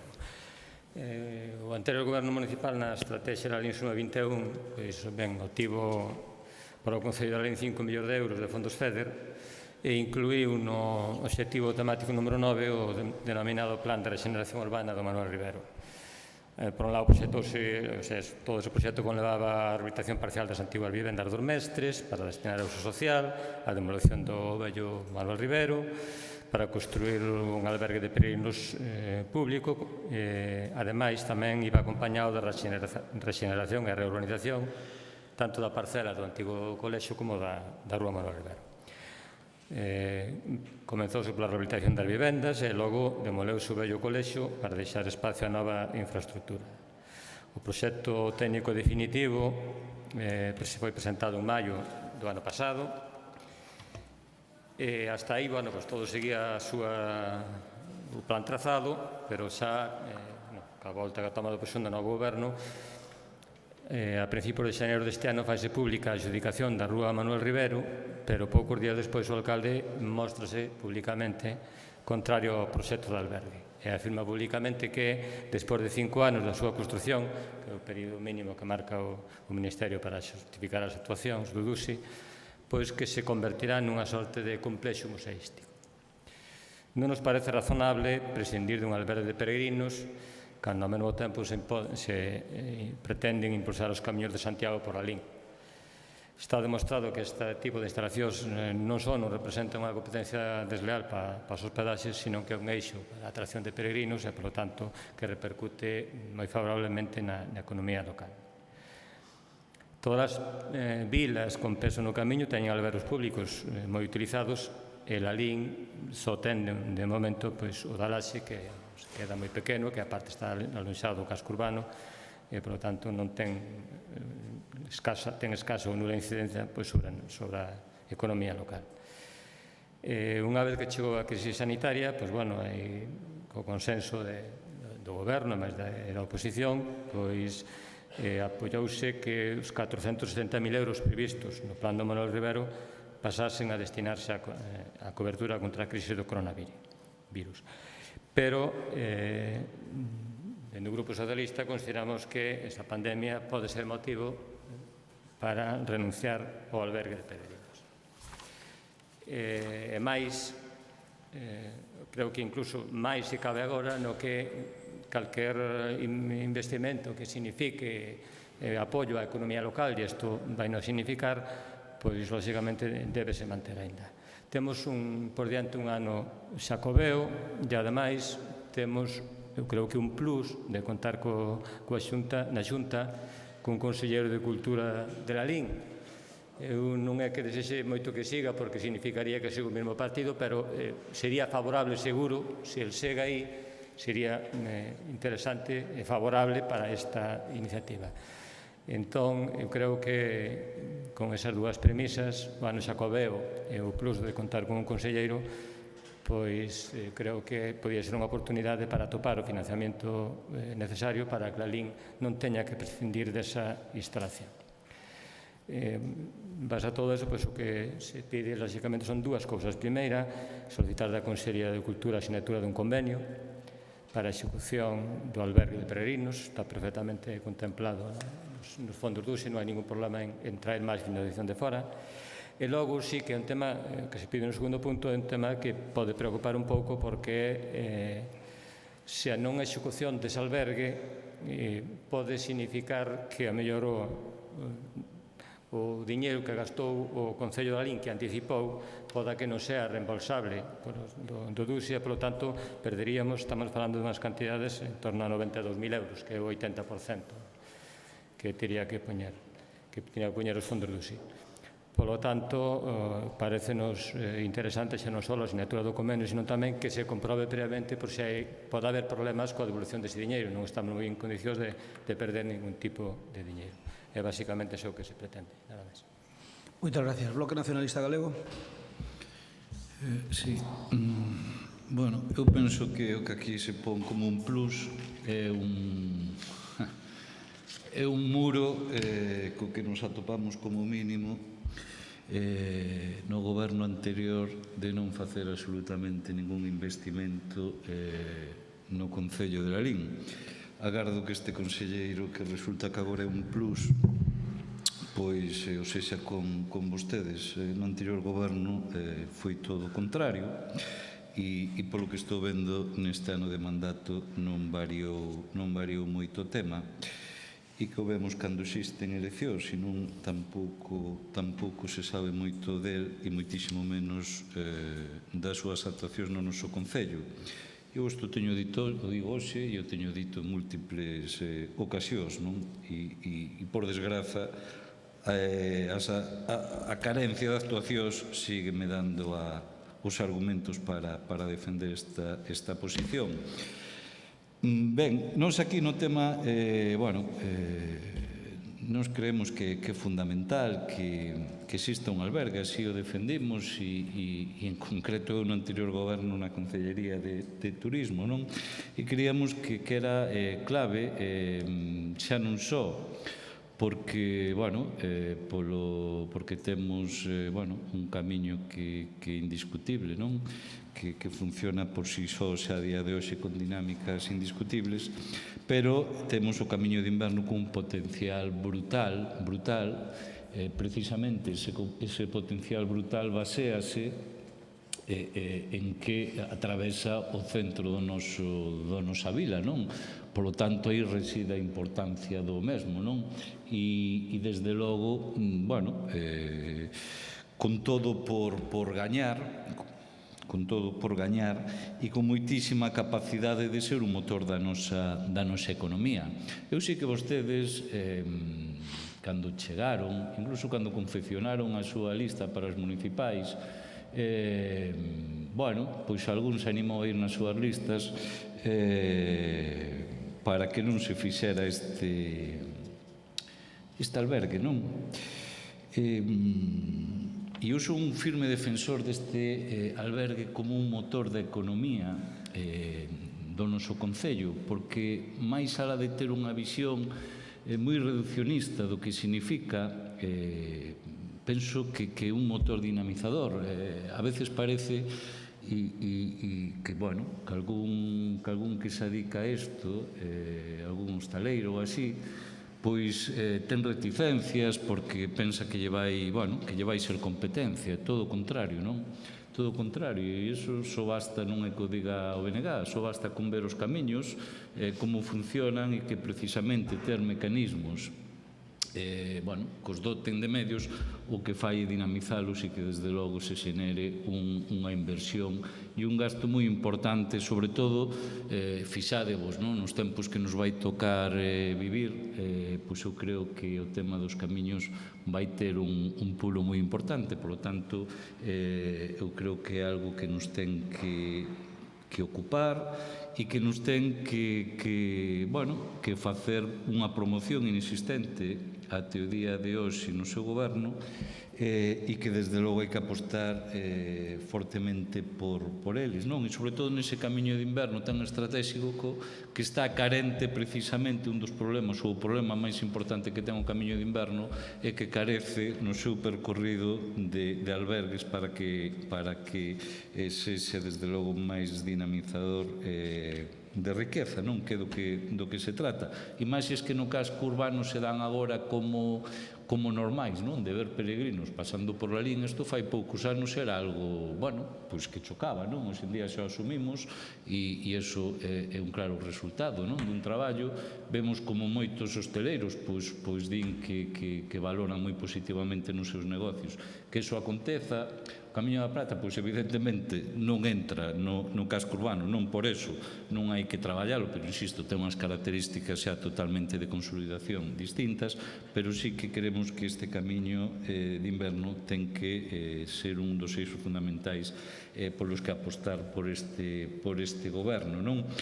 E nestas reunións que mantivemos, onde acordamos pois estes cambios que mantivemos en o que se refire esta moción, no apartado que se retira, non? Desde o BNG incluso dixemos que estábamos dispostos a replantexar incluso o propio proxecto para facer un proxecto pois incluso economicamente máis cativo, pero que desde logo cumplira exactamente a mesma función que é do que se trata, non?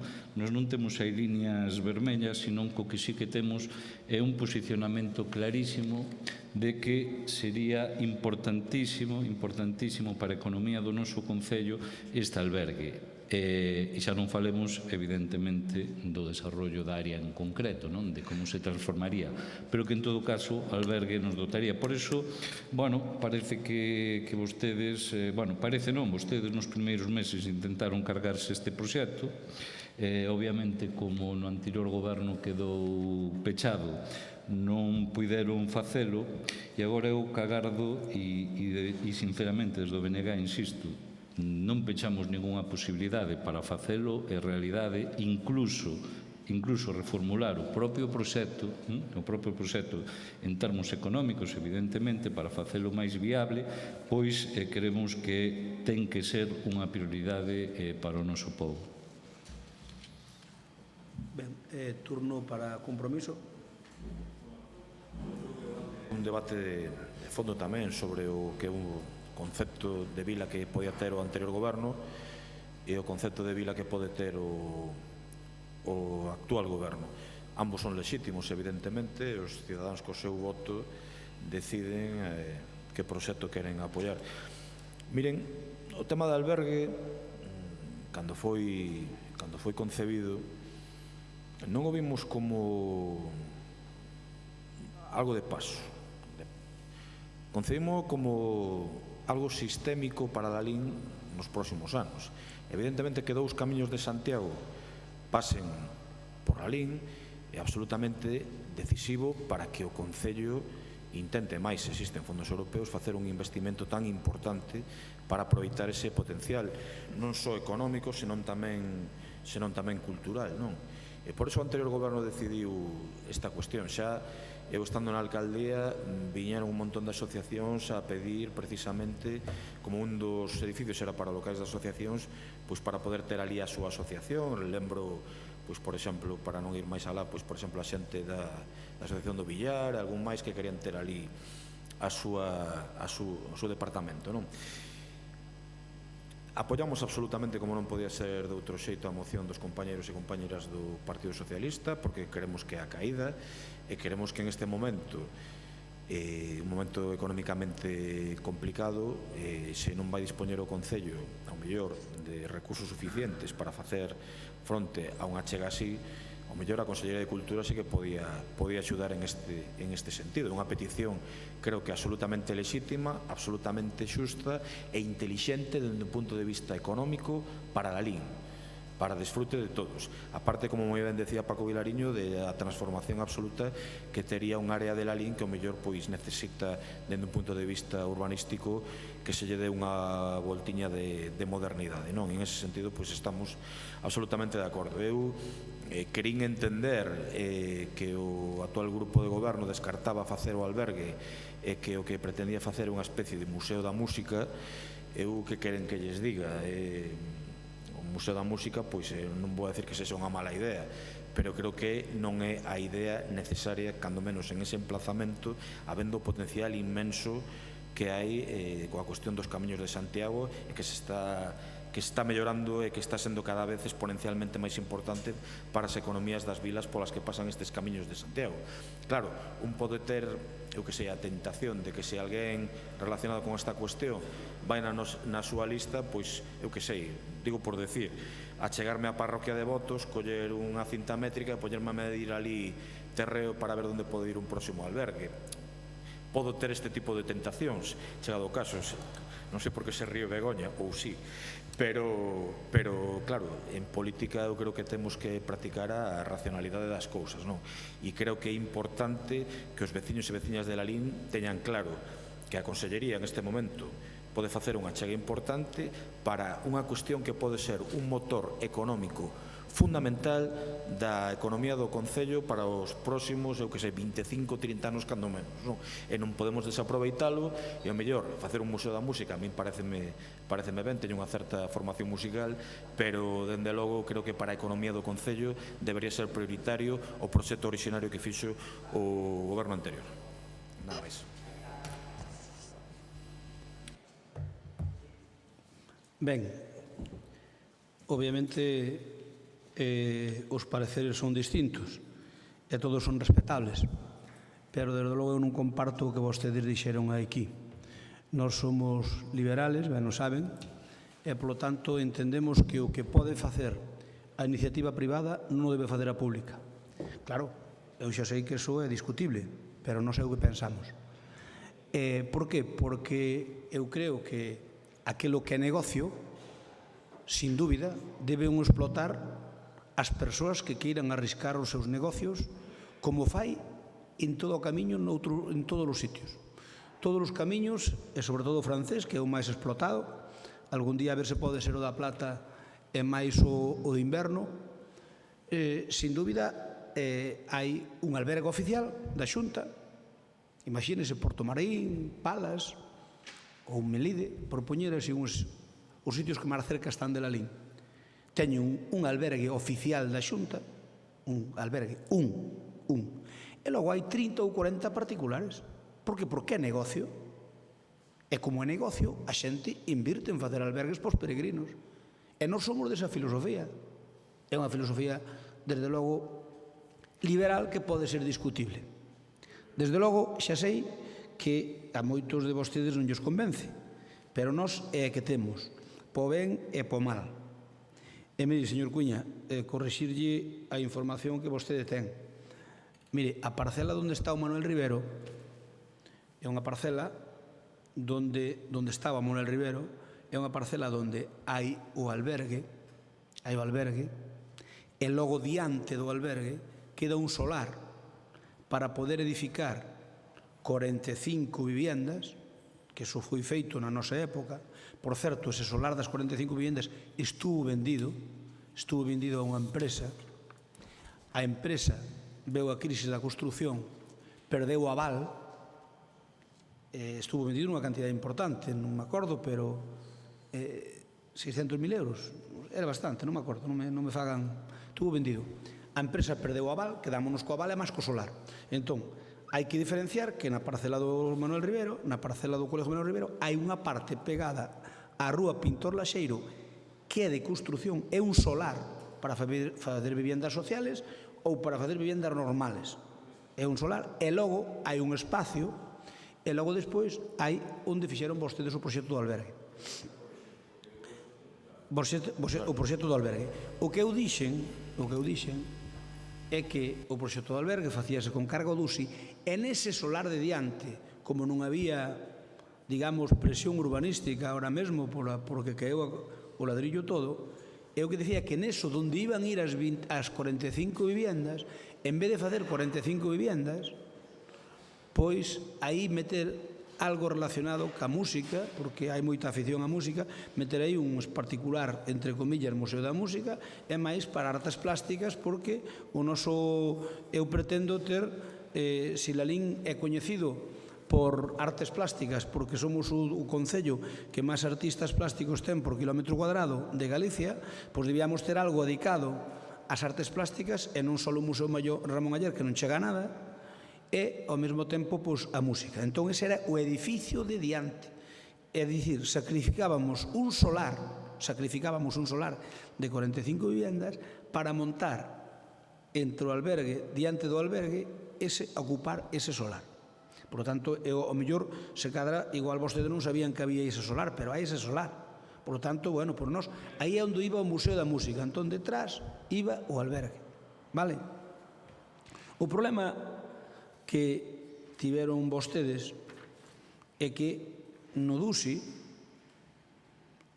non calcularon ben o que lle tiñan que dedicar, non sei por qué, porque non o dou entendido.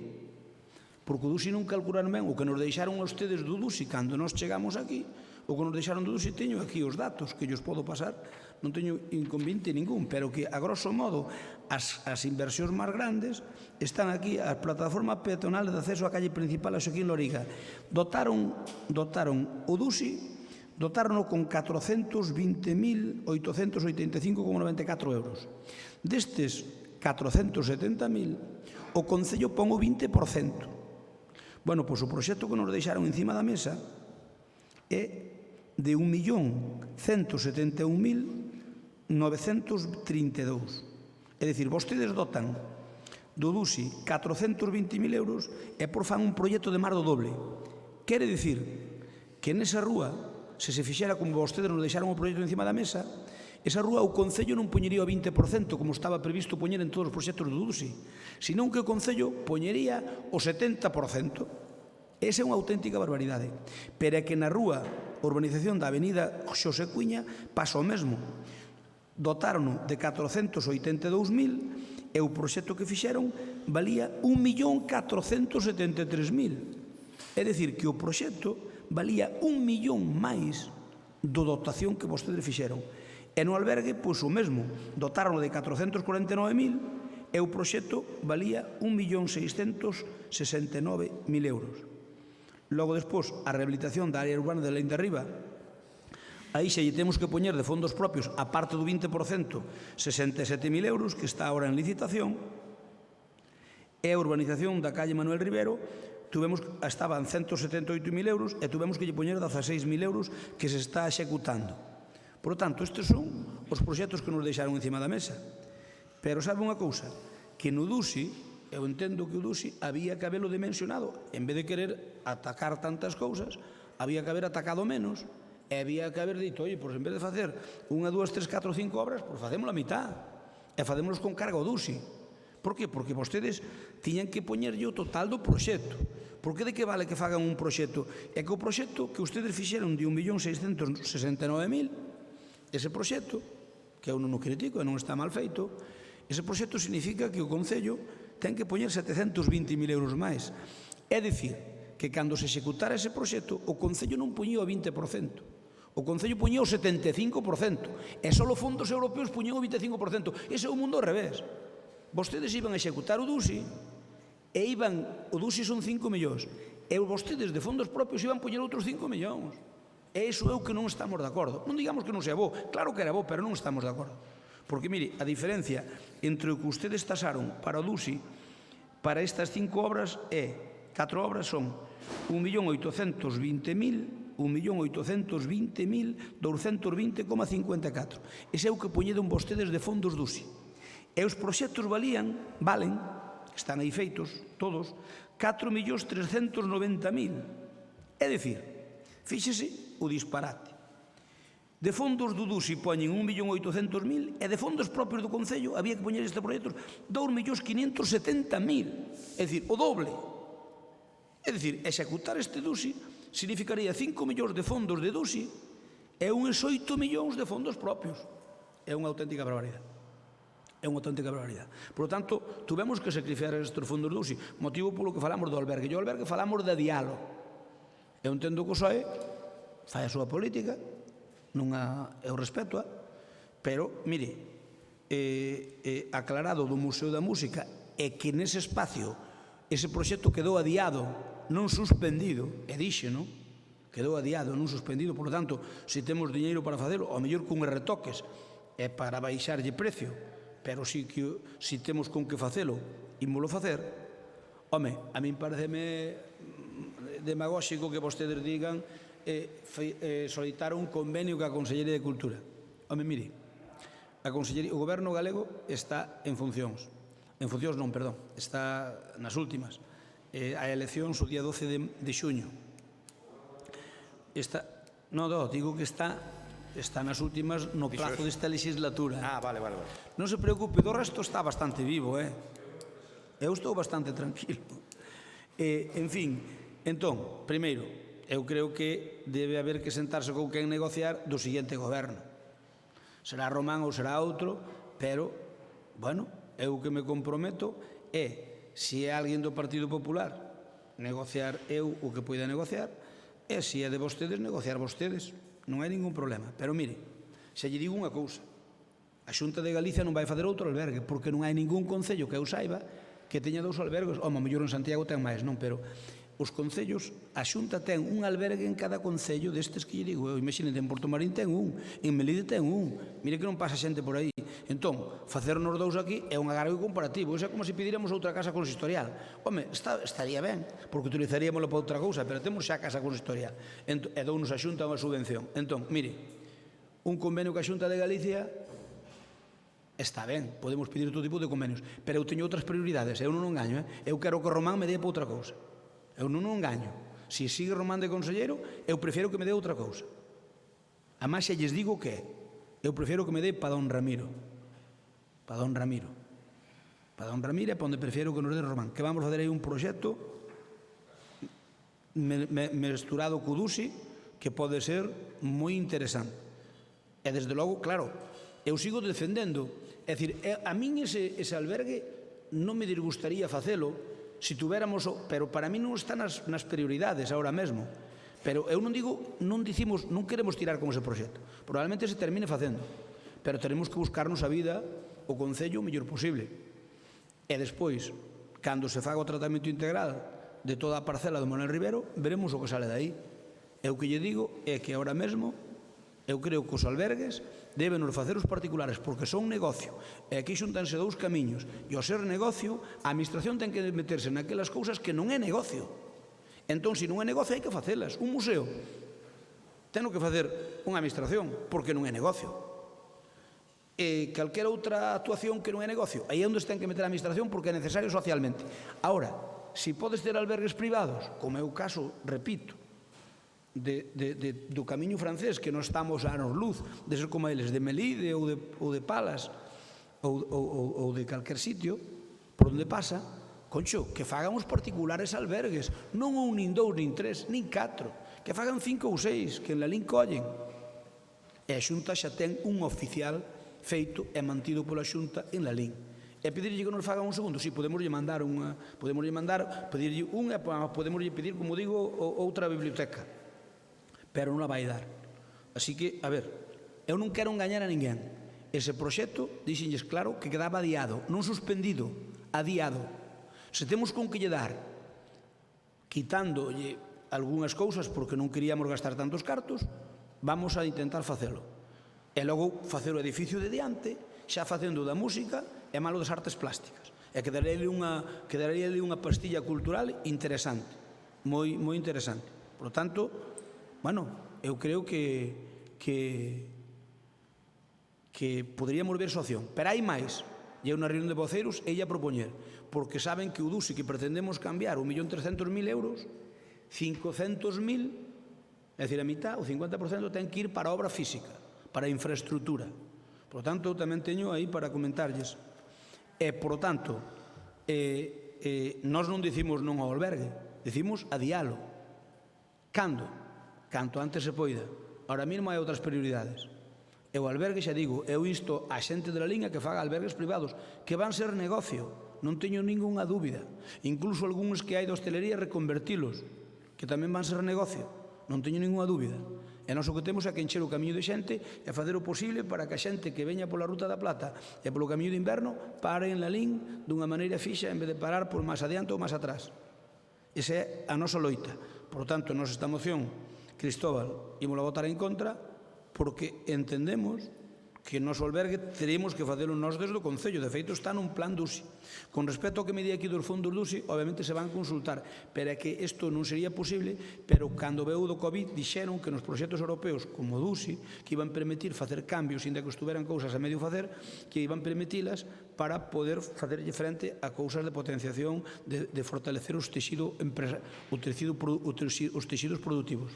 Por tanto, obviamente, si aí hai gastado, demoleuse o colexo, demoleuse o vello, e máis fixose un proxecto, e máis preparouse ali algunha cousa máis. Eses cartos, obviamente, teñen que quedar garantidos. En todo caso, na Xunta de Goberno deste mércores, aprobamos a contratación de 3 contratos menores con 3 empresas para que nos faga unha proposta a que vai ir destinado ese 1.300.000 do DUSI. Eu comprometínme con vostedes, e así o vou facer. De feito, non sei se está posta a reunión. O venres está previsto unha reunión que as 3 empresas que eu non coñezo, son todas de fora, porque teñen que ser empresas especializadas que xa houberan feito cousas parecidas, porque senón sabedes o que pasa cas tarxetas e con todo. Entón, eu xa vos iba a propoñer, o venres que ven temos unha reunión cas 3 empresas que van facer o proxecto de o destino do DUSI, dese 1.300.000, onde está estes 400.000 euros que estamos do albergue. Así que vamos ter unha reunión con eles, vámonos coitar e máis vámonos coñecer. Eles teñen 2 meses. Eles teñen 2 meses para presentarnos un proxecto, despois presentánoslo aquí, nos decimos si ou non, e mandas ao Ministerio. E o Ministerio é o que di, oye, entón, isto tranquilo, que o segundo punto está contemplado neste paquete destas 3 contratos menores que fixemos. E o primeiro, home, é un tema político. Claro que podemos firmar un convenio, pero, a ver, eu que non llevo a pedir a Román é que faga unha cacicada, facendo 2 albergues oficiales no mesmo pobo. Outra cousa que nos dé unha subvención, vale? Outra cousa que nos dé unha subvención. Pero que faga o albergue, que nos dé unha subvención, podémoslo negociar, además podémoslo meter, podemos facer a pastilla cultural e pedir máis cousas, se queredes sentámoslo e negociámoslo, pero o que me gustaría é arrancar agora o proxecto que temos entre Mauro do DUSI e despois isto damoslle para adiante. Eu o albergue non digo que non. Se lle digo, eu prefiero que o fagamos privados, pero non digo que non. Por lo tanto, está o proxecto feito e perder o proxecto jódeme. Perdón, perder o proxecto pois non me gusta. Entón, intentaremos facelo. Xa lle digo, recortando moito, porque non podemos, o proxecto 1.169.000, é excesivo. Eso había que recortalo, había que baixalo, había que quedar aí en 700.000, pouco máis da mitad. E creo que se daba feito un albergue. O albergue tampouco ten que ter uns lujos asiáticos, Concho. Pero aí que quede claro, e eu aí non vos reprocho nada, xa vos lo dixen, e, por tanto, dentro da entente cordial na que estamos, Concho, é que o DUSI, os proxectos que había que facer, tuvemos que recortalos, porque aquí, de 1.800.000 que puña o DUSI, nos puñamos 2.500. Eso, primeiro que xa non podíamos, porque ahora mesmo que a lei que hai, xa non podíamos. O sea, é que non faríamos nada, non teríamos que quitar de fondos que non nos deixan quitar. Por tanto, non se podría facer. E o resto, señor Fernández Vázquez, se podemos farémolo, e se podemos conseguir unha subvención para poder facelo compartido, nos poñemos unha parte, a Consellería pon outra parte, vestímolo santo o mellor posible, e a mellor aí sí que hai posibilidades. Eu non quero dicir que non, pero a moción, tal como ven, nos imos a votar en contra. Moitas gracias. Señor Fernández Vázquez.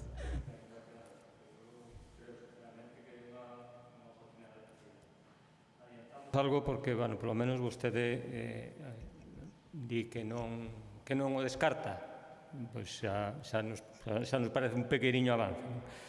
Pensamos que é fundamental, como xa se dixo aquí, por actividade por pasiva, xa non só para a recuperación dunha zona que históricamente aquelo era, vamos, o peor que había en Lalín, a pesar de estar prácticamente no centro, e ademais, pensamos que é unha oportunidade para o futuro inmediato a nivel económico, porque iso ten unhas repercusións económicas no casco urbano, pois, ou terías moi grandes.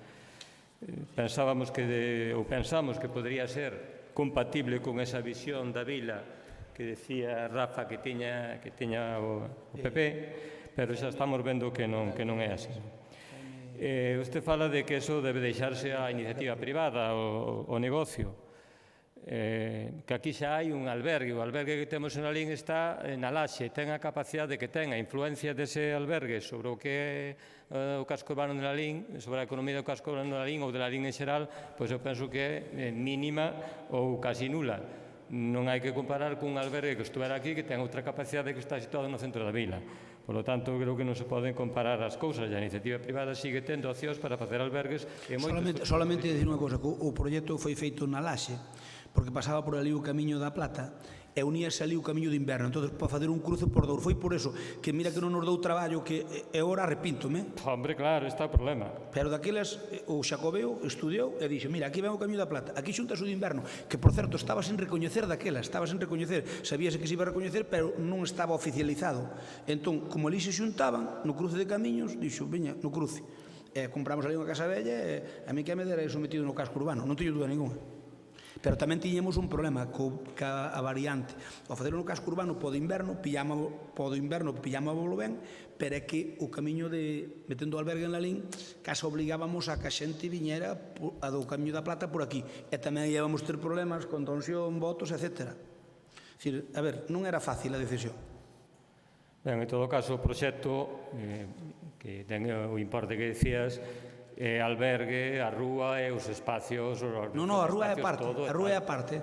Non. A ver, a redacción do proxecto costou 57.000 euros. Sí. E a denominación é albergue, rúa e espacios. Sí, pero despois a rúa vai a 268.000, que é a que está se licitando. 268.000, donde dos fondos FEDER poñense 200.000 e 67.000 de fondos propios. E esa está se licitando neste momento e respetámola tal como tiña del vosso proxecto, que senón isto vai, en teoría, así non vai a 1.100.000 e pico, así vai a 1.300.000 e pico. Pero, en todo caso, esa cantidade que te dicías do proxecto, creo que ese proxecto, evidentemente non se refire só ao albergue en sí, o albergue son os 449.000 euros. Non, o albergue é 1 millón, o albergue solo é 1.696.000 máis o proxecto. E logo a cantidade que retiraste non é o total? Non. Do que é o albergue, non do proxecto. O albergue vale 1 millón. O proxecto que fixo a empresa da Unsión, que foi que ganou o concurso, vale 1.609.883,74. E o proxecto é a parte, e a dirección de obra é a parte. Bueno, pero ese proxecto engloba o que é o albergue, o que é a rúa e o que son os espazos. Non. A rúa vai a parte, a rúa ten proxecto a parte e execución a parte, e o albergue ten proxecto e máis execución. Pois a mí os datos que me pasaron dese, pero bueno, eso é igual. Bueno, pero tal como se manifestou aquí xa, tamén non habería ningún problema, e vemos razonable que esas cantidades, evidentemente, a mellor hai que reducilas. Pero insistimos en que non se debe perder esta oportunidade e non se debe desgotar e facela en canto se poida. Aí o fallo, Cristóbal, foi se puxestes 400.000 euros, dicirlle ao contratista, ao autor do proxecto, tes 449.000 euros para facer un proxecto por isto nin un euro máis. Entón, houbera quedado un proxecto moito máis cutre, sin dúda, pero estaríase facendo, seguro. Bueno, en todo caso, o financiamento, sea a través de convenio, do que sexa o financiamento da Consellería, non se debe desbotar en ningún momento e, sobre todo, non se debe desbotar definitivamente este proxecto. Por lo menos que nos sirva para manter isto vivo, aínda que agora nestes momentos por votedes en contra. Pero, repito, isto é unha oportunidade que non se debe perder. De acordo. Paco, alguna cousa? Breviño, por favor. Sí, no, con tristeza escoitala a vostede, porque, bueno, a min quédame claro que non o van facer. Vostede resalta cara aos medios, eu non digo que non, e eu o gallá me equivoque, pero eu estou convencido que non o van facer. Teremos que retomalo dentro de 3 anos, cando cambie o goberno, porque desde logo estou convencido que vostedes non o van facer, por iso lle digo que o escoitei con tristeza.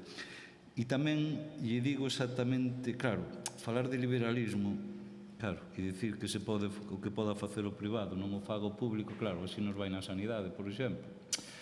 Pero, vamos a ver, é unha tristeza, verdade? O tema da laxe, a ver, o camiño de inverno é no 16, cando se aproba oficialmente.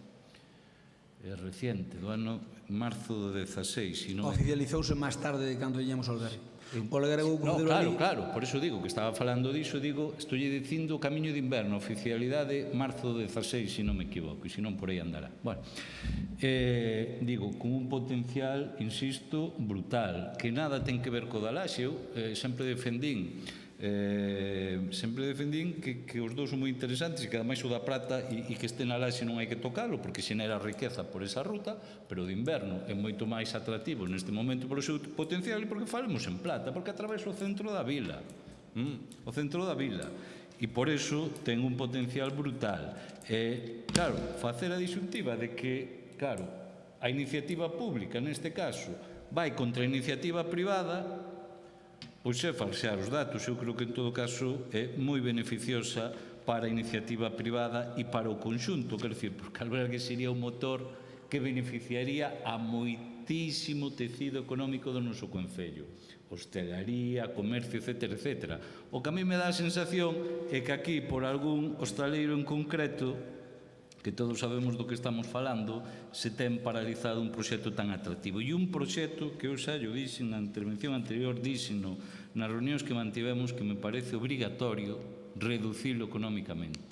A mí me parece un proxecto que a día de hoxe, coa situación económica que hai, é insustible, pero que desde logo, por iso lle digo, que eu creo que hai que reformulalo, pero reformulalo para facelo viable e que sexa unha prioridade deste goberno.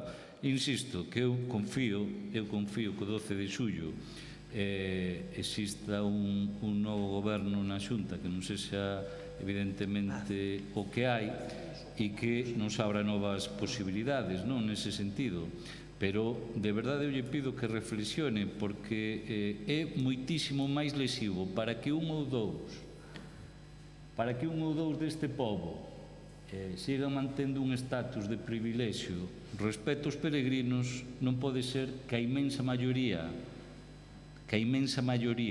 do pobo de Lalín, hosteleiros, comercio, etcétera, se vexa privado dun motor que atraería moitísima xente. E máis, todos os estudos que hai do camiño de inverno precisamente destacan a capacidade que é o camiño con máis gasto que se fai por persoa, que digo, ca capacidade económica da xente que descorre del. E insisto, no modelo desta nova normalidade, entre aspas, van aínda ter moito máis potencial os camiños, e eu creo que precisamente teríamos que apostar decididamente por eles, pero bueno,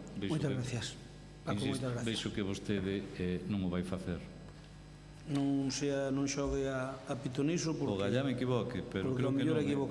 O mellor equivócase, pero facelo de outra maneira, non como estaba previsto. Totalmente de acordo. Señor Cuña, para terminar. Sorpréndeme que se abrise, non vou entrar en profundidade, pero que se abrise un velón sobre o debate ideolóxico sobre liberalismo ou non liberalismo ou neoliberalismo na xestión municipal, porque por esa regla de tres aplicándoa hai moitos servizos que se poden privatizar en este concello e o mellor salía máis rendible, que sei, por exemplo, a xestión do Lalín Arena, non? Hai cousas que se vostede quere practicar unha política liberal que é absolutamente legítimo, que eu en parte, en algunhas cuestións podo compartir, en outras, sen dúbida, non podo compartir. Parte da argumentación quitouma Paco Vilariño no sentido de que estamos vendo que está pasando precisamente co debate sobre a sanidade pública e a sanidade privada. Ese é o mellor exemplo que se pode dar precisamente para este debate. Despois, con unha certa habilidade dialéctica que eu intento, cando menos, estar á altura, digo de vostede, intento estar á altura tamén en canto a habilidade dialéctica, vostede intentou desviar un pouco o debate sobre o iso e sobre os custos engadidos que podía ter da Caixa do Concello. Hombre, decía, antes falaba de Marx, pois ahora vou falar de Winston Churchill, que decía que a mellor dieta para un político era comerse as súas propias palabras. Estamos diante dun rexidor que apostou legítimamente, pois, mellor pola Lín Arena, que pode costar 7 millóns de euros, ou pola propia Casa do Concello, que axudado por outras administracións, pode costar 15 millóns de euros. Pois claro, que a veces hai que apostar por este tipo de proxectos. Non é a primeira vez que pasa en la Lín, e non sería un escándalo dende un punto de vista económico que o Concello fixese unha aportación importante tanto a proxectos como a Avenida Xosé Cuíña ou ao albergue. Eso está dentro das posibilidades, porque se ten feito aquí con outro tipo de proxectos. Polo tanto, esa liña argumental de intentar desviar a vostedes estaban deixando o Concello en unha situación na que iba a ter que poñer en riba da mesa moitos cartos, eu creo que non vou decir que non teña vostede legitimidade para decilo, pero dende logo non é o mellor exemplo para decilo. E insisto que respecto as decisións que tomou no pasado en este sentido, poida compartilas ou non. E despois, seguindo tamén un pouco a liña argumental do propio Paco Vilariño, hai que ter amplitude de miras, porque se é certo que os albergues poden ser un negocio privado e que é legítimo que cada un abra un negocio privado, dende logo, se este albergue o fai o Concello, eu insisto que é un motor económico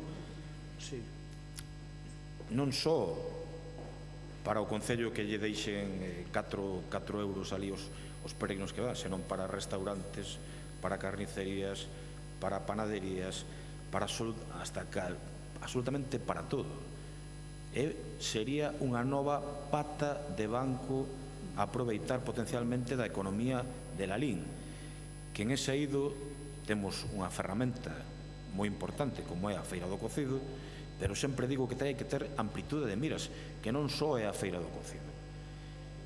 E algo tan importante como as peregrinaxes, estamos vendo en outras vilas que se van desenvolvendo e adaptando cara ao futuro. Queríamos que aguacar un pouquiño e que son as 2:30 e quedan 2 mocións de Paco Vilariño e 2 por urgencia. Sabe vostede que eu son con diferencia o máis breve. Raúl se pregunta, alcalde, despois disto paramos, Claro. Dou por rematada a miña... O secretario xa non aguanta máis. Sí, bueno, eu en solidaridade cos... Vimos as 4, vamos a comer e vimos as 4. En solidaridade coas carencias horarias gastronómicas do señor secretario, procedo a rematar a miña intervención dicindo que aposten polo albergue, porque eu creo que é bo para a economía de Lalín. Moitas gracias. A ver, eu solo soliñar, pola miña parte, ratifícome no que dixen antes. Eu creo na iniciativa privada e, por suposto, que apostarei por ela. Unha das que queremos facer é o tema do alumeado público. Nós non somos capaces de controlalo cos técnicos municipales, non somos. Por tanto, non damos feito unha eficiencia enerxética real. Paco, non van os tiros por aí. Eu sei que ao mellor non me crees e non te dou convencido, pero non van os tiros por aí. O feito de que unha persoa que teña que ver políticamente con nosco teña un negocio deso, aseguroche que non me condiciona para nada, pero para nada. É máis, eu estou animando a moitos outros que veñen falar comigo que, por favor, que se metan.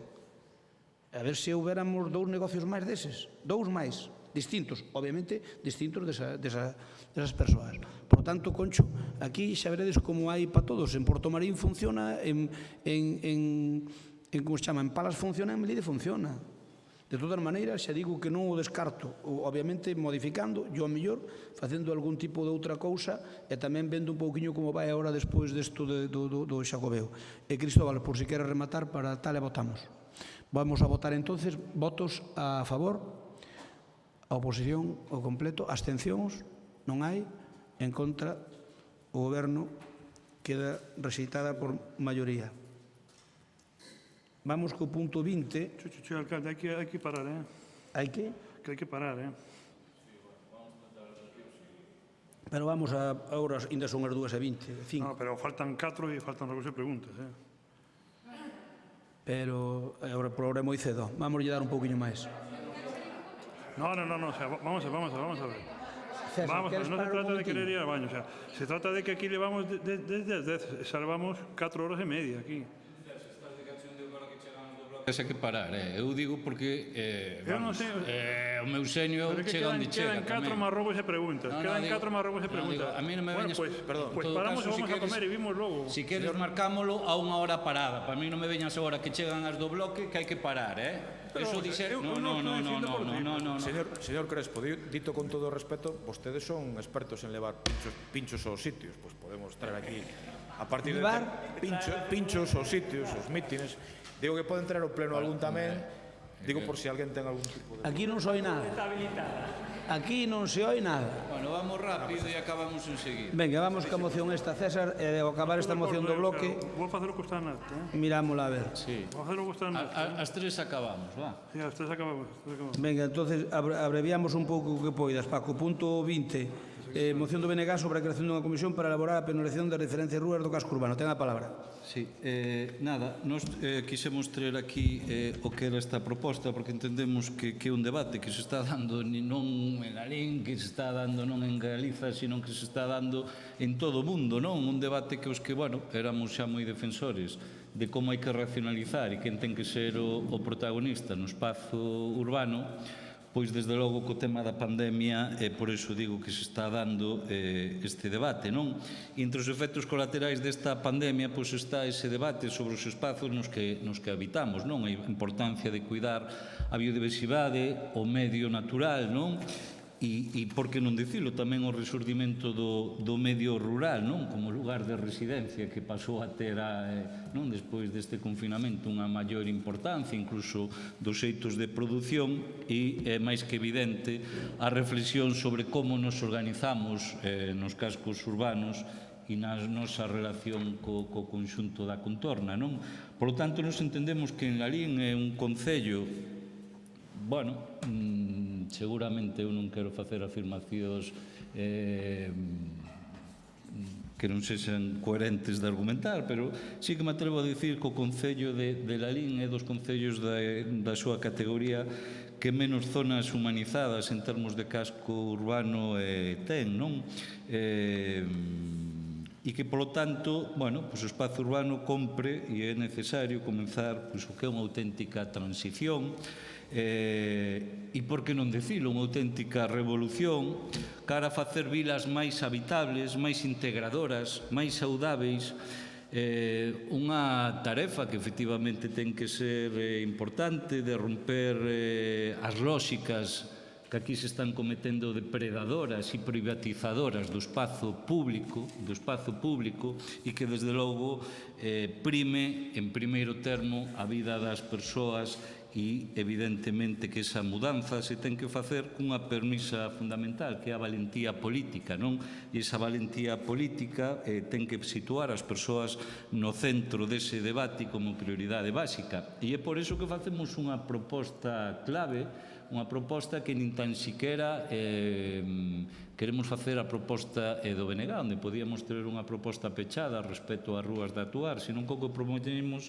é positivo, obviamente, de elaborar unha amplia penalización e unha humanización do noso Concello, de crear unha comisión onde estivera integrada por todas as organizacións políticas deste Concello con representación municipal, onde estiveran representados os axentes sociais, onde estiveran representados axentes económicos, etcétera, etcétera, facer o máis amplia posible para que, obviamente, chegáramos a consensos que permitiran, máis alá de cambios de goberno, que iso perdurara no tempo e tivera continuidade, porque de nada vale 4 anos unhas rúas, despois chega un goberno e se suprimen eso, e que, polo tanto, ademais actúe, nos falamos de actuar en 3 fases, pero nun debate, obviamente, onde ten que primar son os novos tempos de distanciamento social.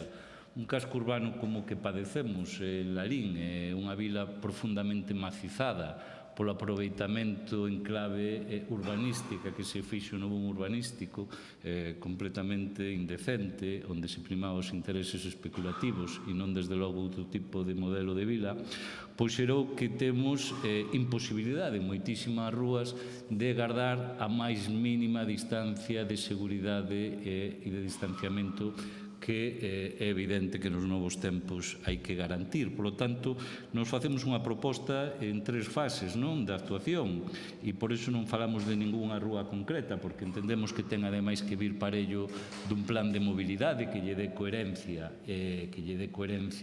a esta actuación, porque aquí ninguén está falando de suprimir o tráfico rodado, ni moito menos, pero que en todo caso actuemos en tres direccións, non? A primeira, obviamente, humanización de rúas ou tramos de rúas completos, outra que vaya no sentido de suprimir lados de estacionamento que evidentemente sinalizado a posteriori permita ampliar o ancho das beirarrúas para permitir e gañar ese espazo, e un terceiro caso que incluso se poda suprimir nalgúnha rúa algunha dirección para ampliar evidentemente ese distanciamento social.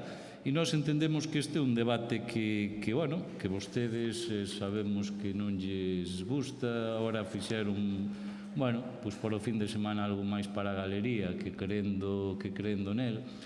Nós no BNG somos, pois temos moi claro que as cousas de fin de semana non garanten moito futuro, pero que por eso falo de valentía a hora de poder actuar sobre esta cuestión, non?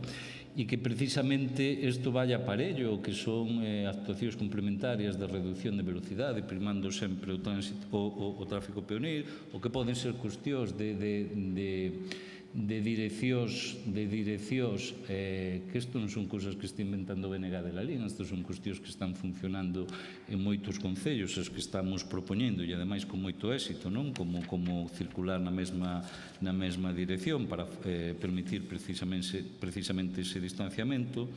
E nese sentido vemos que ademais, por iso lle falaba que o noso concello ten a pouca honrosa distinción de ser o concello que menos se actúa nesa dirección. Vemos como incluso, xa non digamos, vilas ou cidades completamente referentes, non? Como o modelo de Pontevedra desde fai moitísimos anos e que nada ten que ver con esta pandemia, pero obviamente ten unha resposta moitísimo mellor por ese traballo feito, pero ver como cidades como como Vigo, que actuou nesta pandemia sobre 70 rúas, ver concellos, veciños como da Estrada, de Silleda, que desde logo son moito máis ambiciosos que somos nós. E vostedes lle teñen pánico a contestación social, e isto parece o debate que vimos anteriormente do albergue, parece ou vostedes queren facer creer que é contraproducente para a economía, todo o contrario, facer que as rúas, facer apostar por un modelo moito máis humanizado, que fai é xerar tamén riqueza tanto o comercio como a hostelería, cun sector carca, cun sector rancio, cun sector que entende só o aproveitamento do espazo público en función aos seus intereses privados, pense que lle é perjudicial para o seu negocio, desde logo non xustifica que o conxunto da sociedade se vexa marxinada e que desde logo parezca o actual diseño que temos no noso casco. Claro, chegando con estupor, como vimos, e saiu estes días dos compañeros de Compromiso, cando vostedes, incluso nunha reunión cos taxistas, chegan a ofertarlle volver a instalarse na Praza da Igrexa, un auténtico despropósito que eu non quero nin imaginarme que eso chegue a bo porto, non? Por lo tanto, eu creo que insisto, a proposta é sincera, como ven, non é unha proposta nin concretada en rúas, ni moito menos, porque pensamos que temos que sentarnos a facelo, pero facelo xa, e que esta comisión se debía constituir o máis aberta posible para que, desde logo, o modelo de casco urbano sexa un modelo ben distinto ao que a día de hoxe padecemos e que, ademais, levamos a dirección contraria que todos os concellos, vilas, cidades de igual, de menor categoría e poboación que a nosa, non? Por tanto, eu creo que é evidente que algo que vostedes se están equivocando neste sentido. Moitas gracias. Turno para o Partido Socialista. Ben, pois eu vou rapidiño para ser moi breve. Nós imos estar sempre de acordo con iniciativas que impliquen dotar de máis espazos ás persoas. Se me permitides, vou ler un fragmento dunha opinión de Tania Varela, que se publicou en Diario Público, que é unha moza larinense, arquitecta e urbanista, que se tivo que buscar a vida fora do pobo. Di así: Tania Varela hace hincapié en la necesidad de naturalizar las ciudades y recuperar para el peatón espacios tradicionalmente ocupados por coches. Varela reivindica la ciudad de 15 minutos. Una ciudad en la que el ciudadano encuentre los servicios indispensables en un radio de 15 minutos es una ciudad sostenible y que genera vecindad. Non se pode explicar mellor. E la LIN entra perfectamente neste modelo. Temos miles de prazas de aparcamento, o anterior goberno reabreu o parking. En definitiva, creo que debemos mirar ao futuro, e o futuro, ao final, pasa por ter máis espacios para a xente e menos para os coches. E démonos conta moito máis agora, con esta pandemia e co tema do distanciamento social. Nos fixemos as nosas propostas, o goberno xa as viu tamén, deron un primeiro paso, pero creo que temos que ir moito máis alá e ser moito máis ambiciosos e non seguir vendo como outras vilas como Silleda que nos levan a dianteira. Estamos, por suposto, dispostos a avanzar en conxunto e dispostos a participar nas comisións ou no que se estableza. Moitas gracias. Turno para Compromiso. Bueno, a posición de Compromiso é máis que coñecida. Nos suscribimos a moción que é ambiciosa por parte do BNG e, polo tanto, apoiámola e tamén pareceme moi axeitado o que acaba de citar a voceira do PSDG. O debate é moitísimo máis de fondo e non quero quitar moito tempo ao señor secretario a este pleno, pero decir que, dende logo, creo que sería cando menos intelixente que esta corporación, con os técnicos axeitados, se sentase a falar polo miúdo de algo que eu creo que sería bo para a economía de la LIN. Eu sei que é unha cuestión de valentes, non de irresponsables, de valentes. E estou convencido que o señor Rexidor, cando leu estes días que había 500 firmas de comerciantes protestando en a estrada contra o peche de rúas, valorou unha balanza a rendabilidade política deste tipo de cuestións, non? Porque encenden a unha parte do comercio sempre. Quero dicir, dá igual que sexa vostede o Rexidor, que sexa eu, que sexa calquera outro. Sabemos que son cuestións sempre complicadas en este sentido. Agora, eu non podo estar máis de acordo co que di o portavoz do BNG en esta cuestión, porque hai modelos de vilas e cidades nas que se demostra que efectivamente é bo. E eu creo que en la LIN temos que avanzar en ese sentido, e que o goberno de Quenda, nós fomos valentes en este sentido, pero o goberno que está en este momento ten que tamén, a veces, saber que o que pode ser un pouco de contestación ao principio, porque este tipo de cosas sí que as faría ao principio dos mandatos, non ao final, porque poden ser un pouco suicida a medida, non o vou negar, por iso fixémolo nós ao principio do mandato, ao final é bo para o conxunto da población, da veciñanza e para o futuro desta vila. Se queremos seguir tendo a mesma vila con unha pequena melloría de servicios que nos anos 90, pois supoño que o Partido Popular pode darnos decir estamos cómodos no modelo de la LIN dos anos 90. Ou podemos decir que podemos mirar para modelos que están funcionando, que son referencia absolutamente a nivel mundial, como é a cidade de Pontevedra en este momento, porque é o mellor para os nosos veciños e as nosas veciñas. Nada máis. Ben, pois nos vamos ser os elementos discordantes nesta discusión, sin dúbida. Miren, eu non pretendo darlle leccións a ninguén, pero tampouco me gusta que máis den. Antes de vostedes haber nacido políticamente, excepto Cristóbal, eu tiña esa mesma idea que teñen vostedes agora. Esforceime e fixen todo o que puden, créanme.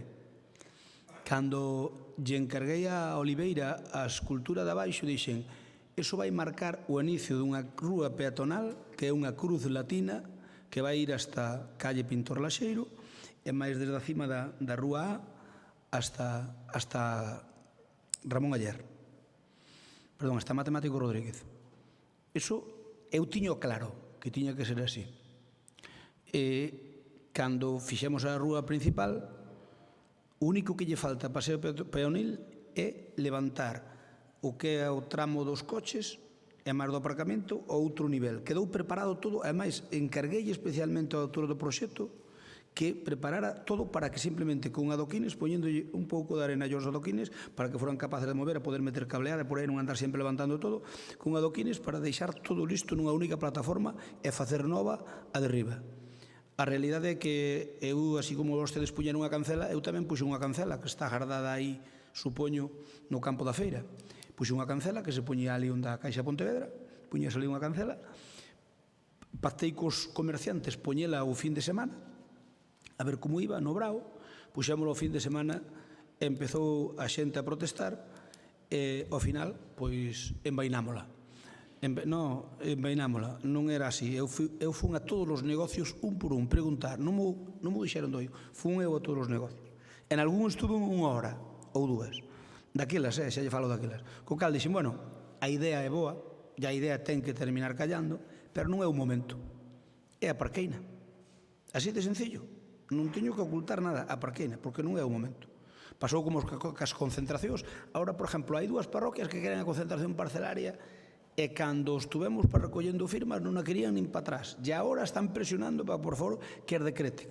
E, sin embargo, antes non a querían. Isto vai pasando co tempo, e seguro que algún día haberá o clima adecuado para que así sexa.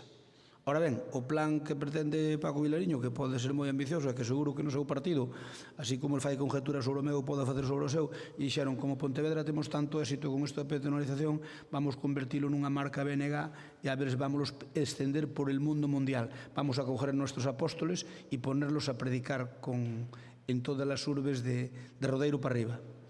Entón, bueno, eu se cadra tamén faría o mesmo, se fora do BNG, non digo que non, pero este debate agora non quero sometelo porque non está a LIN preparado e, sobre todo, porque saben que foi un elemento de debate na campaña anterior e eu dixen o que dixen e non me quero desdecir. Así que eu creendo, como creo, na peonalización, tamén creo que hai que poñela cando se den as circunstancias. En este momento, la LIN non está preparado para esas circunstancias, señor Vilariño. E mire, doime dicirlo, pero o BNG de Selleda dame razón, porque de algún xeito ven a decir que lle din os das aldeas que se está pechado, que non queren baixar ao povo porque non sei que non sei canto. E aquí, a xente das aldeas, non só de la LIN, sino de Dozón, de Rodeiro, veñen comprar o casco. E se está pechado, sabe o que pasa? Vanse ao Jale ou vanse ao Carrefour. Eso é unha realidade. E despois que tamén o comercio non está nada bollante como para poñerlle un hándicap, que en teoría tiría que ser ao revés, pero aquí que a xente, como non está feita, e o que ven mercar quere aparcar cerca, e se é posible enfrente, pois pasa o que pasa. Por lo tanto, mire, eu non o vou engañar. A min gustarían, por suposto, xa me gustou, defendino con pasión. Levei autobuses de xente á calle Paseo de Ourense, levei autobuses de persoas e de comerciantes a Coruña. Fixen todo o que puden humanamente para convencelos de facer esa columna vertebral como primeira fase, a columna vertebral, esa cruz latina, como primeira fase da penalización de la LIN, que a idea de algún día meternos na Rúa A, meternos incluso nunha parte de Matemático Rodríguez, non tiña ninguna dúbida, eu tiña un plan pergeñado na miña cabeza. E aborteino polo que lles acabo de decir. Por tanto, a idea, señor Vilariño, é boa, a idea pode valer para outro tipo de poblacións, pero para a LIN neste momento eu considero que non vale porque non a queren. Nin os paisanos que baixan a la LIN, nin o comercio. Por lo tanto, o sea, ti non podes impoñer unha cousa que a queiran o 20% da población. Non podes impoñela porque nace morta. Nace morta. En Pontevedra é distinto, porque en Pontevedra é unha cidade cunhas connotacións totalmente distintas e o que funciona en Pontevedra non funciona en la LIN. E teñen os habitantes que teñen e nós temos os habitantes que temos. Eles teñen uns habitantes urbanitas no amplio sentido da palabra, e nós temos uns habitantes da aldea, tamén no amplio sentido da palabra, e a moita honra. Por tanto, é o que é. Nos aquí os das aldeas veñen a la LIN a comprar, non veñen a pasear o canciño. O que teña que pasear un canciño é máis fácil. Ben, eu remato. Este papel que eu expuxen aí é unha comparativa no tema do USI, para que o teñan, porque me fixeron a mí, que me gusta, teñeno aí, é máis para convocalos cas empresas que o venres vamos ter a reunión con esas empresas para dicirlle o que queremos do plan do USI, para que elaboren o proxecto e despois sancionalo. Ben, Paco, se che parece, remata ti e xa non intervimos máis, porque senón o secretario desesperas. Entón, remata... Sí, brevemente. Eu cito Pontevedra como un referente mundial, pero eu insisto, e os que me coñecedes, sempre penso que cada concello ten que ter o seu modelo, ningún modelo é exportable. Quero dicir, podemos falar de Pontevedra como cidade, podemos falar de, non sei, de Allariz, do que queiramos, pero cada un ten que facer o seu, o que non podemos é copiar un e traelo aquí, non? Porque cada casco urbano ten as súas características, que é do que está falando o BNG nesta proposta, para facer un estudio e unha proposta seria entre todos, non? A min, claro, aquí volvemos ao debate falseado de humanizar, patronalizar, chamémoslle como queiramos, que ten efectos negativos para a economía. Pero é que hai algún estudio que justifique iso? Ou iso só pasa en Lalín, porque que igual, cuidado, que igual en Lalín somos uns campeóns e o que noutras rúas se convirte en rúas que aumentan o seu valor, os baixos comerciais, os edificios, os comercios teñen moita máis venta, porque, obviamente, a xente, se pasea tranquilamente e con seguridade sobre a través dunha rúa, pois vai pasear moito máis por ela e evidentemente vai facer máis compra. Quero dicir, alguén coñece algunha zona comercial importante que non este humanizada? A que non? Pero entón, por que estamos mantendo esa mentira de que algo contradictorio? Onde están esos comerciantes con carné de vostedes que a nós, cando pechábamos as rúas, poñían, armaban la de Dios, e vostedes, por exemplo, que me está vindo a cabeza no Nadal, con ese mercado de Nadal que fixeron tan cutre, todos aqueles días pechados, toda a rúa, e ninguén dixo nada. Entón, a eses comerciantes, que pasa? Saen cando goberna un e cando gobernan outros non lle é perjudicial? Ou vostedes cando pechan rúas é beneficioso e cando o resto pedimos un proxecto? E ademais aquí é que non estamos debatindo, insisto, modelos de patronalización ou non. O que estamos debatindo é un novo escenario que ven derivado de COVID, que necesitamos espazos para as persoas onde nos podamos permitir distanciamento social. Pero se aquí temos un montón de rúas que non cumplen ningún mínimo establecido por lei no seu ancho. Eso é o noso casco urbano. Pero a quen de nós realmente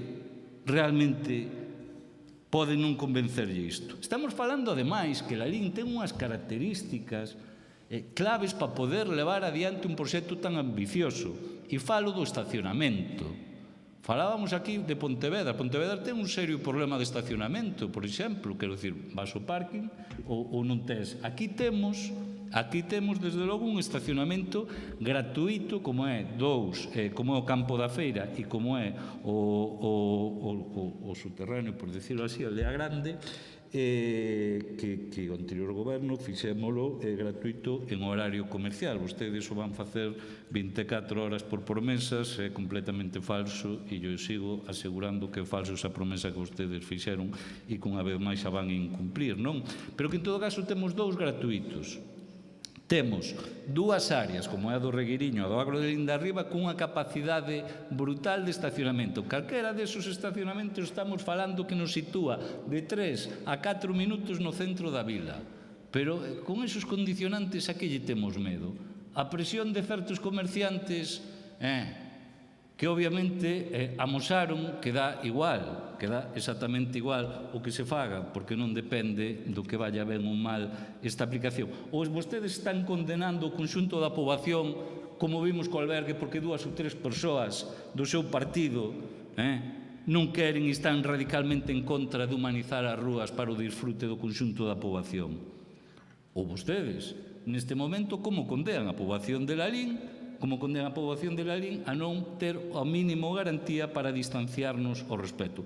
A min, de verdade, que vostedes se neguen xa de inicio a constituir esta comisión, outra cousa que a constituíran e depois non chegáramos a acordo, pero xa de inicio me di claramente por onde van, e o modelo que vostedes teñen, insisto, é un modelo máis rancio que ninguén dá igual. O partido que goberne dá exactamente igual. O partido que goberne é o proxecto que teñen de vila en Lalín é o proxecto máis rancio, porque é situarnos e que nos anos 80, onde desde logo, cando todos evolucionaron nun sentido, insisto, Lalín sigue a cola absolutamente e pensando que aquí alguén vai deixar de mercar algo se non sitúa o seu vehículo pegado á porta do establecemento que sexa. Eso é completamente falso. Dinámicas de poñer no centro a poboación e non os vehículos demostran clarísimamente estudos que esta administración local pagou e non estudos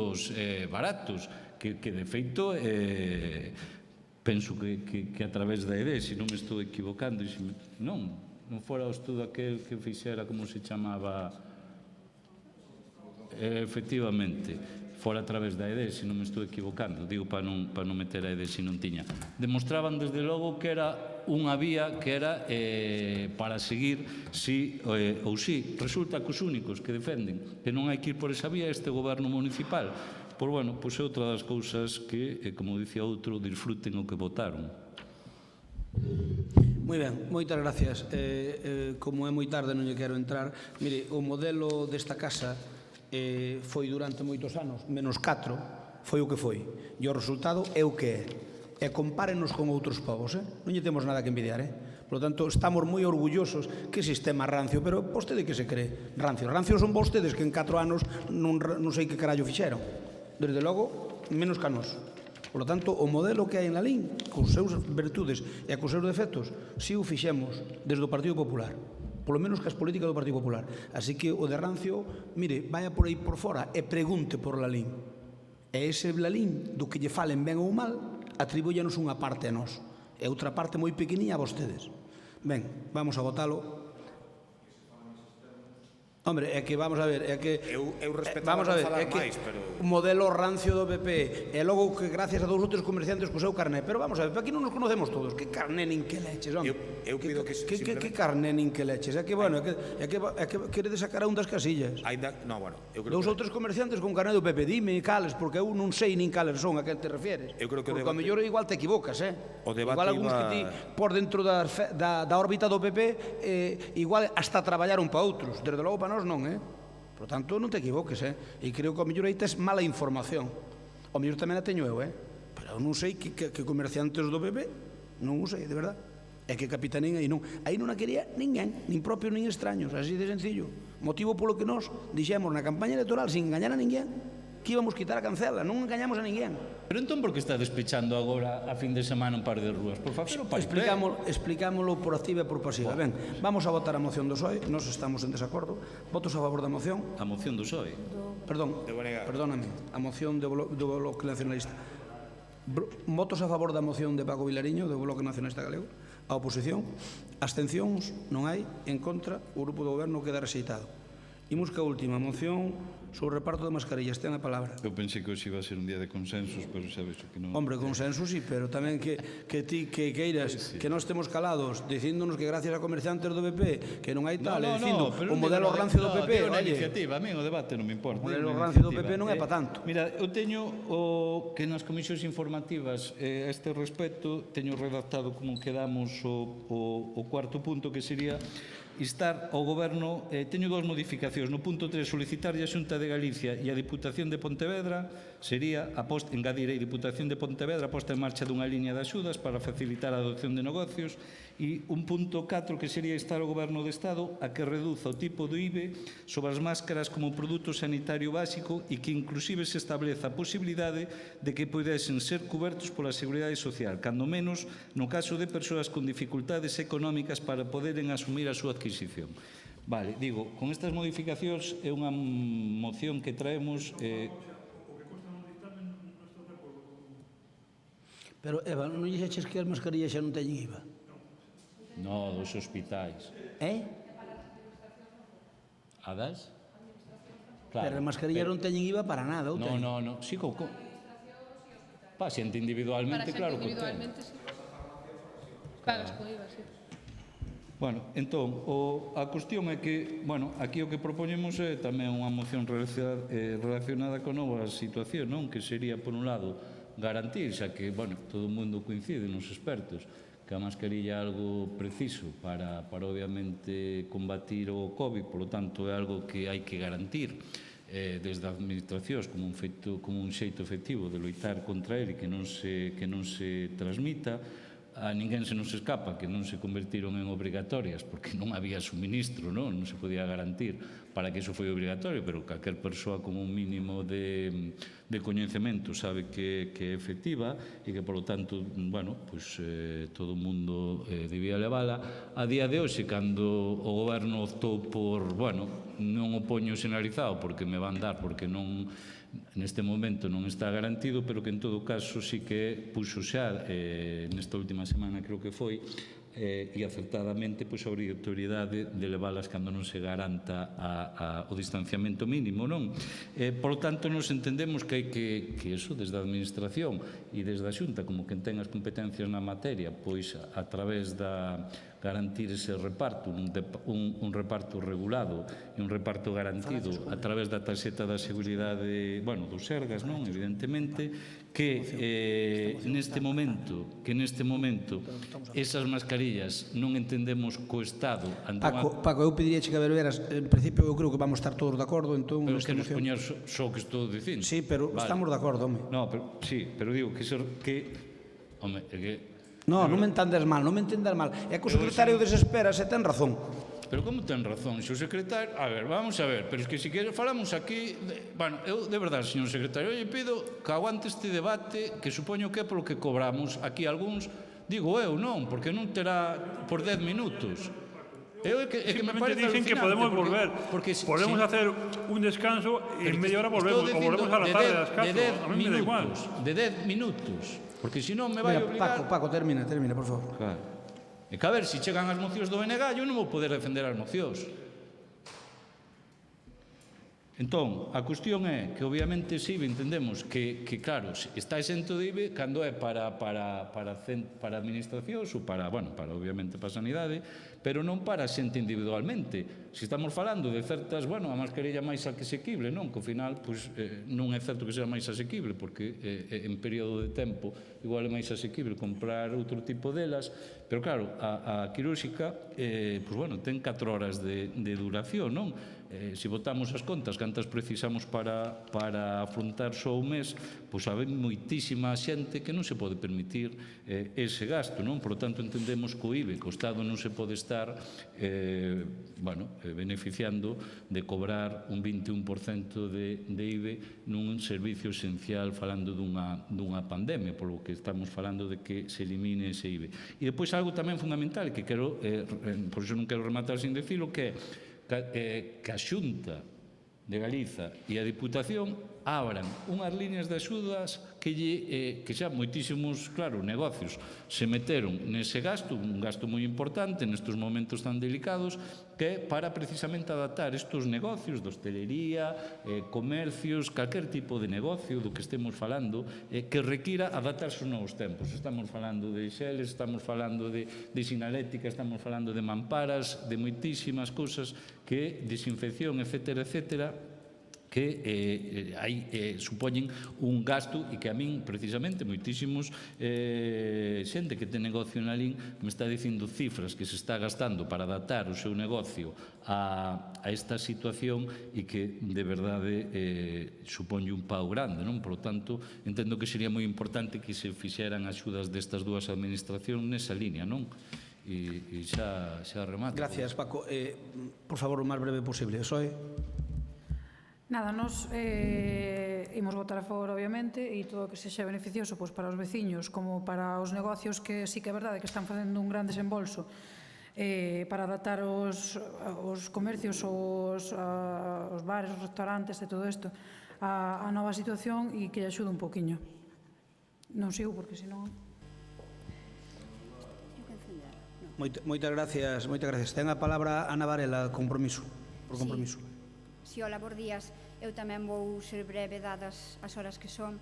Desde a nosa formación apoiamos e compartimos como non as medidas que hoxe aquí os compañeiros de BNG presentan para paliar os efectos que desgraciadamente os nosos veciños e veciñas de Lalín están nestes momentos a sufrir e tamén os nosos comerciantes e negocios que a duras penas moitos deles poden volver a abrir ou están abrindo as súas portas e que, ademais, para facelo, pois se ven obrigados a levar a cabo uns protocolos e unhas medidas de higiene e desinfección que, como ben decía Paco, en moitos casos son gastos que ahora mesmo moitos deles non poden ni tan sequera asumir.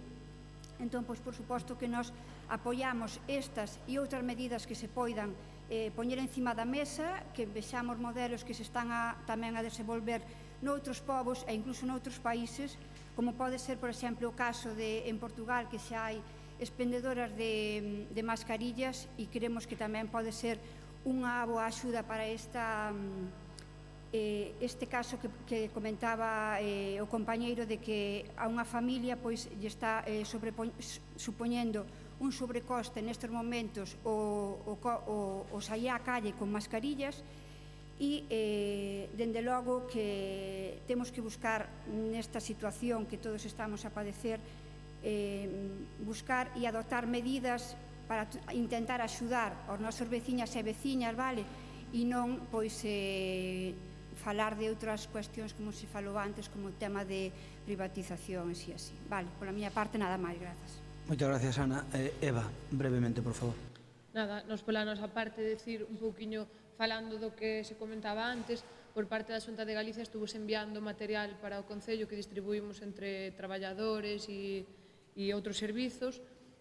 Por parte da Diputación non tuvemos absolutamente nada, e fai referencia a Paco Vilariño na moción as mascarillas que se estiveron dando por parte da subdelegación do Goberno, as que se repartiron nos polígonos, foi algo que se fixo dando a subdelegación, non solamente lle votamos unha man co persoal municipal. E simplemente para que vexades que nin para un lado nin para outro, a maiores, como aquí non temos tanto transporte público, pois tamén é certo que nos facilitaron algún lote máis dos que se entregaron e que se está utilizando. Vale, Eva. E simplemente dicirvos que obviamente estamos totalmente de acordo, que dentro do Concello facemos o que está na nosa man e probablemente máis, e que estamos a favor. Paco Cerra, por favor. Estou emocionado con que me voten a favor a moción, xa non digo máis. Ben, vamos a votar votos en contra, non hai abstencións, non hai a favor por unanimidade. Ben, fora do orden do día, temos o tema, eu pediríalles que fora do orden do día podemos adialo, o dos rogos e preguntas que llos fixeran chegar ao secretario por escrito, metémolos igual dentro do orden do día para non ter que expoñeros aquí. Hai que sacarlo do microcréditos, porque o microcréditos, inda que as bases, como lles explicou onte Paz, inda que as bases, vamos a ter unha reunión para darlle o visto bueno ás bases, e se aproba a Xunta de Goberno, ao ser un gasto plurianual de 5 anos, necesita autorización do Pleno. Entón é unha cousa moi breve, porque despois as bases vámolas ter para estudiar na semana que ven e podermos cambialas aí, que obviamente o que queremos é facelas de mutuo acordo, como falamos, non? Entón, se vos parece, con respecto a esta moción dos microcréditos, sacámola para diante, porque senón o seguinte pleno ordinario é no mes a finales do mes de xuño, non? Entón viría moi tarde, para non ter que convocar un pleno por este tumbo. Entón, simplemente que o pleno autorice a que este gasto sería plurianual de 5 anos, nada máis. Entón, se vos parece, damoslle unha pincelada a esa autorización, e se estamos todos de acordo, como vamos a debatilo, eso vamos a ter a reunión de portavoces que vamos ter na semana, vamos falar desto todo, simplemente que autorice en vez de 4 anos a 5, porque 4 anos é a competencia da Xunta de Goberno, 5 anos é a competencia de Pleno, ou sei o que dixo o interventor. Como isto sería en 5 anos, sería a competencia de Pleno. Autorizalo e logo as bases xa as discutimos, son as que tedes vos o borrador, parecevos? Entón, se vos parece, votamos xa directamente. Vamos a votar a urxencia. Votos en contra? Non hai. Abstencións? Non hai. Por unanimidade. E agora votamos o fondo da cuestión.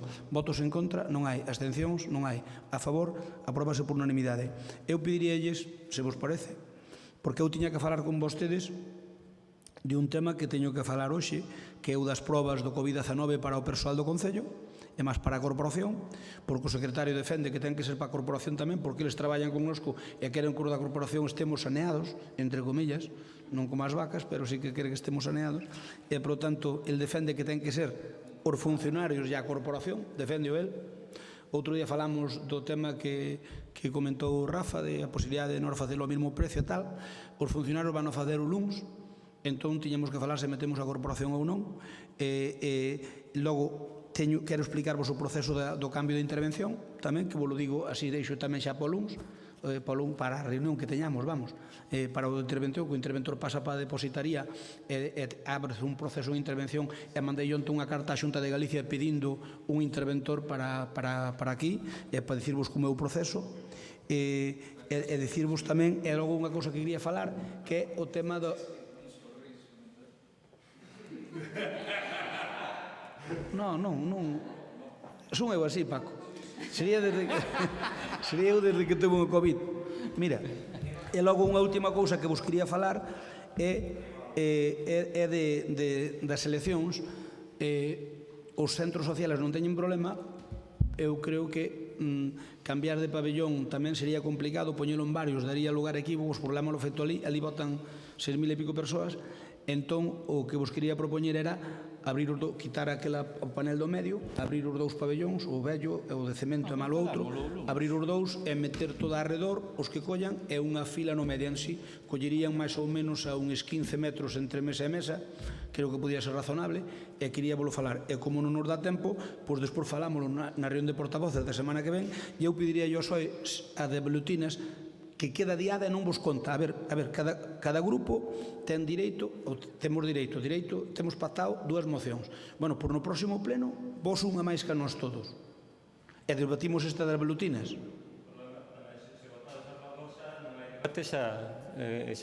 É que eu non a vin. Iso é para votar a favor, Abelino.